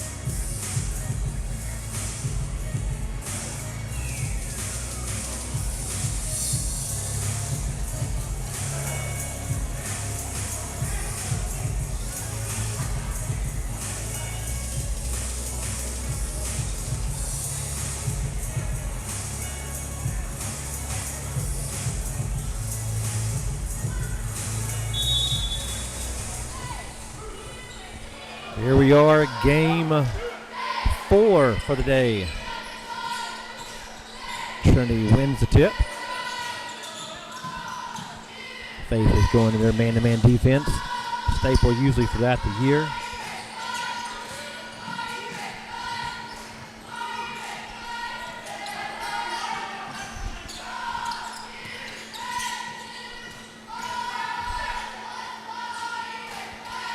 Missed three-point attempt by number 4, Felix Hong. Elisha's bringing up the ball. Fast break. Spots up for 3, misses. Number 1, Marion Wright with the rebound.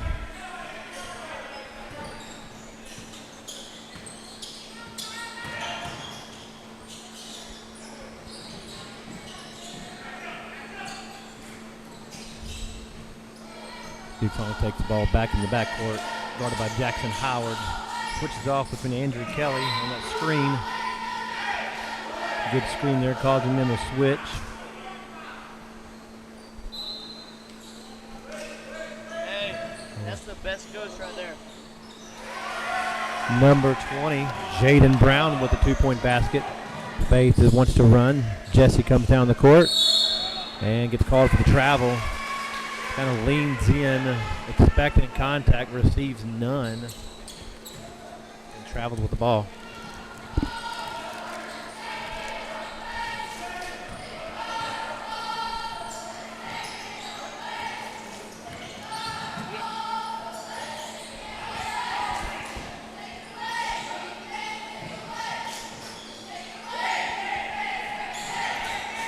Good defense by Jesse there. Travel. This time on number 25, Tanner Parent. Both different possessions, in travel, one from Faith, one from Trinity. Both teams trying to get their tournament legs under them.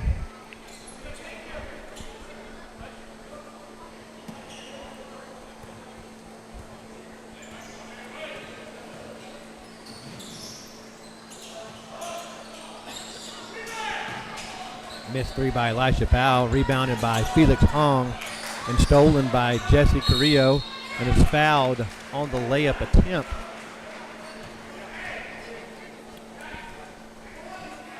Looks to be foul on number 1, Marion Wright. His first, team first.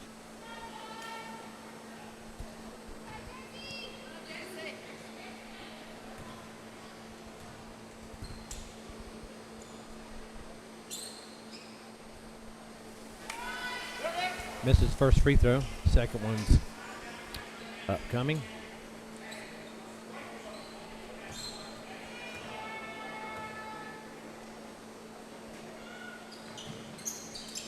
Knocks down the second one. 2-1, 6:10 left in the first quarter.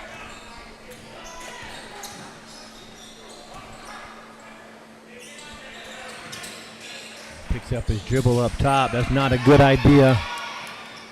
Faith likes to get out to run the ball. Good steal by Jesse. Gets it up to Elisha. 3-2 Faith.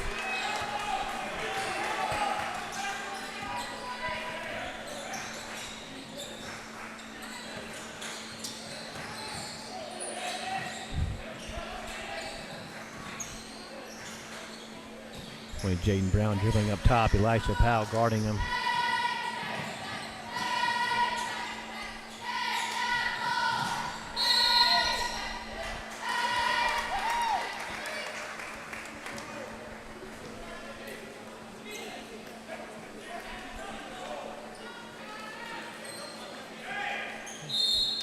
I think that was a foul by number 11, James Capps, his first, team second.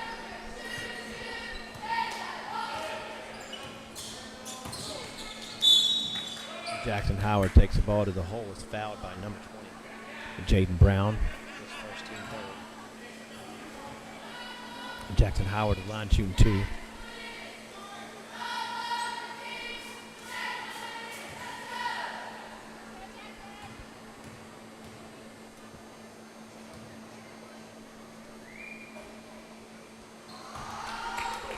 Knocks down the first one. Jackson Howard earlier this year accumulated his 1,000th point at a varsity level. We may get another one tomorrow with Miss Skinner from Trinity, who I think is 7 points shy of accumulating that mark as a junior.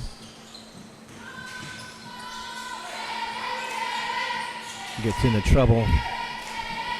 Number 1 does, Marion Wright, and throws it in the back court. Turnover, faith ball.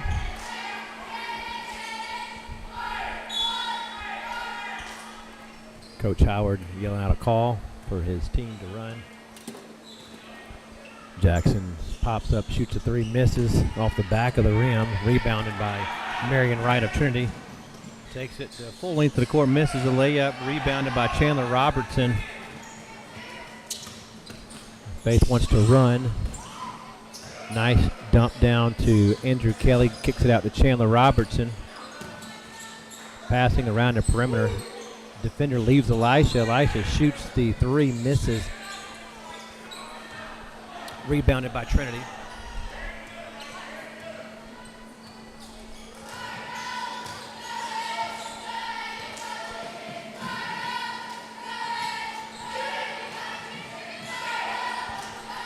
Stolen by Chandler Robertson. Out to Elisha. Elisha gives it to Andrew. Misses his first attempt at a layup. Gets his own rebound. Puts it back in. Makes it 7-2 with 4 minutes left in the first quarter.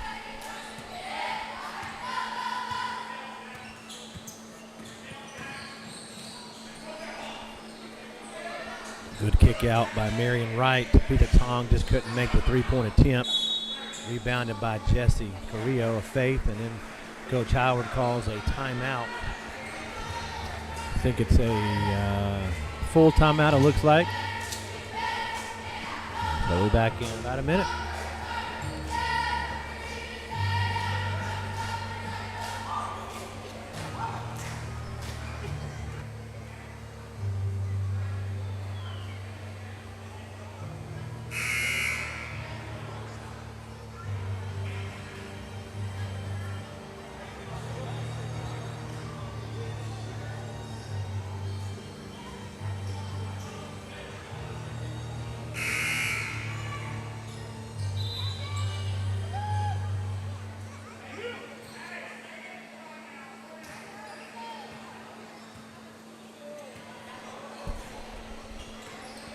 Faith inbounds the ball. Looks like they're trying to do a little pressure of the guards up top on Jackson. To attack him once he crosses half court.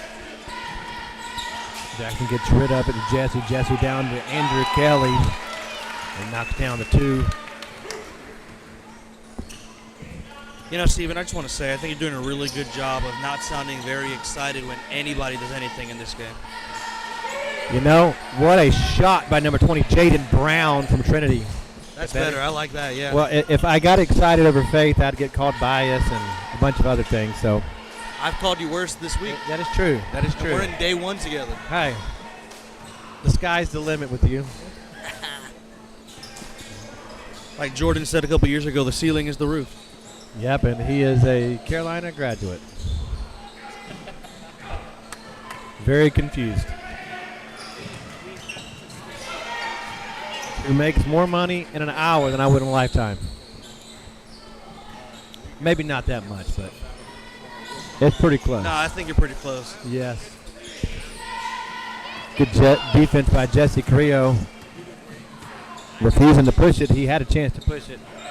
Founds a secondary break on Andrew Kelly. He misses a layup but does get fouled, and in the process tries to rip the padding down. You know, I look at some of these kids who are playing, big kids, strong kids. You know, we could have a pretty good weightlifting team with some of these guys.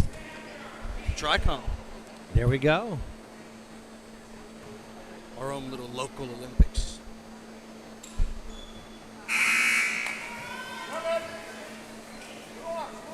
I do know Andrew Kelly. He lives in a gym that is a weight room. Loves it. Coming to the game is number 2, Caden Hardison, and number 3, Wyatt Robertson for Faith. You can tell by looking at me, that was my problem in high school too, man. I just lived in the gym. Me too. You know, beam pole. Of course, that's not anymore, but Being stumped. it's something. A lot of beams. Good jump stop by Jaden Brown there. Kicks it back out. Into the game for Trinity, number 14, Luke Black. Nice take by number 20. Gets his own rebound and finishes. Jaden Brown with the hoop and the harm. Makes it 10-6.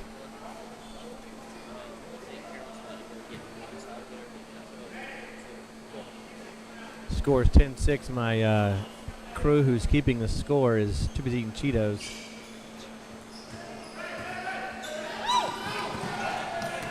A little bit of miscommunication on Faith's part there.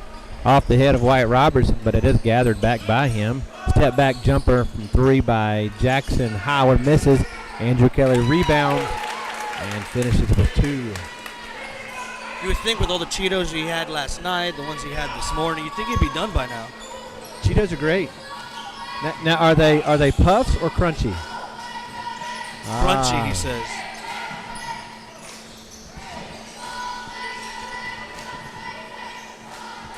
Out of control there by number 20, Jaden Brown, but does collect it back up. Now I watched 20 as a JV ball, but very shifty, good passer as a freshman.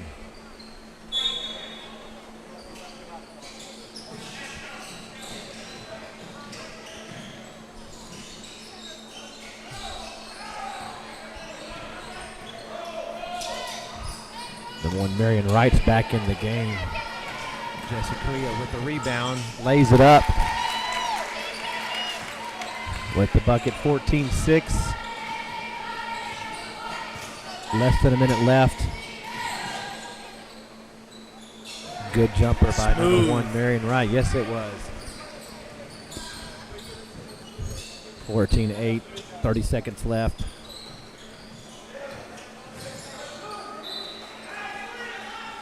Poked out of bounds by Trinity. Faith would retain possession. See what kind of inbounds play that they'll set up in. Like a box set. With Elisha coming out with a down screen 3.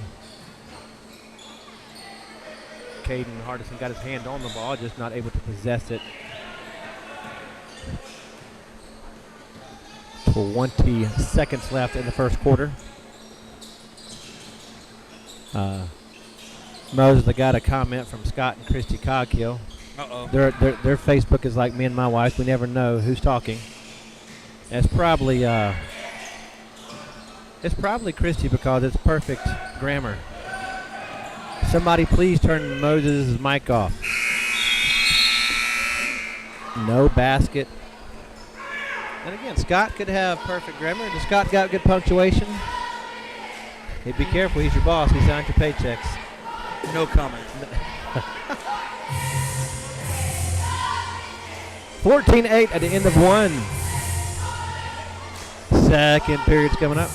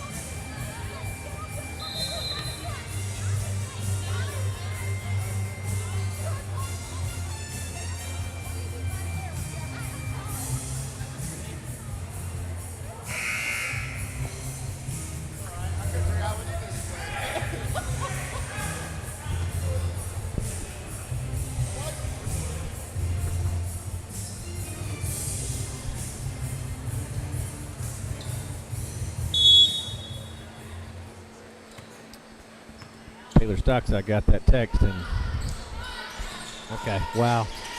3-point attempt by Chandler Robertson's off the rim. Did you just say Taylor Stocks? Yes. Oh, man. It's a blast from the past. Braxton's back.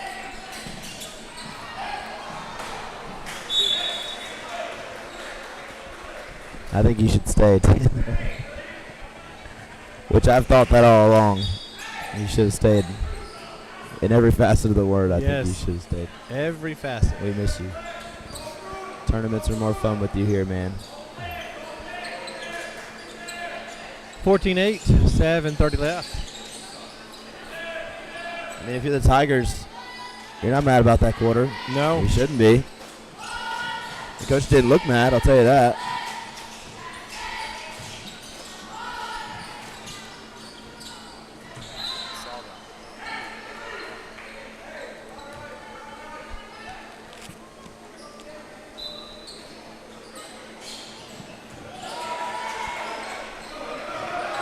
I got one quarter for you before I got to go eat. That's all I got in me. That game took everything out of me. I got you. Took everything out of me. I'm hungry.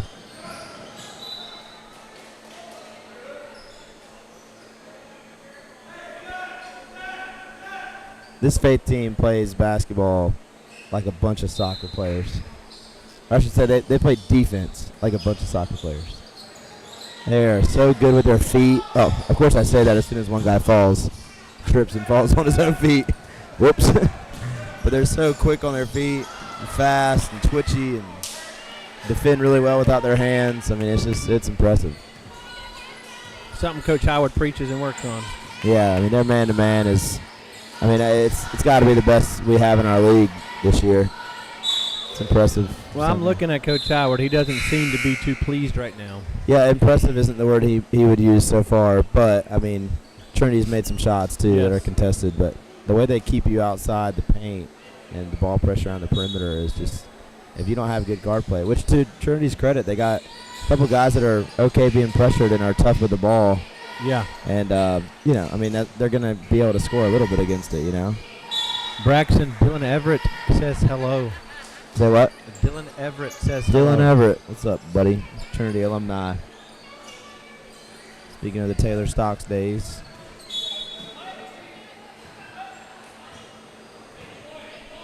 This Trinity team's young, too, man. I think they host one senior on the team. I think it's 2. Yeah.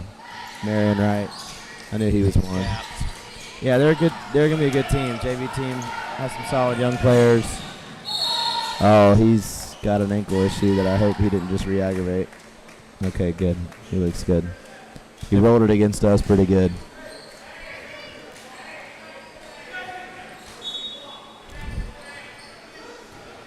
We've already got a message from Scott telling us to turn Moses' mic off.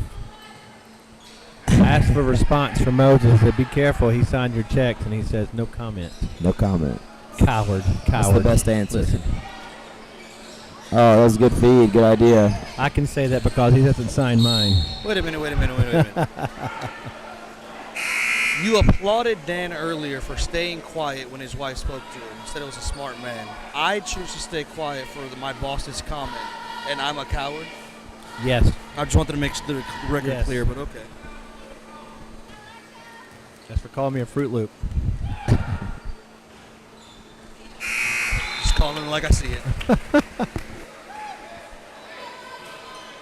Andrew Kelly checking back into the game for number 33, Cody Tillman.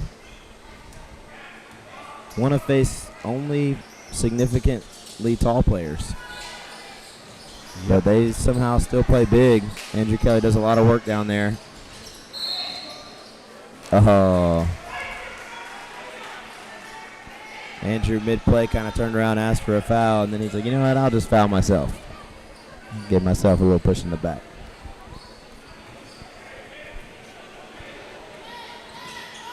Sometimes you just got to give up on wanting the refs to see what you're seeing. People got different eyes, man, you know? You've got different eyes and see different things. And also, I didn't think about this until today, Steven. You can chime in on this as you've now done some high school level officiating and coaching. One added benefit of being a coach and seeing calls and all this is that for the most part over there, I'm standing pretty still. A lot of times refs are in motion and running a little bit and having to do the looking and all that while they run, which is not as easy, you know. So sometimes when you don't have a clear view of something, it might be because your body was literally moving. So, I mean, I know, breaking news, I'm the one defending officials here, but I'm telling you, it's not an easy job. I have only done a few, and again, I am no way like these guys who've done probably hundreds of games.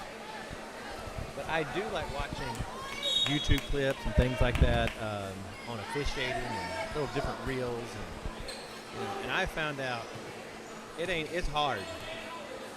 Trying to run with the 16 and 18-year-olds and turn your head at the same time without when you're not tripping. 16 and 18. Oh no, heck no. No, I feel like your knee's about to fall out. I mean, but you're only 16 plus 18, so you're not that old. I can't do that math, so I don't. I think I'm more than that. Carry the 4 and the 5. They put it this way, I'm 46. You're 46, really? I'm 46. Wow, that's not that old. Hey, listen. On top of that, I did see that they changed the subject really fast. It's on Facebook, and talking about old, Scott Coghill. He's about to have 2 grandkids. Yeah, Now, that's old. it is old. He's having 2. I think, yeah. Wow. I could have read it wrong. Maybe I don't know my numbers. So, Scott or Numbers Christy, are- if you're listening, numbers are you can hard. chime in on that. Not if you're old, Scott, but Numbers if are it's hard. 2 grandkids. Moses, it's 2 grandkids he's about to have? Numbers It are is? tough, bro. Yes, it's 2 Numbers are grandkids. I'm tough. glad that's the question you asked me in the follow-up. Not the whether he was old, just whether he had 2 grandkids. Yeah, Well, we only question- need you for facts. That question's Moses. coming up. Well, I will say this. Scott we need is you to push older than buttons me. and give us the facts. And that's it.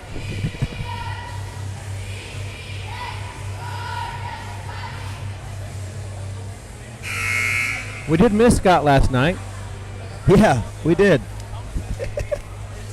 Instead, We did. I really did. I wanted him here to suffer alongside of us. Instead, we had Caleb, I don't know what you mean about better looking us. option. I don't know about Speaking suffering of alongside Coghill, us. we Better have looking a option than sighting Scott. right in front of us.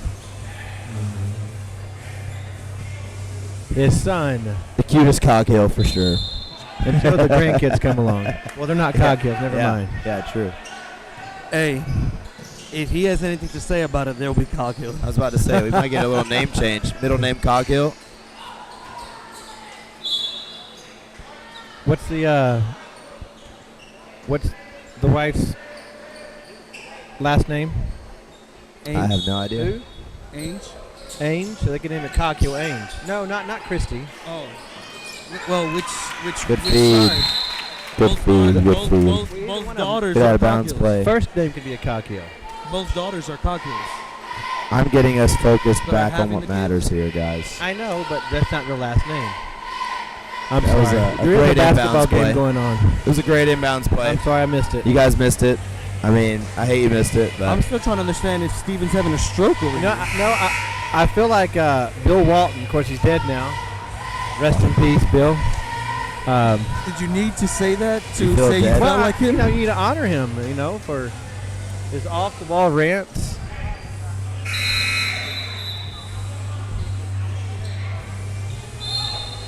I'm so excited to eat at Gaylord's Cafe. Where's that at? The buffet, you haven't been? No. Oh, There's a buffet on brother. campus? We need to get 2 guys to do this job Absolutely. while we go do that. Absolutely. I mean, you Oh, need- speaking of we Coghill, can here get he him to do comes. it. So they don't play next. He can sit here and do it. That's right. Where's Dan Moore? Sweet. The man, the I'm taking my myth, team there. You should go with me. and the legend walking After this his way. quarter, I'm taking my team there. Well, hey. Well, I can't go. I got to watch this game.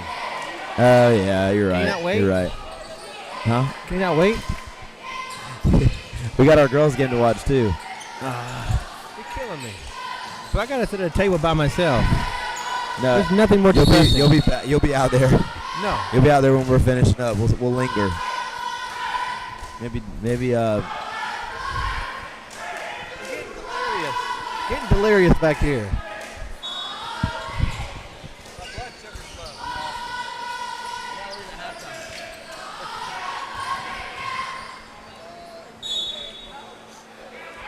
(17-8). We'll get back to basketball. 3 minutes left in the first half.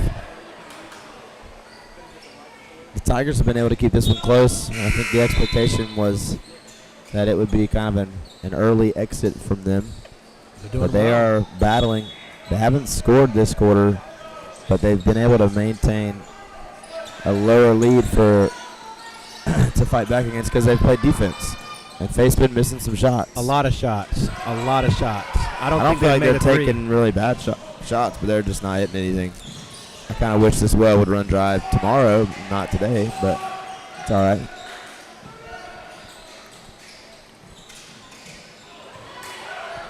This young man right here is going to be special. I love his passing. Yeah. He's got great vision. Great vision. Had And, a chance to watch him in the JV tournament. yeah. He's twitchy, fast, Yes. shifty. But he as the loves kids to say. pass. He does. He loves to pass. And he's a good passer. He's creative. Has a little trouble with the tucked-in jersey, but that's okay. That's Nobody can be teenage- perfect, you That's know. teenagers. You know, nobody can be perfect. No one likes to tuck in. Oh, Hardison in the game. Coach was- said, Listen, "Do we need made shots?" I know just the guy. listen, I got to be excited. You call it what you want to. Caden That's my Hardison. son. That is your son. Let's go. Backside look. Well done to Trinity to look down on the post. It's hard to look down into the post, man, when you're getting ball pressure like that. But they stayed calm and were able to look down to a wide open man. A lot of times if you can chill out for a second, you'll see somebody's wide open. I'll tell you what, Andrew Kelly got away with a one there. massive push in the back, And he's going to talk to the official right now. The coach is. as he should. I mean, a two-handed shove to the back of the neck. He got away with one there. He's been a little frustrated because they've been physical on the inside. Not many people typically match his physicality, but I think Trinity's trying to, and it's getting frustrated a little bit.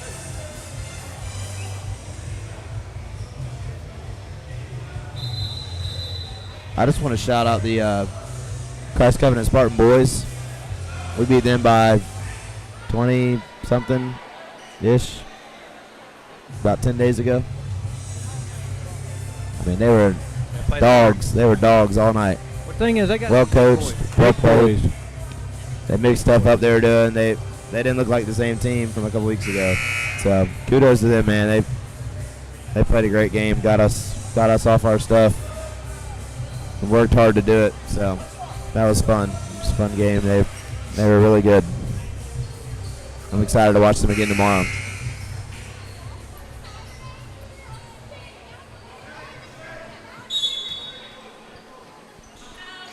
Officiating was great too. Always, Braxton. Always.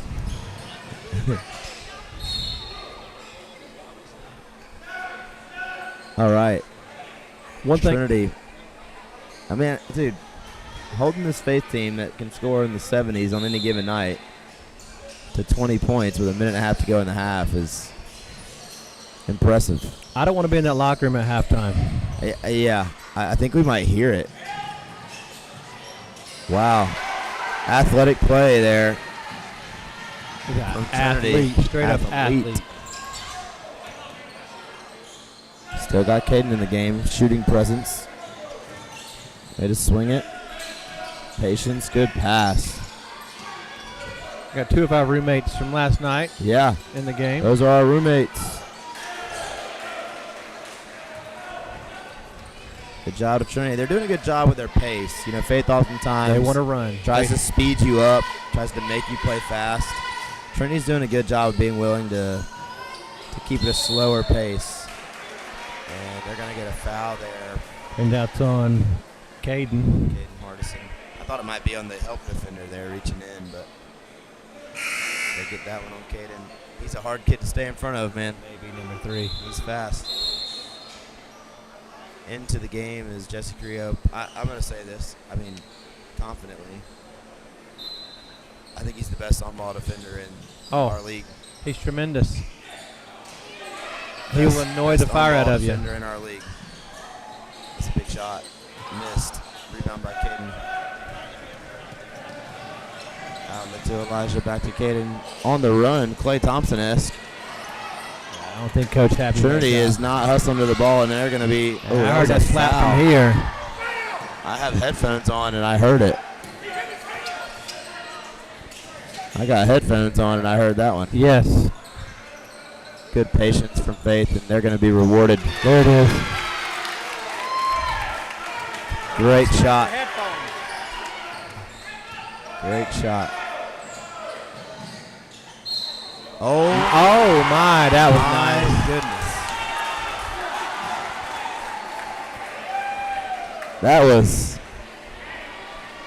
That was something else. Better on the replay. That's the play of the day so far. That was nice. sick. If I'm him, I'm going back to this, and I'm clipping that. Yeah. Wow. You know, Steven, there was never a time in my life that I could do that. Me neither. That was never in my arsenal. I could do it on 2K. NBA Jam. Even then, it was difficult. That kind of play was never in my arsenal. I tried, and my fingers were not that athletic either. I don't think even in my dreams I'm that athletic. Gracious sakes.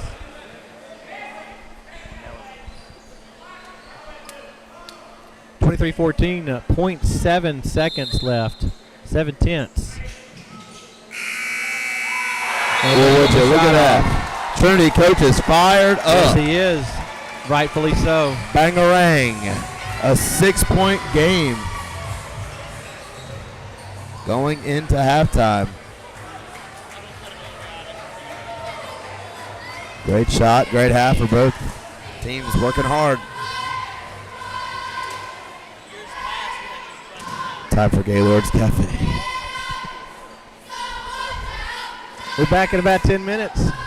Enjoy your halftime.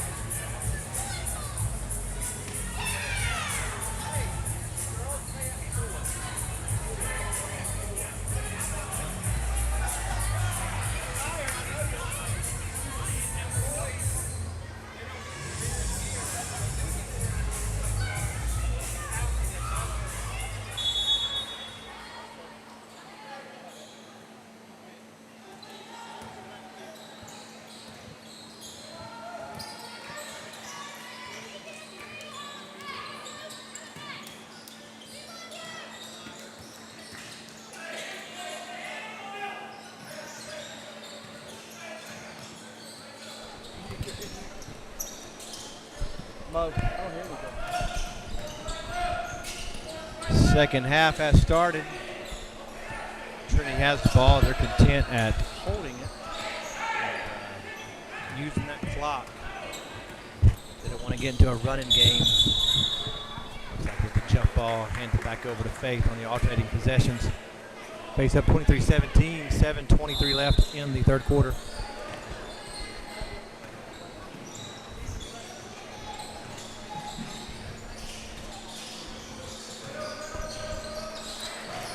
Bad pass, can't pass at the knees,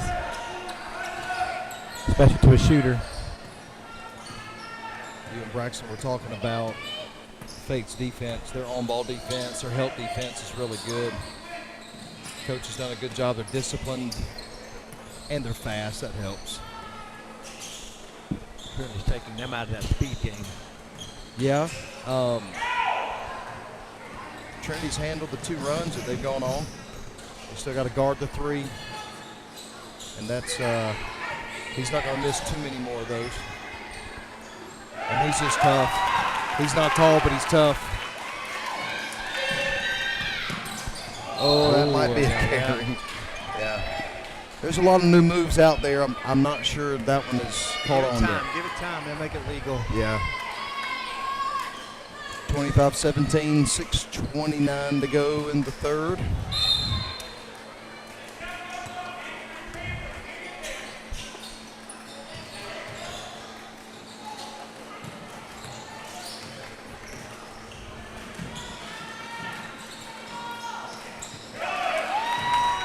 Fate's just beating him in the paint. You know, and I think that's a good idea. I think a foul was missed there. Foul, yeah. Good idea, pounding the paint. That's a good call. Can't call that. Can't ride him. Foul on number 21, Jesse Carrillo. Yeah, number 20, Jaden Brown. He is so fast with the ball. We were talking about him with JV. He loves to pass. He loves to pass. He's a good passer. Yeah. Turnover by Trinity. Those you got to finish. Yep. See my pastor up top. That was his son. He's not the happiest right then. Those who've had boys who played, they well understand. Oh, it's a good pass and a good finish. That's one thing Trinity did. That's a good foul. Make them earn them. Trinity did go back door a lot in the first half, which you can do against Aggressive. an over-aggressive defense for sure.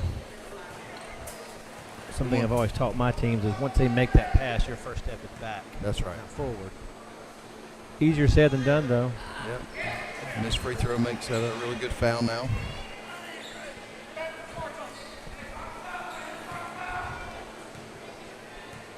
We appreciate everybody joining us on this Thursday edition of the MACAA Conference Tournament here at Campbell University. Pressure by Fate. Got a few more seconds to get across the timeline. That's what Fate wants to do. They want to speed them up. Oh, that's probably. Might have got bailed out. I don't think Coach Howard's waving. I think he's disagreeing, maybe. Oh, he just failed. Probably was a travel. But Oh, well. we move on. Next play.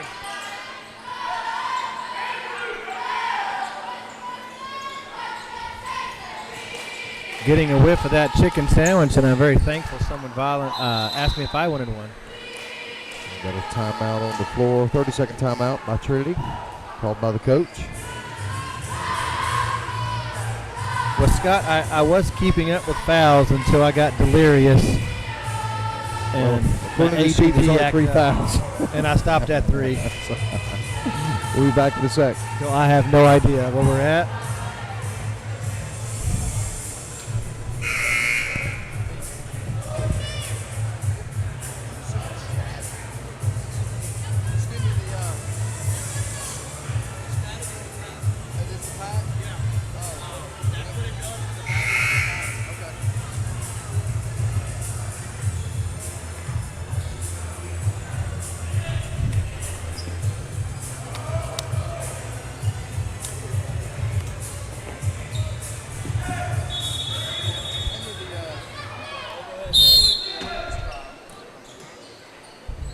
Ball's been inbounded by Trinity.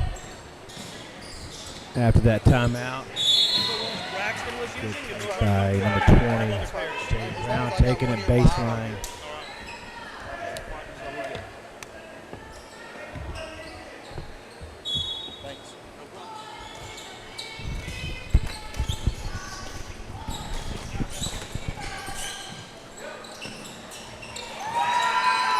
Good yet, and it hit the goal post up top.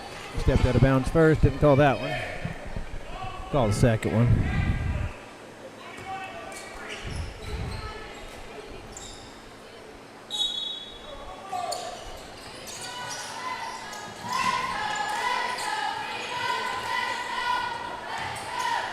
I think they've held Jackson in check really good this game. Elisha as well, just nothing falling.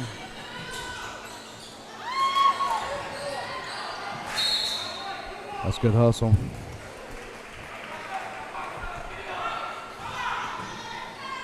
More pressure up top to speed Trinity up.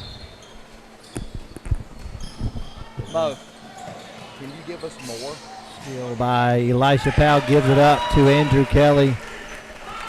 Good steal off that inbounds. Pressure on the guards. Another tip by Andrew Kelly.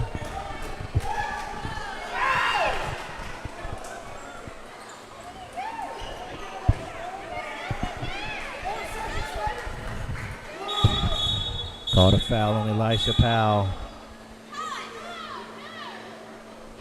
With the push off out of bounds.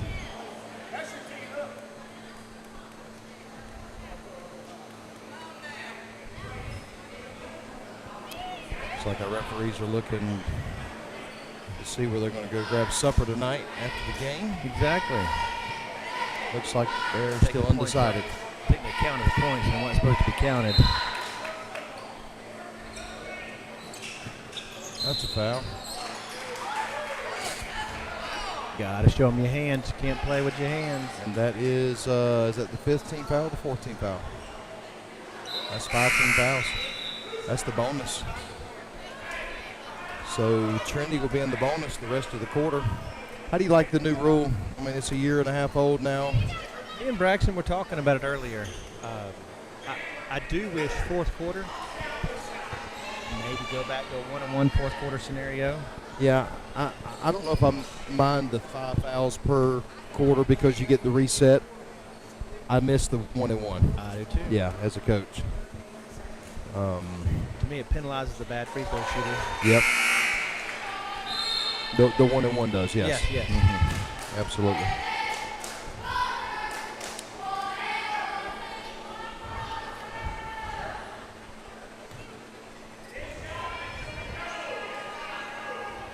(28-19). Actually, the scoreboard says 30-20, 4:17 left. Make it 30-21. 9-point game. Bad Over pass. fate. If I'm Trinity, I'm attacking. I'm forcing my way to the free throw line right now. They're frustrated. Kick. Yep. Jackson Howard's been real quiet. Very.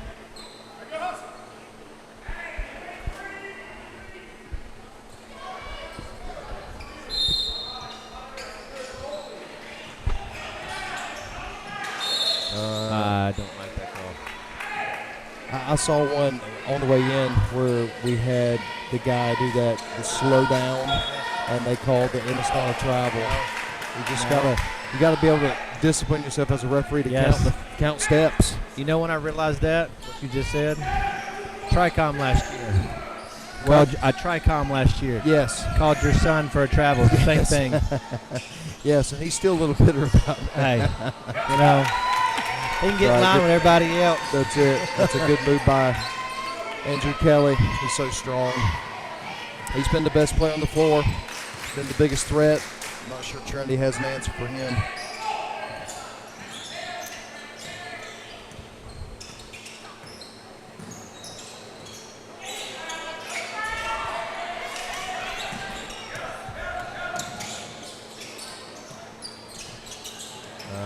Force it. That's a good hustle. Jump ball. That's a good call. I think setting good screens is a lost art. It is. Hello, Miss Lynn. It's not fun to do. Well, it is fun to do. It's not fun to get hit with one. No. We had a screen the other night at Faith playing. That's Trinity ball. Good hustle. Andrew Kelly set the screen and hit. Yeah, He was there that for hurts. 5 minutes. Yeah, that hurts. Nails, guy runs right into him. Now again, if you hit a big guy, it's going to hurt. Yeah. If you're a small kid, those Christ Covenant boys who are big as tree trunks, Yes, that's going to hurt. Sam Long from Gramercy. that's a good shot.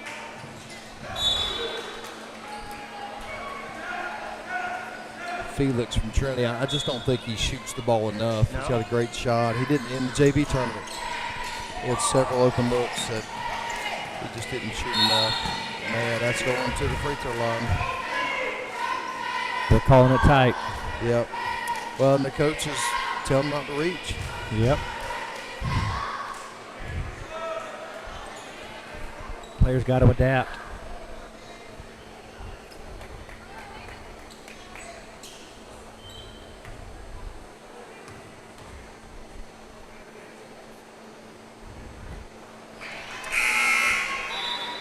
Free throw's good. 2:41 left. 10-point game, 32-22. Faith is clinging to that 10-point lead.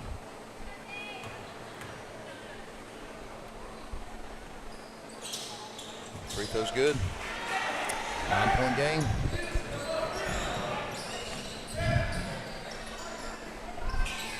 Oh, good shot. Faith needed that. At least you see the ball go in the hoop. Other than Andrew Kelly. And typically with that, if a shooter hesitates, I typically tell them don't shoot, reset, but it worked out for him. Maybe I should change my coaching. Something you don't see a lot of, Faith in a zone. Yeah. That's a good look. And that's a better play. It's a good call. It's a good call. Number 11 from Trinity. Number 1. James Capps is going to the line once again, just hit 2. Well, foul on Chandler Robertson. Like I said, I wouldn't know how many fouls it is on him, but my ADD was acting up earlier. It's at least 1. Yes.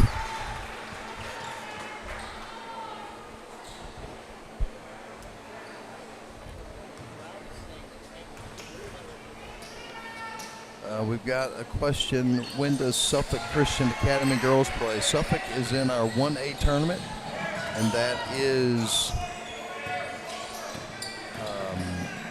playing at Southeastern. So they're going to be on a different channel. That'll be on the. It's on YouTube. The 1A tournament is on YouTube. So it's on Moses our. can drop that link in the. Yeah, we're going to put it in the comments so you can find it. Okay.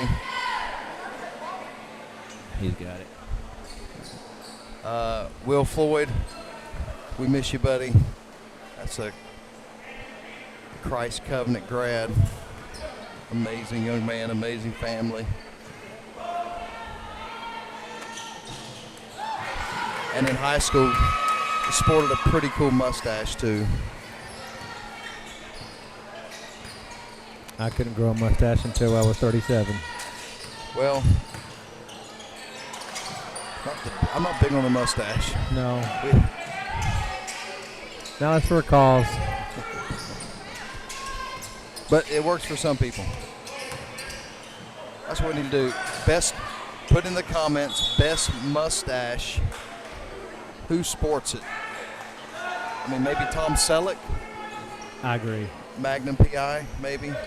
For those that do not know, Magnum PI, get off the feed. You're not old enough to be on social media. Or Goose from Top Gun. Goose had a good one. I'm not going to acknowledge or admit that I know who that is. He's coming up in a Sunday sermon topic. Oh, there's a basketball game on. There's an issue here. We got 2 people with ADHD calling the game. make sure we take our medicine between I'm the sleep quarters. deprived. True. I'm sorry. I abandoned y'all last night. Well, if Moses didn't get here at 11:30, Yeah. I was wondering what was taking him so long. they stopped for Cheetos.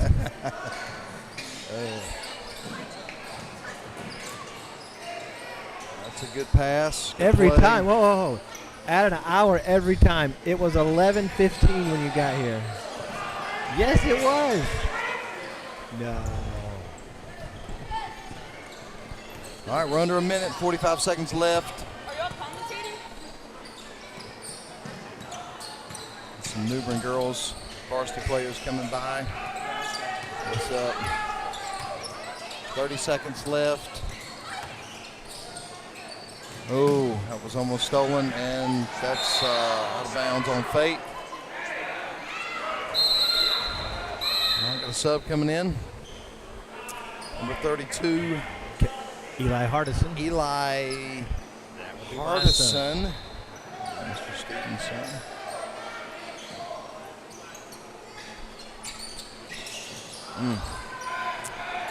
There's 2 shots in a row that have just, and that's probably a travel. That's a good call. Oh, yes.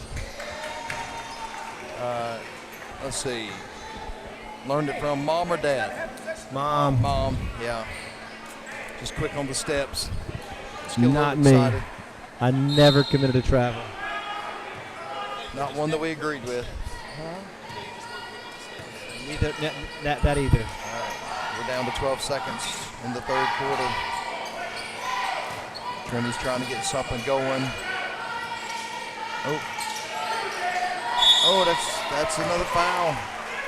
Calls that from way over there. Coach Howard is disappointed in the rebounding effort here. Nobody seems to be boxing out. Of course, rebounding is a problem when Kelly's not in the game. Shot up and shot good. 38-26, 2.4 seconds left.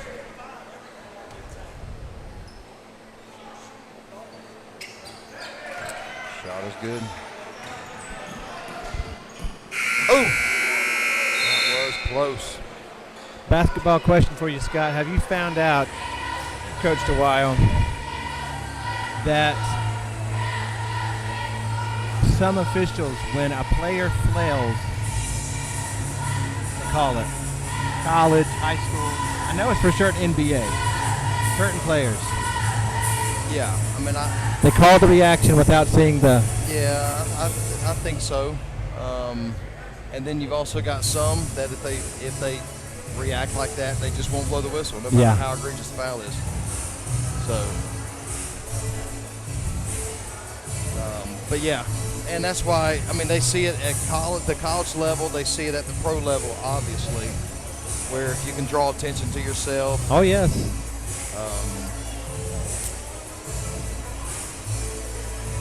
It's like the official standing in front of us right now. He is the worst official we've ever had.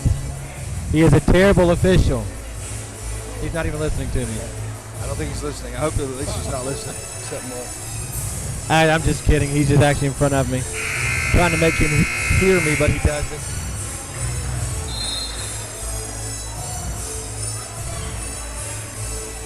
I told him at halftime that I've started doing some 16, 18-year-old rec leagues. I don't envy it. It's not easy. Yeah, Gus is a good official. He didn't hear that either. The music's kind of loud. That's okay. Maybe he'll go back and listen. I'm sure he wants to. Greatest mustache, Doug Phillips. True. Bethel Christian Academy administrator. He's got a good one. Taylor Stocks, well done. Well done. Great man, great stash. I got some middle schoolers who think they got a pretty good one. I think that's Jackson's first three. I was going to say that three-quarter court shot was the first shot I remember him taking in a while. Maybe that loosened his arms up. Well, Scott, at what point, okay? Yep. I know. That's got to be a travel. Yeah, good call. Can't pass it to himself. You can't pass it to yourself. pass it to yourself, guys. What do you think about that? To me, something like that, not a lot of difference in dribbling ahead of you by throwing it ahead. We teach our kids speed dribbles unless you got underneath of it. You teach them to speed dribble at 8 feet ahead of yourself. Well, I mean, if your hand's on top of it, Yeah. but if his hand's underneath of it, I would call that. And I think that's what he called, was the carry. His hand got underneath of it. Rebound by Howard. Bringing the ball up. Some fancy dribbling. Oh, that drives me crazy. That's, behind them. Can't put your hands on them. I walked in their last game. This is, you get a, out of this, about these officials. I walked into the halftime last game, and they were talking about missed calls. They were talking about blowing the whistle harder, being more assertive. I like to hear that when officials are correcting themselves, fixing their problems. Yeah, it was, for sure. It was good to hear that. Yeah. Well, and the average fan They don't. or they player, don't know. they don't think about No. that.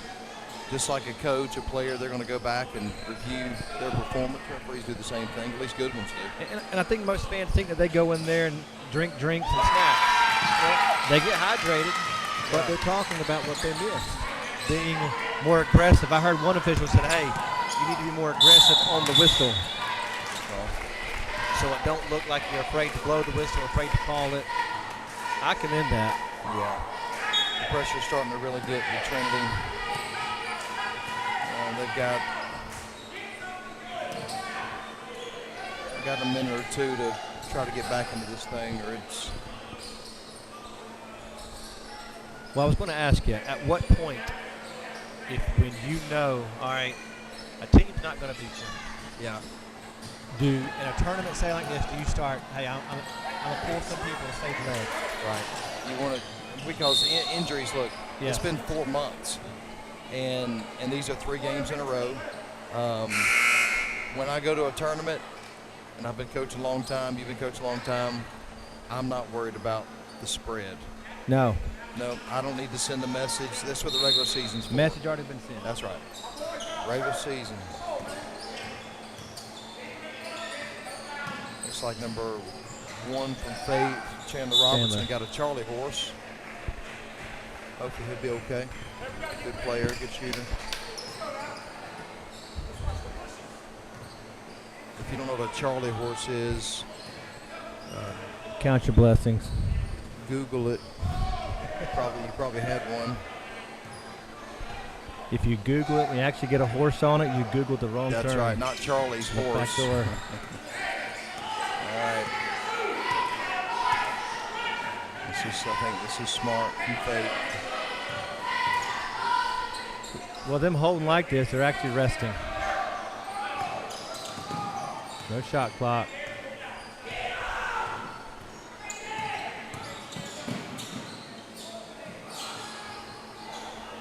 Do you think we need a shot clock in high school basketball? I think it's going to be a nightmare for some schools. Well, the nightmare I'm thinking is the expenses. Well, that's what I'm saying. Just the expense, the technology of it. Who's going to run it? We still have schools that have scoreboards on tables. You know what I mean? And again, no shade on them, but the technology that's going to be required is going to change things. Extra worker, that's exactly right. And high school officials are going to have to get used to it. I mean, that's going to be a far bigger transition than going away from the 1-and-1. Oh, he should have shot that the first time. 45-27, halfway through the 4th quarter here at Campbell University. The number 2 seed, Faith Conquers, ready to move on to the next round, the semifinal round.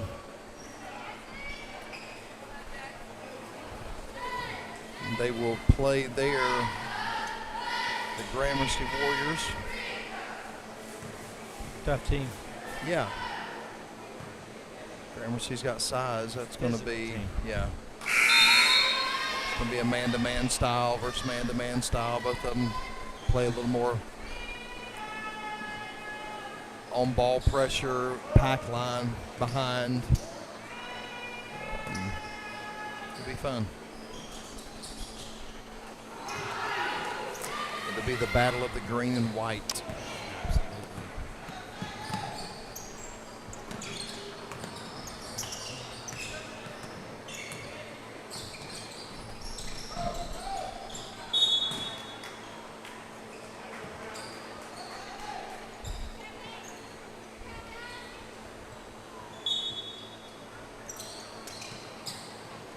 Who does 20 remind you of? Players that have played in this league.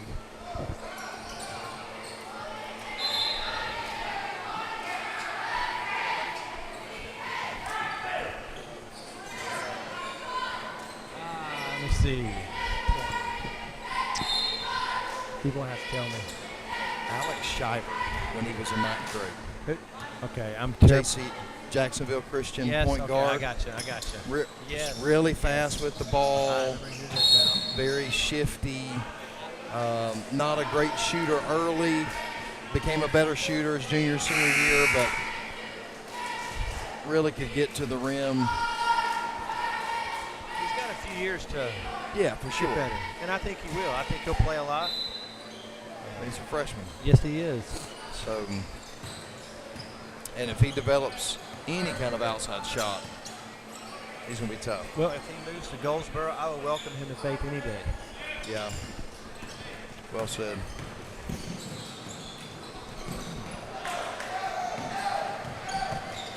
I hear Newbern's a nice place. Goldsboro, we got Seymour Johnson. That's true. And by faith. chicken and barbecue. You do got the Cow Cafe. We by do the have way. the Cow Cafe. A little bit of a name Morris, drop there. Yeah, that's exactly right. Best ice cream in the world. I have frequented that place quite often with my kids when they were smaller. That was before your days, probably. Yes. There's another one from Powell. Been a little off today.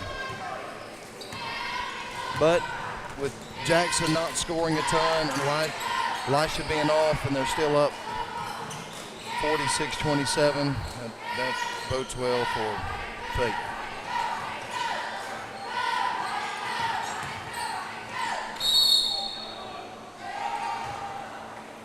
Should that be a continuation? Yes. I hate the rule, but yes. He counted it. I'm not familiar with this particular he counted referee. it.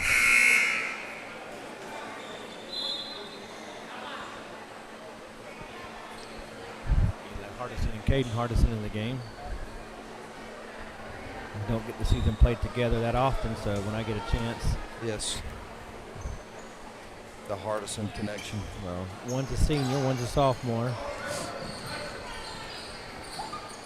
It's fun watching you boys play. It is.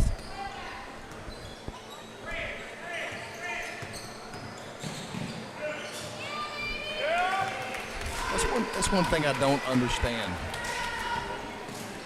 Faith does it well. Community does it well. Jackson drives. Gaddis drives. Beeman stays on the left, weak side block. You've got Andrew that stays on the left, weak side block. At some point, you might want to guard the weak side block. Yes. Well, go back in time to a college game. Okay. Yes, I'm a Duke fan. I have watched that Duke Carolina game, the last play. I've used it in practice. You know, the idea behind it. They set a screen up to make sure they have Boozer on the point guard. Boozer gets past. No, the point guard gets past Boozer. Well, Caleb Foster helps down. Who's it leave open? Yeah. Trimble in the corner. Now, obviously, it's a different mindset. I actually think the play, Trimble was, to me, I think Trimble was the second option. I think the play was actually a lob to Caleb. And they were watching Caleb Wilson. He was coming from that weak side free throw elbow, and that was covered, which made Trimble That so option wide better. open. Yeah. That is something a great that game. you just said a second ago, and I told my JV is you got a guy coming down. Your point guard dribbling down the right side. I can't have my post player stay there. Move. Yeah. Go to the left side. Yes. Because help side's got to come over, and that Yeah. leaves post man That's open. it. That's it. Yeah. But getting kids to realize that and see it is hard. Yes, sir, it is. 152 left, 48-29. Artisan brings the ball up. They got a little travel there. Coach Howard has emptied his bench here, protecting his starters, and still has some very good players.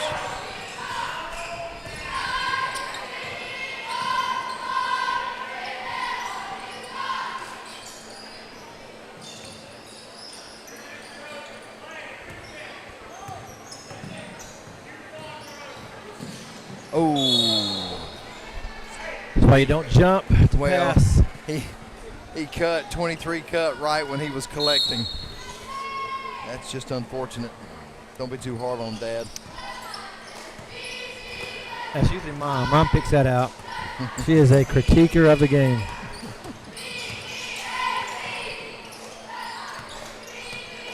I'll move the feet. Nobody home. It was a good look. It actually got all the way through. We're under a minute. This quarterfinal game. Faith will be moving on, playing Gramercy. Trinity will play in the morning against Christ Covenant, an in-town rival all the way. Senior number 24, Nicholas Kennedy with that basket. Nicholas Kennedy for 2.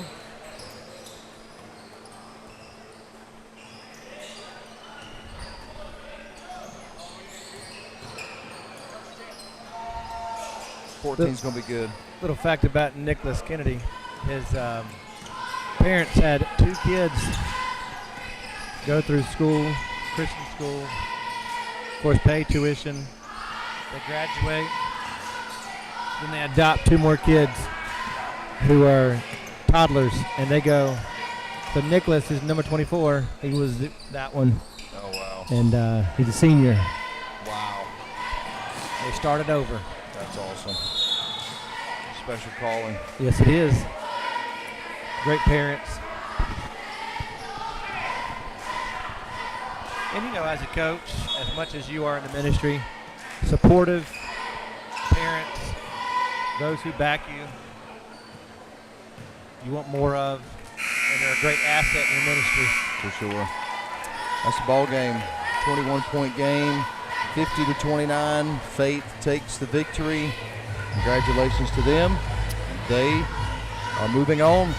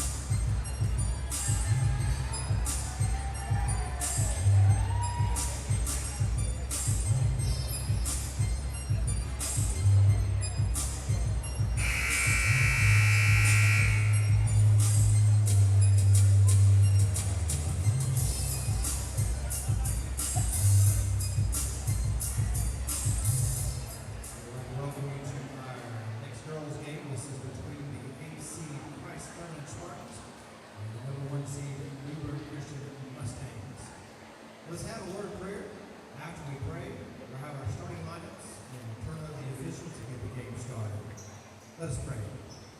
Lord, we love you, and once again, we thank you for your blessings. We thank you for the safety throughout the day. We thank you for the officials who've made their way down here to call today's games and tomorrow's and Saturdays. We pray for your safety as well. I pray, Lord, to be with these ladies as they play to the best of their ability. Lord, may you help us as fans to cheer our teams with respect to the opponent and also towards the officials. I pray that everything that we do here tonight brings glory to your name, we pray. Amen. Now the starters for the visiting team on the scoreboard, the Christ Covenant Spartans. Starting at guard, number 3, Charlotte Dupree. Another guard, position 5, Brindley Kempton. Out of 4, position 23, Emily Floyd. Out of 4, position number 30, Kinsley Scotts. And center position number 13, Grayson Garsanti. Head coach of the Spartans is Daniel Hines. Now the starters for the number 1 team home team on the scoreboard, Newbern Christian Mustangs. Starting at 4, number 10, Allie Anderson. At the guard position number 12, Kaden Cockhill. At a guard position number 13, Cameron Brazil. At a forward position number 14, Catherine Daniels. At a guard position number 25, Jamie LaVoy.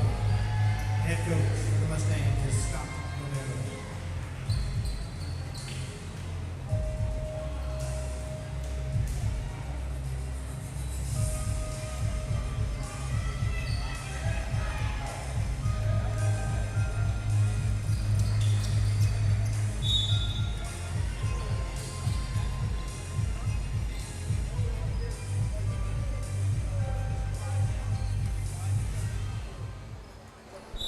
We are here for our next girls game, the 8th seed Christ Covenant Spartans and the number 1 seed Newbern Christian Mustangs. Newbern controls the tip. The Mustangs have had a tremendous year. I do believe that, what's their record? What do you think, 23, 24 and 0, do you know? I do know they have not lost a game and they've won a lot. That is to be clear. So Christ Covenant has a mountain to go up against. Both teams are well coached. Looks like it's a foul on 23. Now it's my turn to try to be unbiased. You go right ahead. Even if you are, I don't care. You're a Newbern person. You can be. Number 12, Caden Coggio at the line for 2 shots. Hits the first one. Look, if you complain, I'll just take my soundboard home. No, please don't. Well, the people may like that because then they can't hear me. Caden Coggio knocks down the second free throw, 2-0.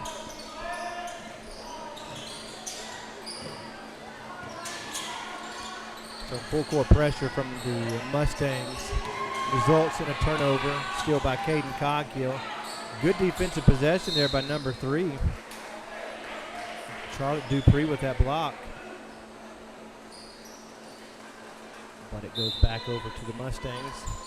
Inbounds play to Allie Anderson. Can't knock down the jumper. Rebounded by number 23, Emily Floyd.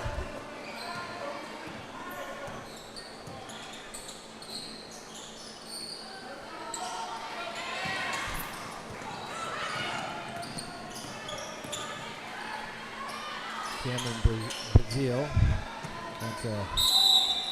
Fell over there, and he was called for the foul. Her first, team first. I'll try to do a better job this time keeping up with the fouls, but there are no promises. Hey, each team has one. I got that. Just doing my part, bro. I appreciate it. I need all the help I can get. Well, Braxton is good eating at a buffet. That he told us about. And he told us about and it. Left. Shot by Emily Floyd off the mark there. Rebounded by the Mustangs. Cameron Brazil looking to Coach Romero, looking for a play. He calls it out, moves the ball around, trying to get it to Allie Anderson on the opposite side. Difficult pass. Only reason why she could catch that because of her height and her long arms. A little bit of high screen for Cameron Brazil for a three-pointer. Nothing there. Emily Floyd with that rebound.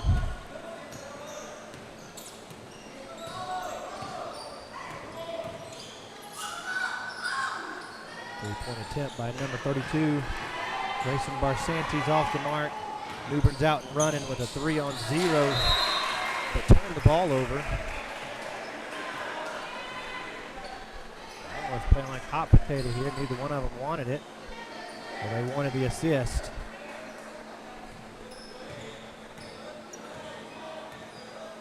Not a bad thing to be unselfish in basketball. It's actually good.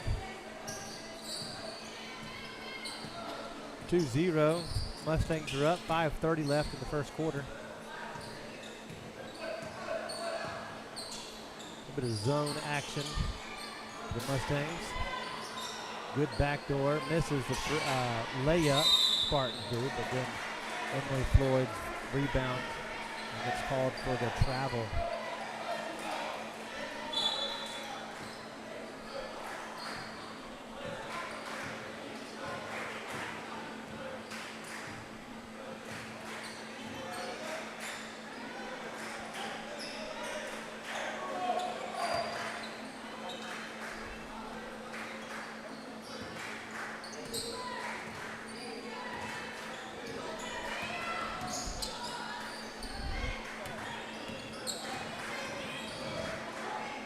Handoff action up top between the guards. Caden Hikagio runs into Grayson Barsanti. And Grayson gets her arms up. She is tall.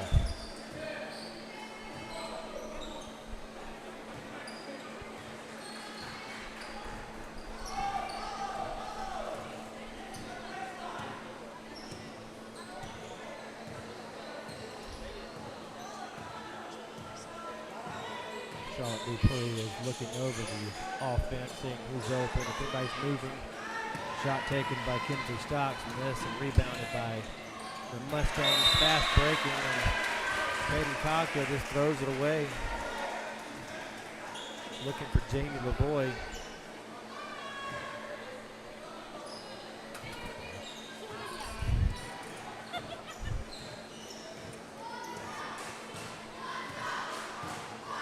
Kevin is very patient, bringing the ball up. Get to the high post.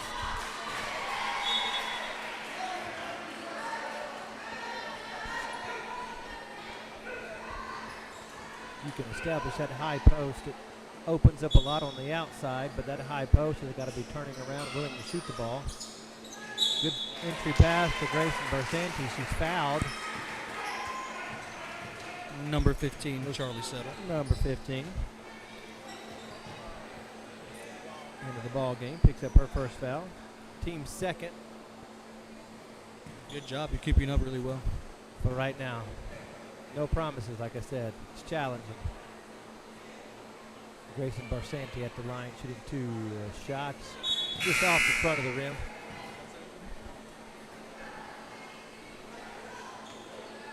So is it just numbers you struggle with, or letters too? Everything. Everything.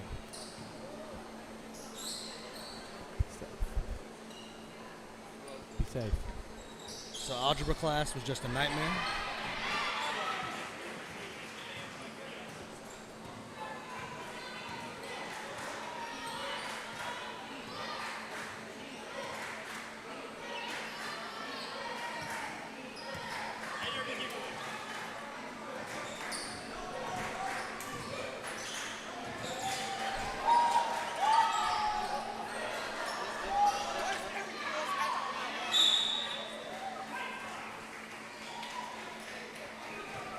Charlie with that rebound.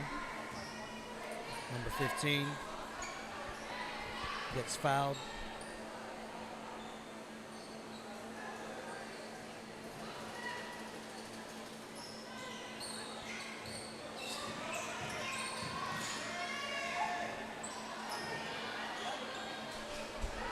Did you say there was a foul? Yes. On who? I don't remember. Oh, it you're was killing on the me. Spartan side, though. Miss Amanda McKinney, Community Girls, did play earlier. They played Faith, and Faith won that game.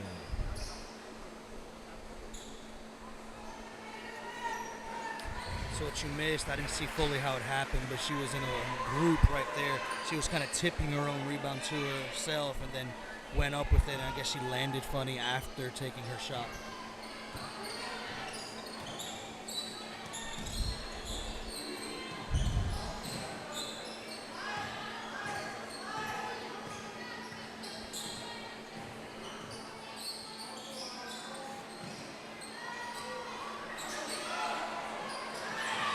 Couple shots there by Christ Covenant, just not able to put the ball in the hole. Fast break of the Mustangs with Lavoy and Coghill. Coghill scores the 2. Bring it to 4-0 with 3 minutes left in the first quarter.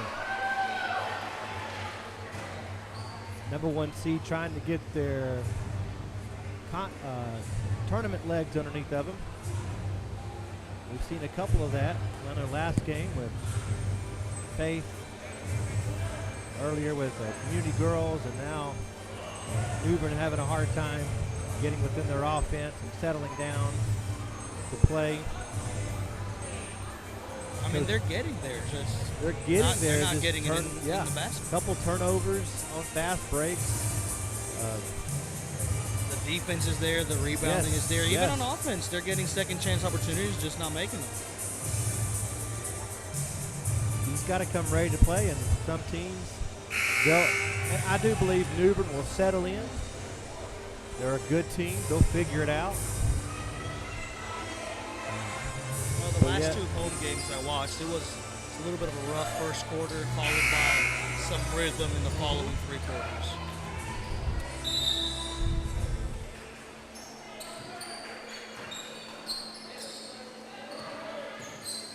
Little bit of full court pressure by the Mustangs here. Trying to get a turnover in the backcourt, and they do. Right at the timeline, the boy pass it over to Coghill. There we go. Coghill with 2. If you're a Mustangs fan and you've been to a lot of these games, you probably heard that term, either Coghill to Lavoy or Lavoy to Coghill quite often.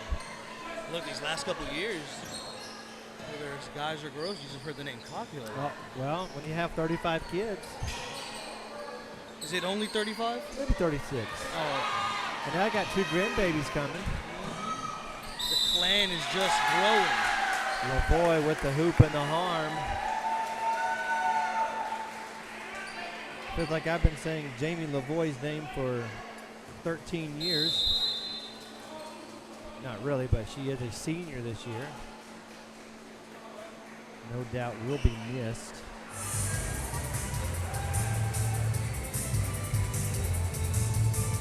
We got 8-0, 2:15 left in the first period. Got a timeout.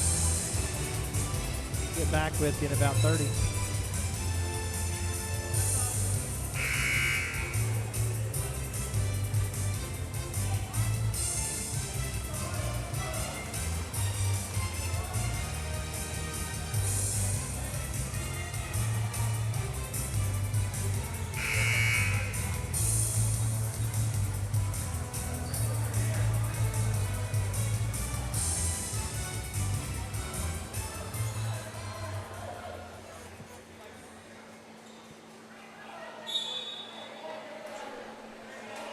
Lavoy at the line, and I forgot who that foul was on. I have done terrible. One of the girls wearing blue. Yes, thank you. Bank is open. I have failed at my attempt. You didn't make it out of the first quarter. No. There's too much going on. Jump ball.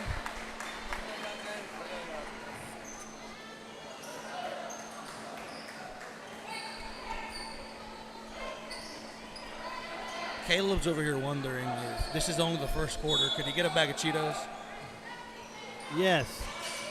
We got any Cheetos in the back there? I missed it again.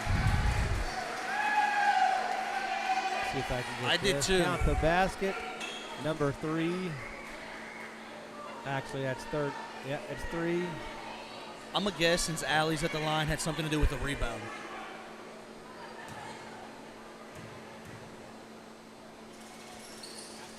And one free throw means she made it. 12-0 first quarter. 2:08 left. Lavoie, but Allie almost picked up that steal in the inbounds. It does cause Christ Covenant now to be in a stationary position, does not have the baseline. Full court Squeeze pressure. that pass through. Yes, she did. Figured if they'll get away with it. And we got a foul on Newbern. I didn't think that was much of a foul, but in my defense, I have a screen in the way of That me is true. seeing right that area. Big screen. Yeah. I mean, I'm also the one that put it there, but still. We're not going to mention any names. Turnover by the Spartans here. A little bit of pressure by the Mustangs makes it difficult for them to handle the ball.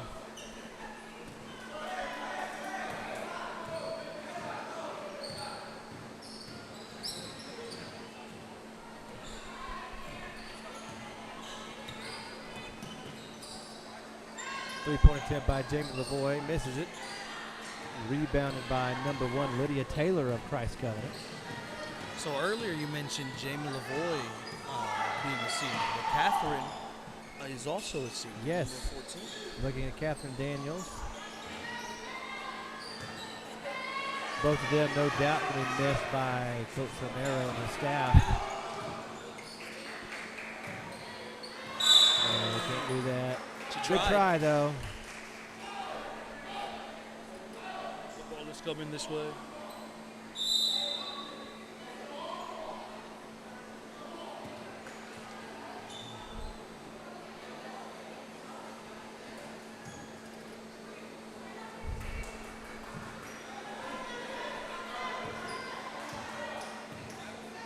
Backcourt violation by the Mustangs. Give the ball over to the Spartans.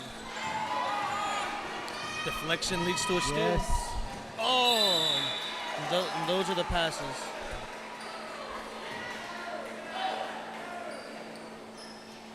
I think they're going to have a meeting here, reverse this call. From where I'm Christ sitting, it did Covenant. look off-white. I think both of the back officials saw it differently. So one official got overruled.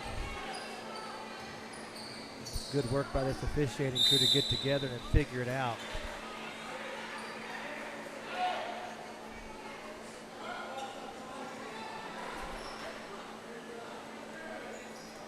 (12-0), less than a minute left in the first period.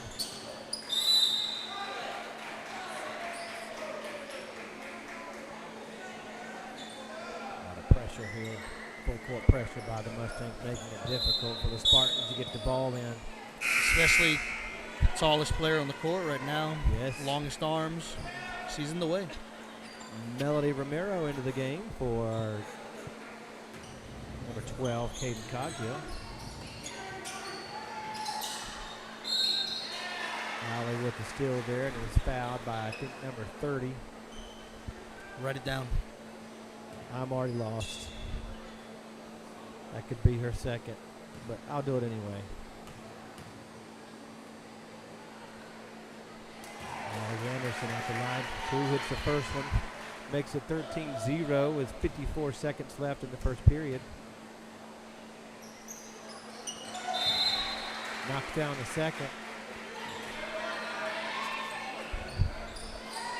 Tired.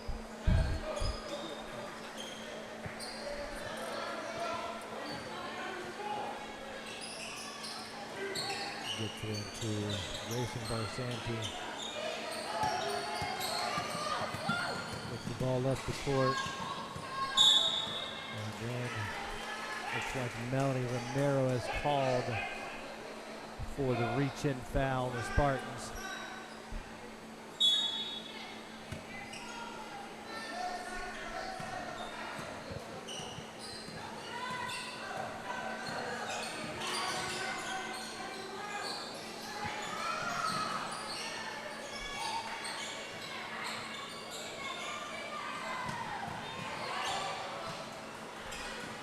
Shot attempt by the Spartans missed.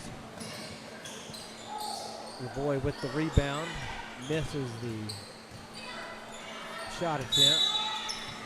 Almost triple teamed on number 1, Lydia Taylor. Yep. And Jamie, don't get so surprised. You hit her in the arms. Jamie Lavoie picks up that foul.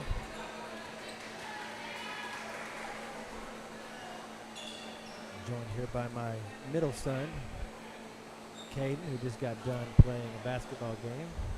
Before that, my oldest son was sitting next to me, Eli. A little biased, but two of my greatest blessings. Some days.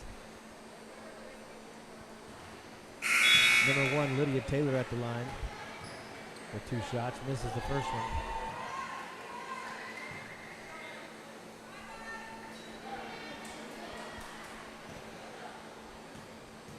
Steven, he looks hungry. You should feed him.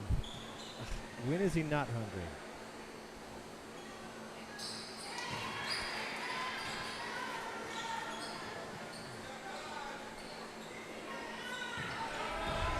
$14 seconds left in this quarter. Clock stops at 11.3.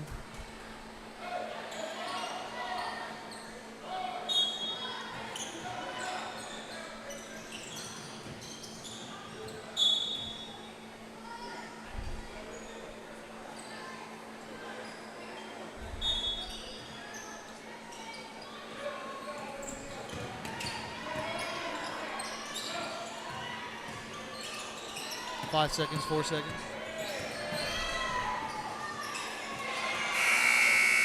And that's the first quarter.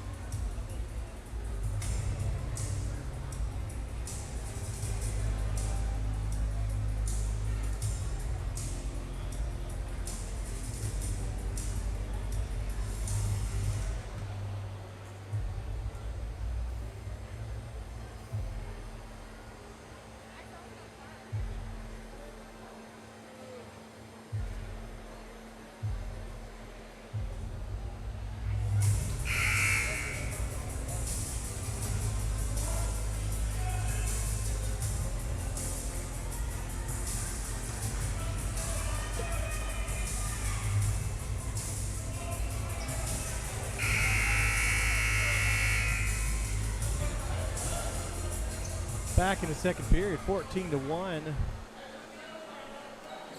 The Spartans will receive the inbound.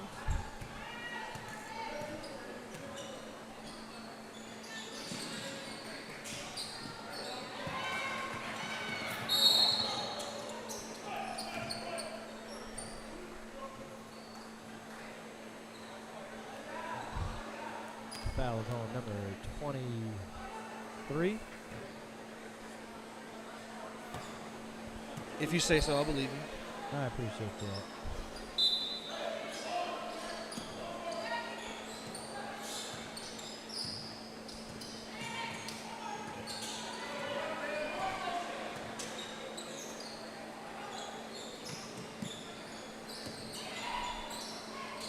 Oh, passes it right to the other team.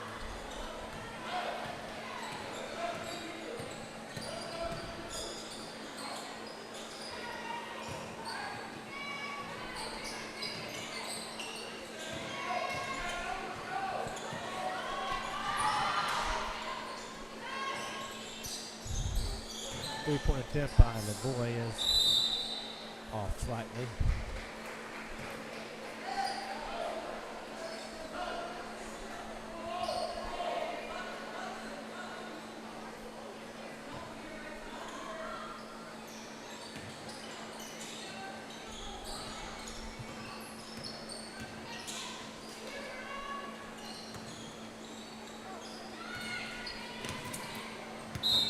Good hustle by number 12, Claire Sutton.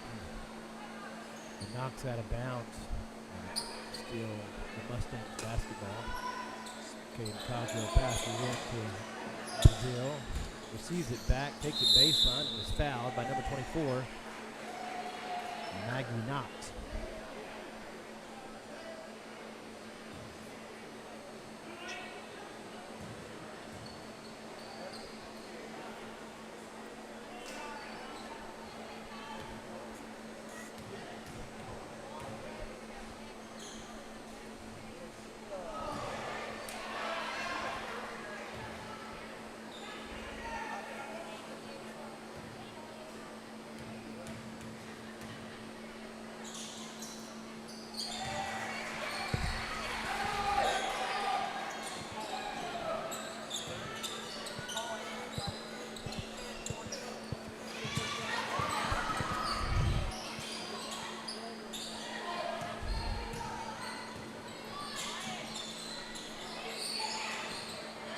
Moved around, looking for the high post, but Allie Anderson picks it off, runs the full court, and knocks down a 2-point, 16-1.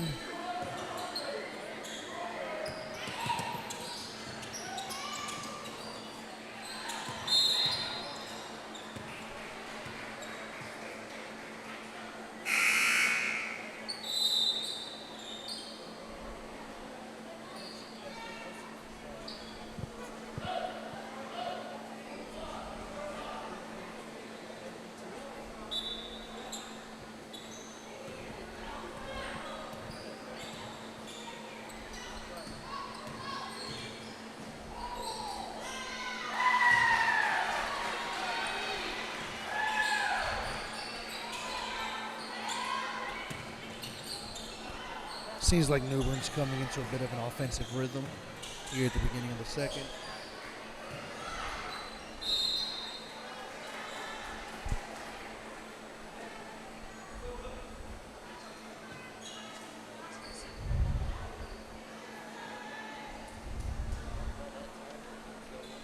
Spartans number 3 at the line, shooting 2.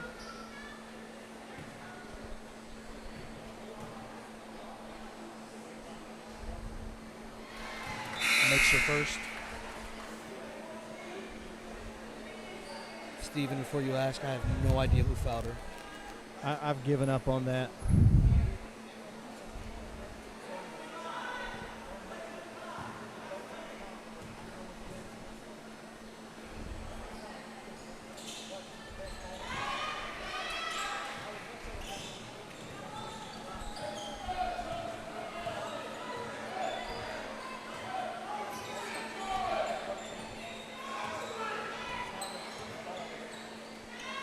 Brazil with a three-point attempt, misses off the front end.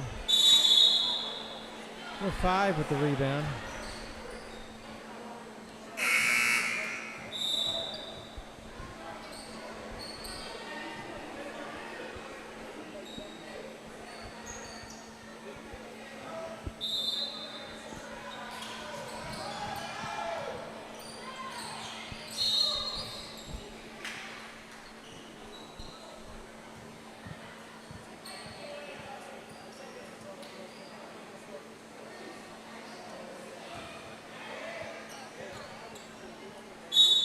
We're sitting at 19-2 with 5:30 left in the second quarter.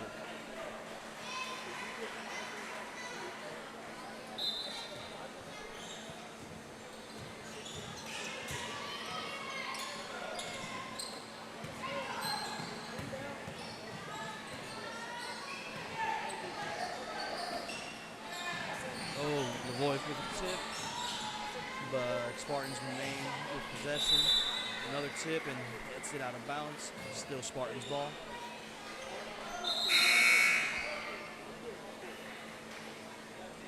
Sub number 30 in for the Spartans, number 24 out.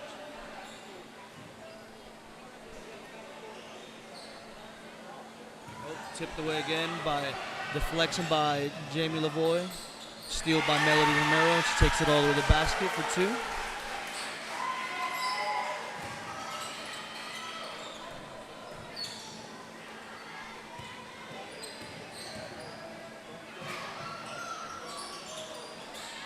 Shot Spartans, rebound Spartans. Shot tipped away by Mustangs, rebound Mustangs.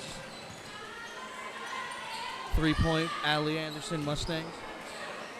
Miss, save by Catherine Daniels, and then deflected away by Cam and Jamie LeVoy. Out of bounds, blue ball, Spartans.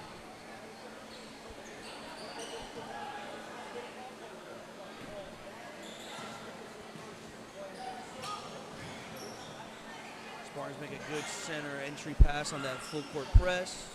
Looks like Cameron's on the side with some sort of finger or hand injury.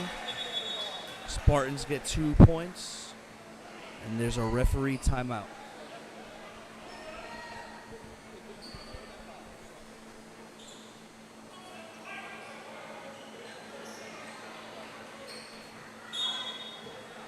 Cam's getting subbed out.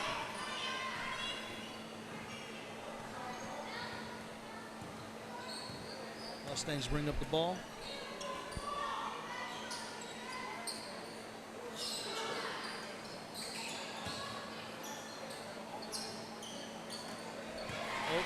High pressure defense from the Spartans leads to a foul, leads to a steal by the Spartans and a foul from the Mustangs. I believe that'll be on number 20, Miss Melody Romero.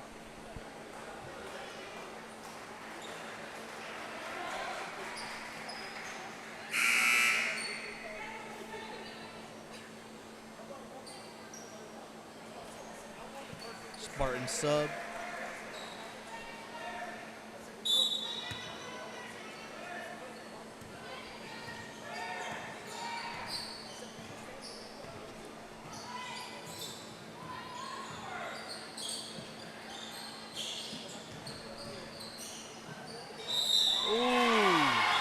Little give and go from the Spartans leads to a shot and a foul.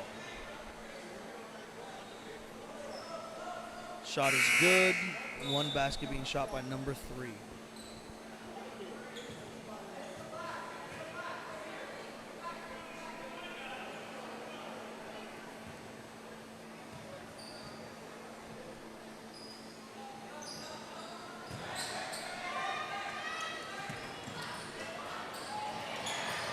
Shot is missed. Rebound by the Spartans, by the Mustangs.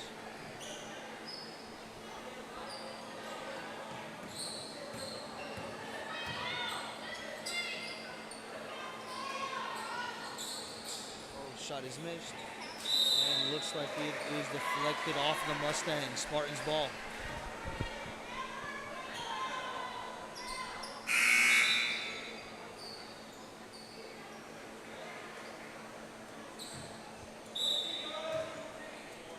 Spartan sub.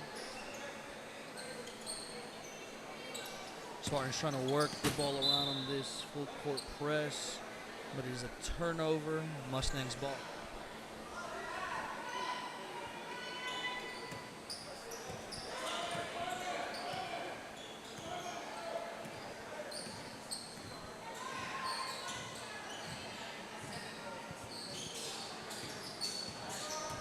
Strong screen by Charlie Sett on a 3 from senior Catherine Daniels. Rebound by Allie Anderson. 3 by Caden Coghill. And rebound Spartans, but they're on the floor. Jump ball. Blue ball.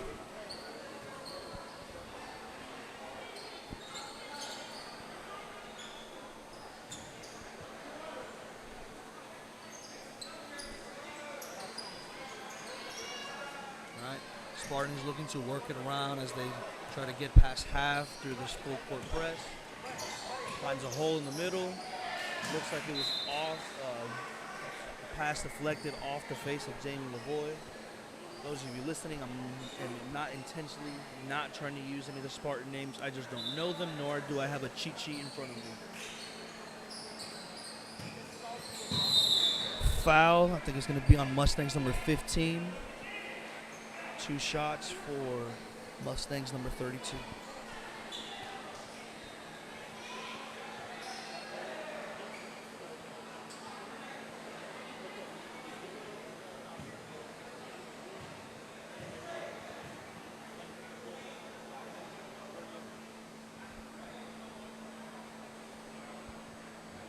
Going to be subbed in Mustang number 1, Shabrayla Hampton. First shot is missed. At the line for one more shot.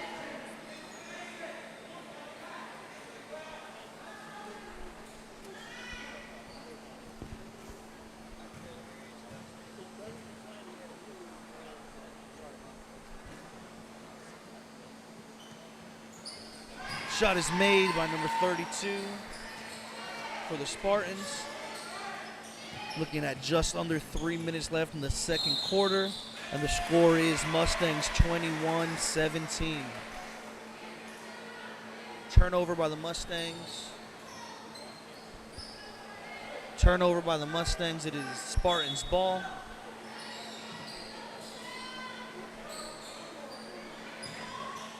Spartans for the 3. It's missed, rebounded by the Mustangs. Mustangs bring it up court. They find Jamie Lavoie for a wild fast break pass. Will be Spartans' ball.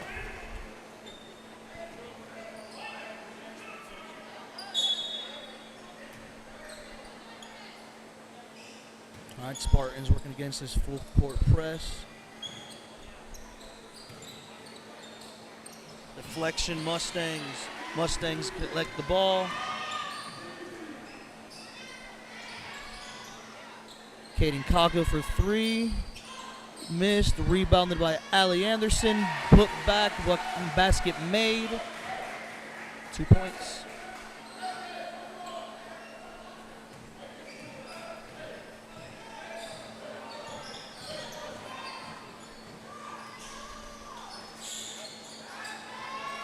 Miss. Spartan shot, rebounded by Catherine Daniels, and then fouled by Spartan. I did not see the ref's hands, but fouled by the Spartan. All right. Spartans looking to put some pressure on this inbound and some full court defense.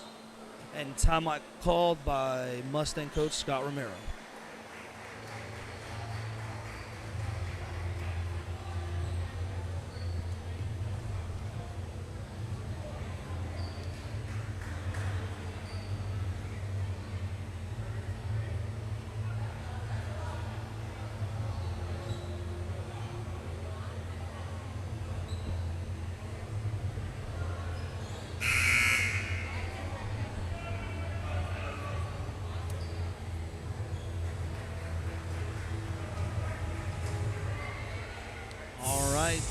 Coming out of the timeout here shortly, it'll be Mustang ball. Just under 2 minutes left of this second quarter. Score is 23-7 Mustangs.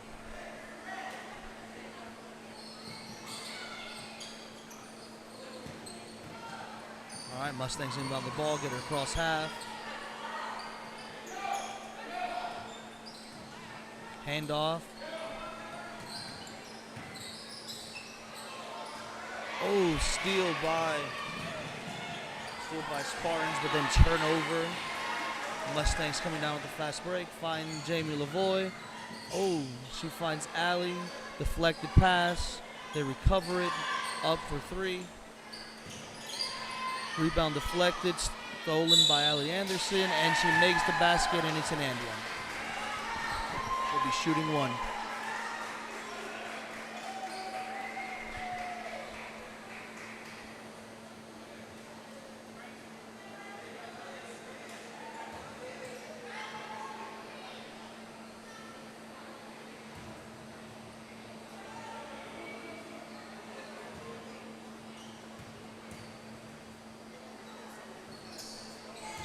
She makes her shot.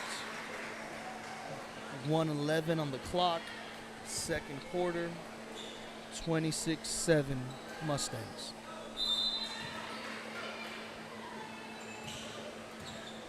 All right. Spartans working against this full court press. They get across half. It's like a slight deflection, and it is mishandled by the Spartans. Mustang ball. Mustangs across half.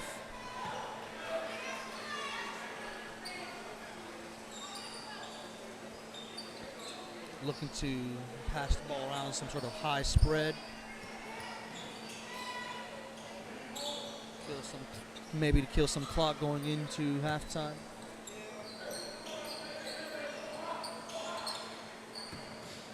Three-point shot, missed, and touched out of bounds by the Spartan. So it is Mustang ball.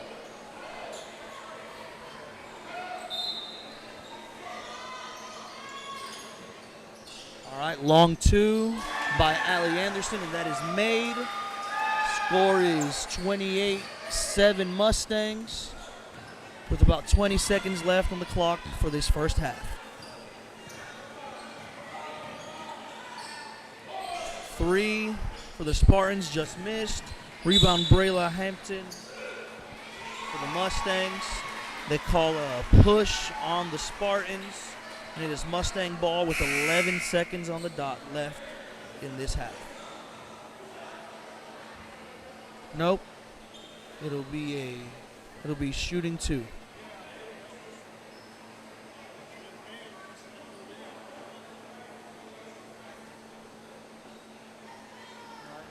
All right, Brayla Hampton for the Mustangs shooting two.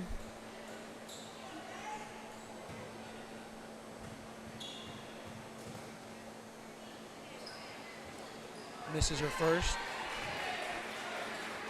Still 11 seconds on the clock.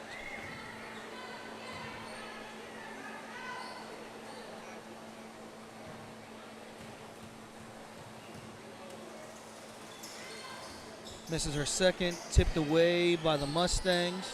Find Allie Anderson on the basket, 6 seconds left. She makes that. 3 seconds.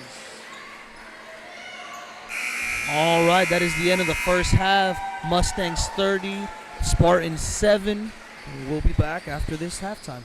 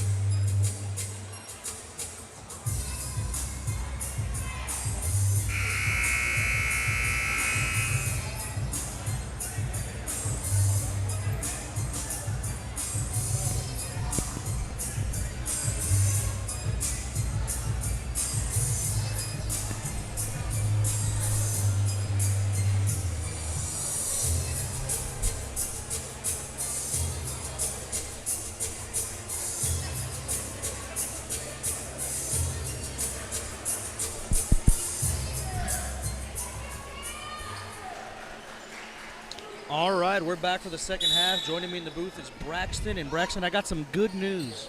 What's that? During halftime, Caleb found some Cheetos. Hey, that is good news. I went to Gaylord's. No Cheetos there, but certainly an array of options that will Mustangs for two right there. all hurt your stomach. All hurt your stomach? Like good hurt your stomach or bad hurt your stomach? I don't know. Ask me in about an hour. I'll let you know. Like Taco Bell, it's good to you. Stolen my Yeah. Mustangs. So good, it hurts. Lavoy for two. So good it hurts. Yeah. We are probably going to see an early timeout here from Daniel Insminger, and we do. We do. Full timeout for Christ Covenant. Not the start to the half they wanted. We'll see what Insminger draws up to break this pressure. I wonder how many he has left. 'Cause I think he's already taken at least 3. Well, you can't take them with you, man. Fair Can't enough. take them with you. Fair enough. Man, imagine you could take rollover timeouts with you. Hey, that would be nice. I'd be going to the next game with 1 I extra. say, like, you know, at some point you got to use them, right? You do, yeah. I wish high school did a use it or lose it timeout before half. You Think have so? to use one, Have to use or it? it's gone in the second half. That'd be cool. I Or think of one all challenge kinds per of. half? Ooh, now challenges would be impossible, but I always think of just different rule changes that I love, like that basketball could make that wouldn't hurt the game, but would still be pretty cool to have. Like the obvious one that everybody talks about: if I pass you the ball, you shoot and get fouled, you make a free throw, I get an assist. Fair. That's a no-brainer. Fair. Like my pass led to your shot.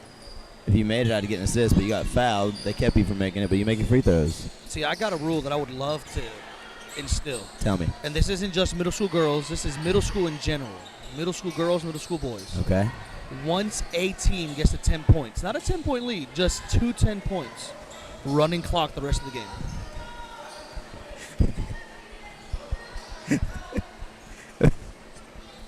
I like that. I like that one. That one's good. We'd get home a lot sooner. I'm telling you, the occasional 6-game Cameron night. Basil for 3. Is she the? You're a New Bern guy. You've been around for a while. Let me ask you a hot topic question. All right. Is she the best New Bern girls player you guys have had ever? I don't know about just yet. I think she probably has the potential to be there with how young she is now. Yeah. The abilities she already shows, the way she sees the court, the way she can score, the way she can handle the ball. I definitely think she has the potential. I don't know if she's there just yet, Yeah. but she's definitely in the conversation.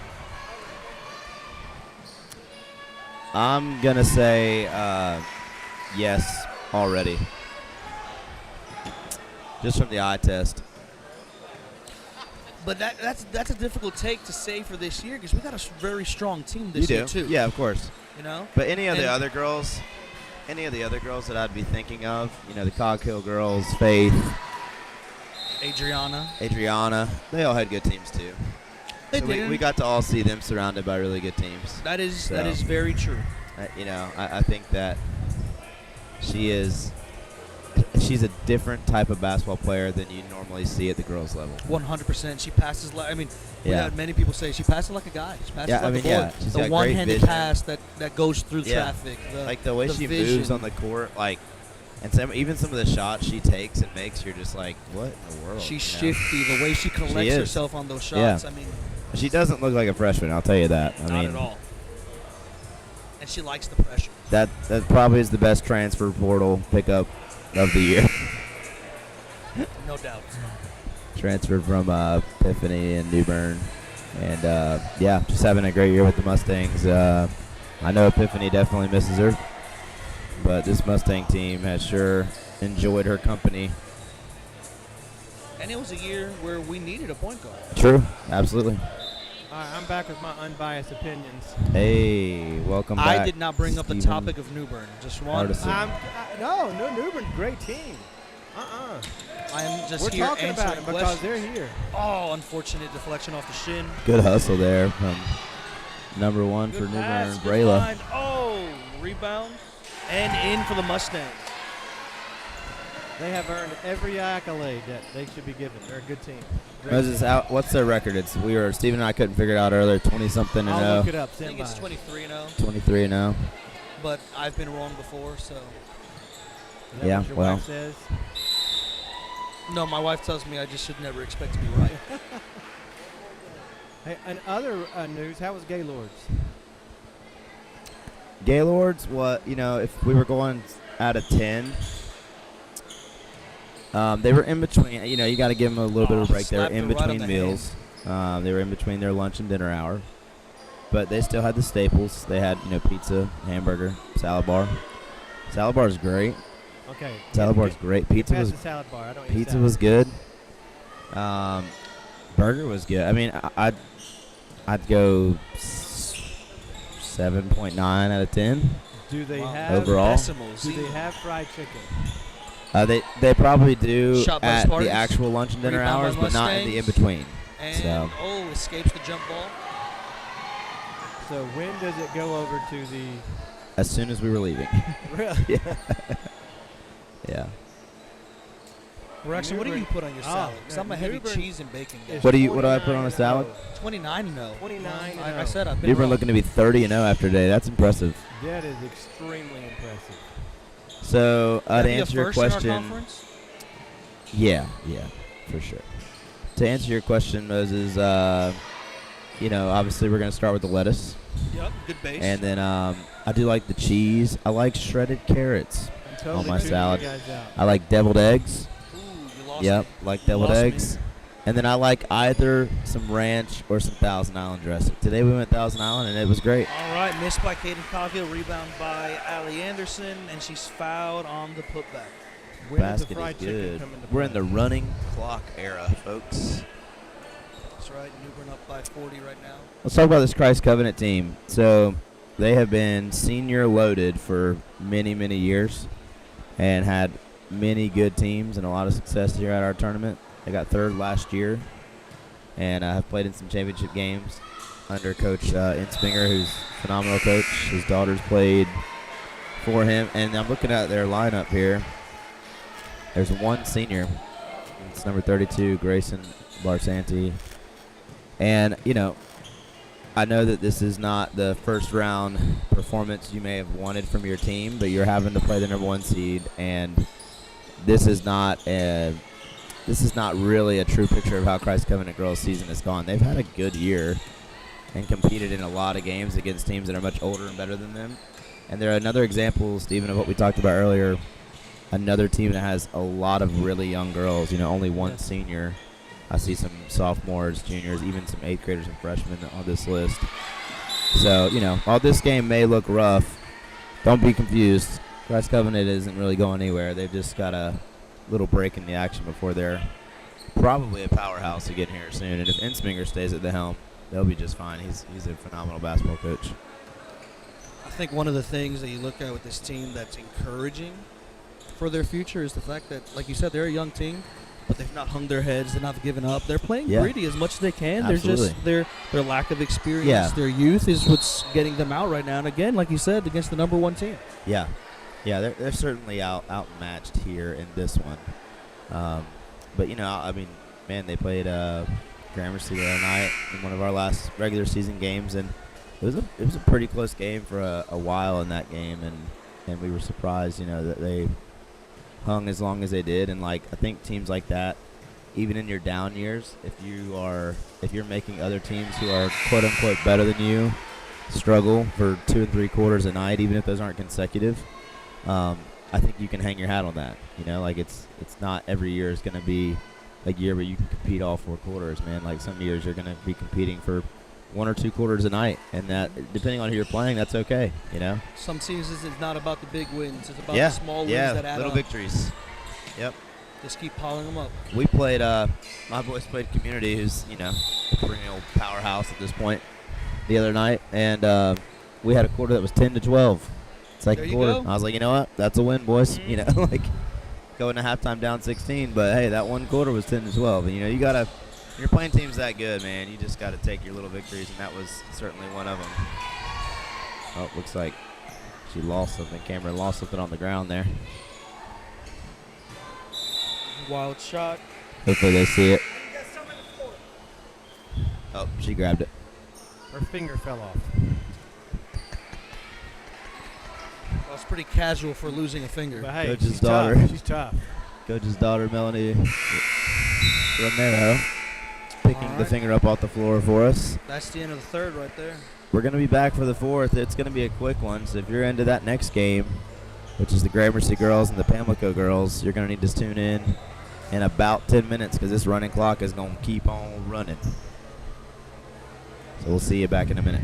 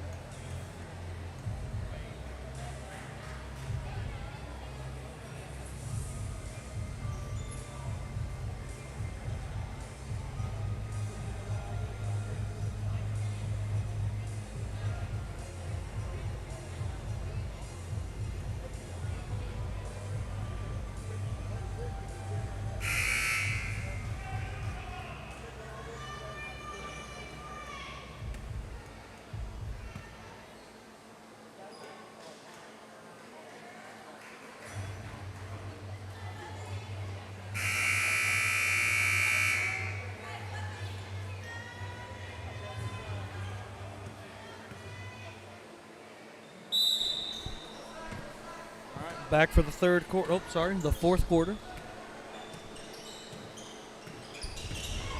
All right, boys. I get to go be an assistant coach.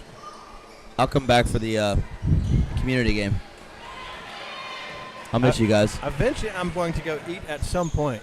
Oh, you were going to go now? It sounds like there's just enough time for you to go eat at Gaylord's dinner. It does. You should go, and then we'll do the community game together because this one is, not much to talk about anymore. But then, who's doing the next one? You're help coaching. The girls' game? Yeah. Well, I mean, Yeah. I'll stay in the booth. I'd rather not commentate, but my mouth's going to be moving whether I have a mic or not. I can see if Coach Brent wants to. People would love that insight. I'm sure He's a Pastor MACA Scott at some legend. He point knows would like to come back to the he booth. knows so much about MSC basketball. He would love to do this. I think little Bradshaw may come and help us out with the community game. There you go. There you go. All right, boys. Have fun. All right, we'll see you. Good luck to you. Steven, I 51 don't to really 7. think he cares about us. What's that? I don't really think he cares about us. Did I say 50? 60? I don't even know what I said. It's 51 to 7. 51 to 7. 6:30 left in the clock. It's a running clock. Whoa. That could have been backcourt.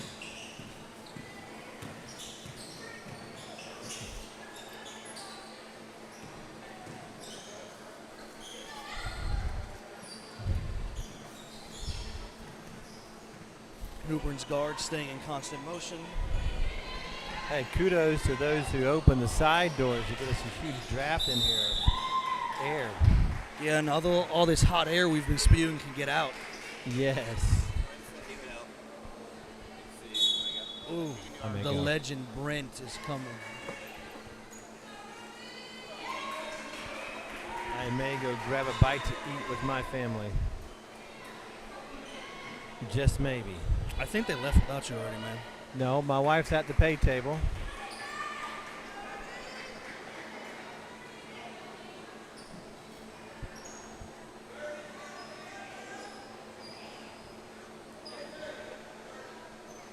What's the holdup?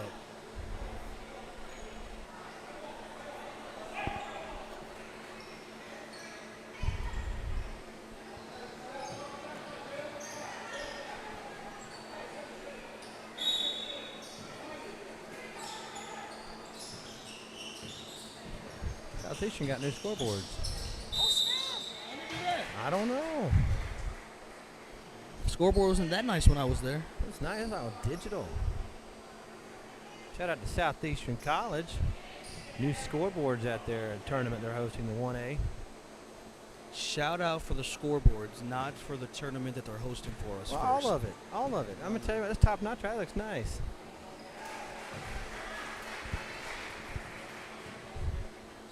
Steven over here like, I want a new scoreboard. Exactly. That tack right there.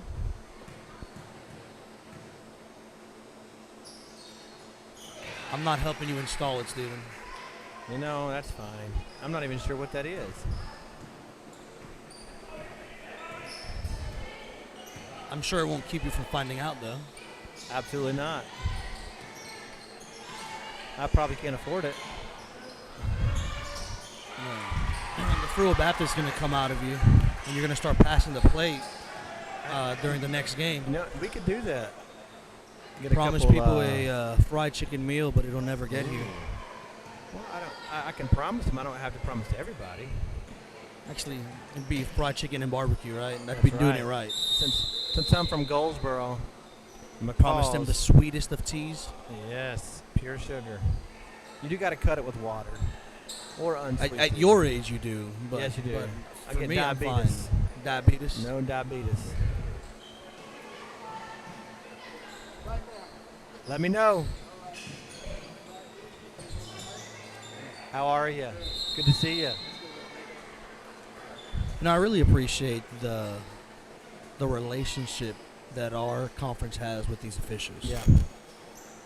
And not just because we see so many of them in multiple different sports, but you can tell they enjoy being part of our conference for the most part. And They do. for the most part, I think, They do. year in and year out, this is as much as they are getting paid, this is time away for them, just like it's time away for us. That's $1,000 a game they're getting paid.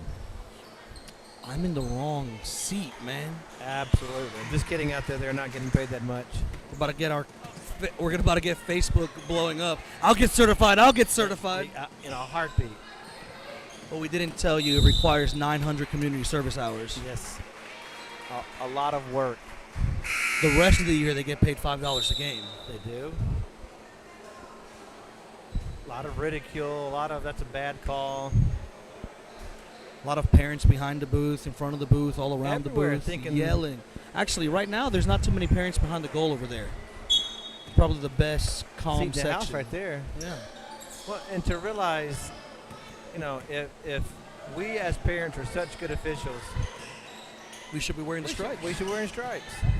Look, I officiated a couple non-real upward games, and I thought about actually going in. And after those upward games, I realized I No can't joke. take the heat, It's so no joke. I'm staying out of the kitchen. It is no joke.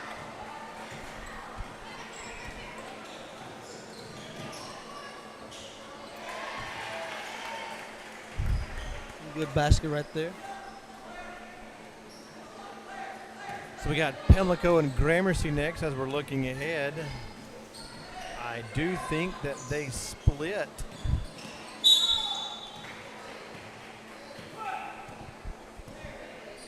This season, which I will verify here momentarily. If I'm being honest, it feels like we played both of those teams at home forever ago. And I'm not really traveling much with our basketball season anymore. The winter season is rather busy.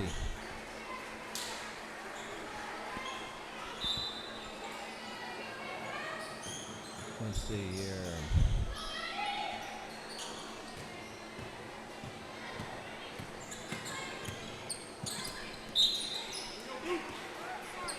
This year, Pimlico, they beat Gramercy at Gramercy 28-12. And then they lost at Pimlico 34-23. So they each won at the other's home court. So here's a rubber match between the two.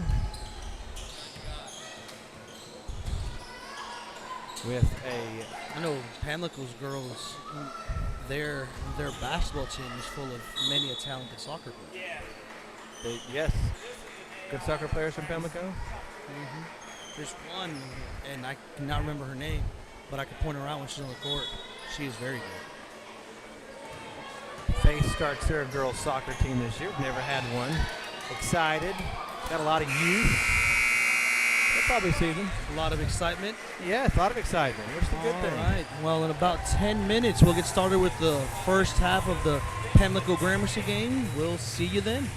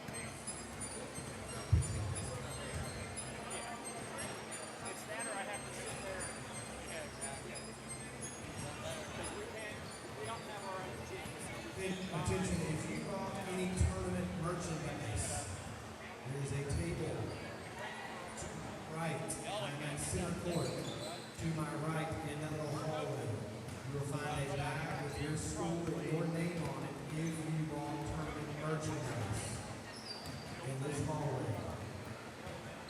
Thank you.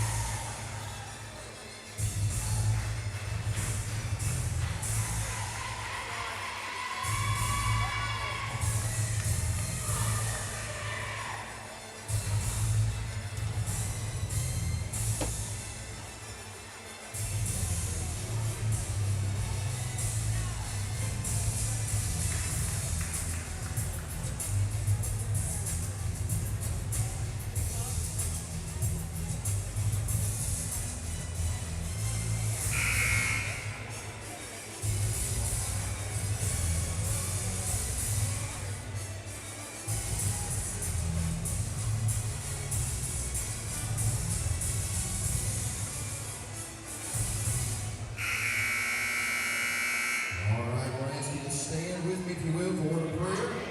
If you will the sixth game of our tournament. Let's pray over this contest between the Gramercy Christian Warriors and the Pamlico Christian Mariners. Let's go to the Lord in prayer. Father, thank you for the day.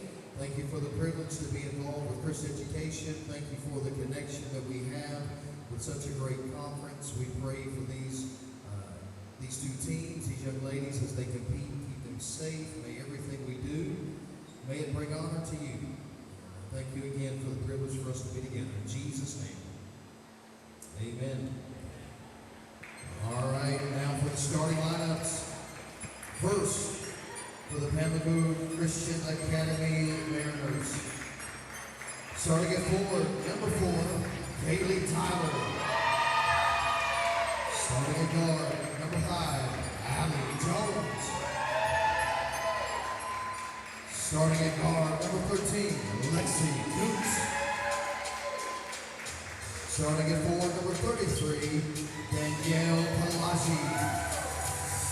And starting at center, number 51, Julia Coots. And now the starting lineup for the Gramercy Christian Warriors. At guard, number 0, AJ Morris. At guard, number 1, Piper Miller. And forward, number 4, Leighton Overall. At guard, number 13, Kinley Butler. And at forward, number 24, Emmy Cook. Gramercy will be the home team on the scoreboard. Pamlico, the guest on the scoreboard. Good luck, ladies.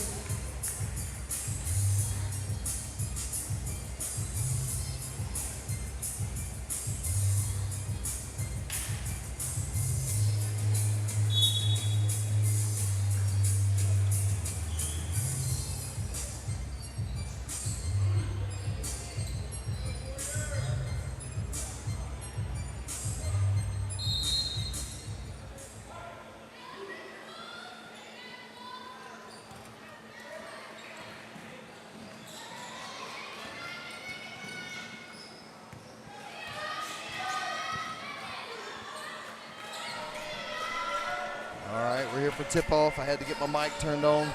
Gramercy wins the tip.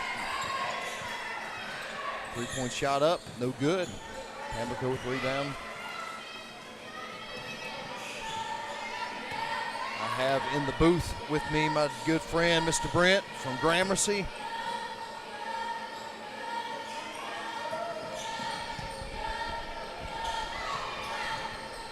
Should be a pretty interesting matchup with these two teams, both very physical. Yeah, both scrappy teams. How did they fare in the regular season? They split with Pamlico winning the first one. Pretty physical, fair, double digit. Second matchup was a little bit closer, won by Gramercy. Okay. This ought to be a great matchup then.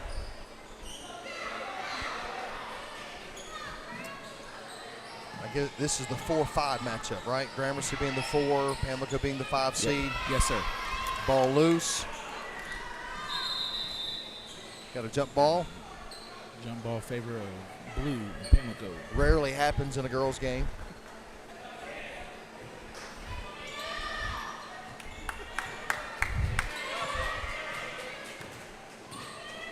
All right, if you are joining us on Facebook, let us know who you're pulling for. Two great schools.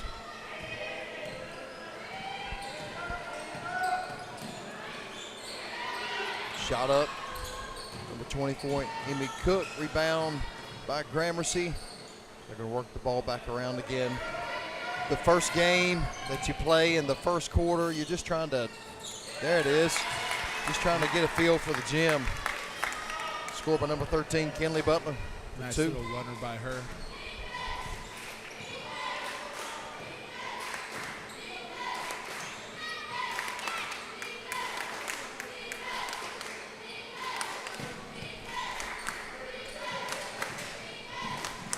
Drive baseline. Got a steal by Butler. Another steal by Pamlico, back and forth. It is getting physical out there for sure. Oh, there's a foul.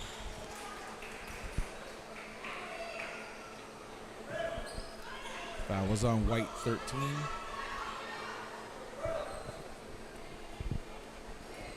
Her first, team's first.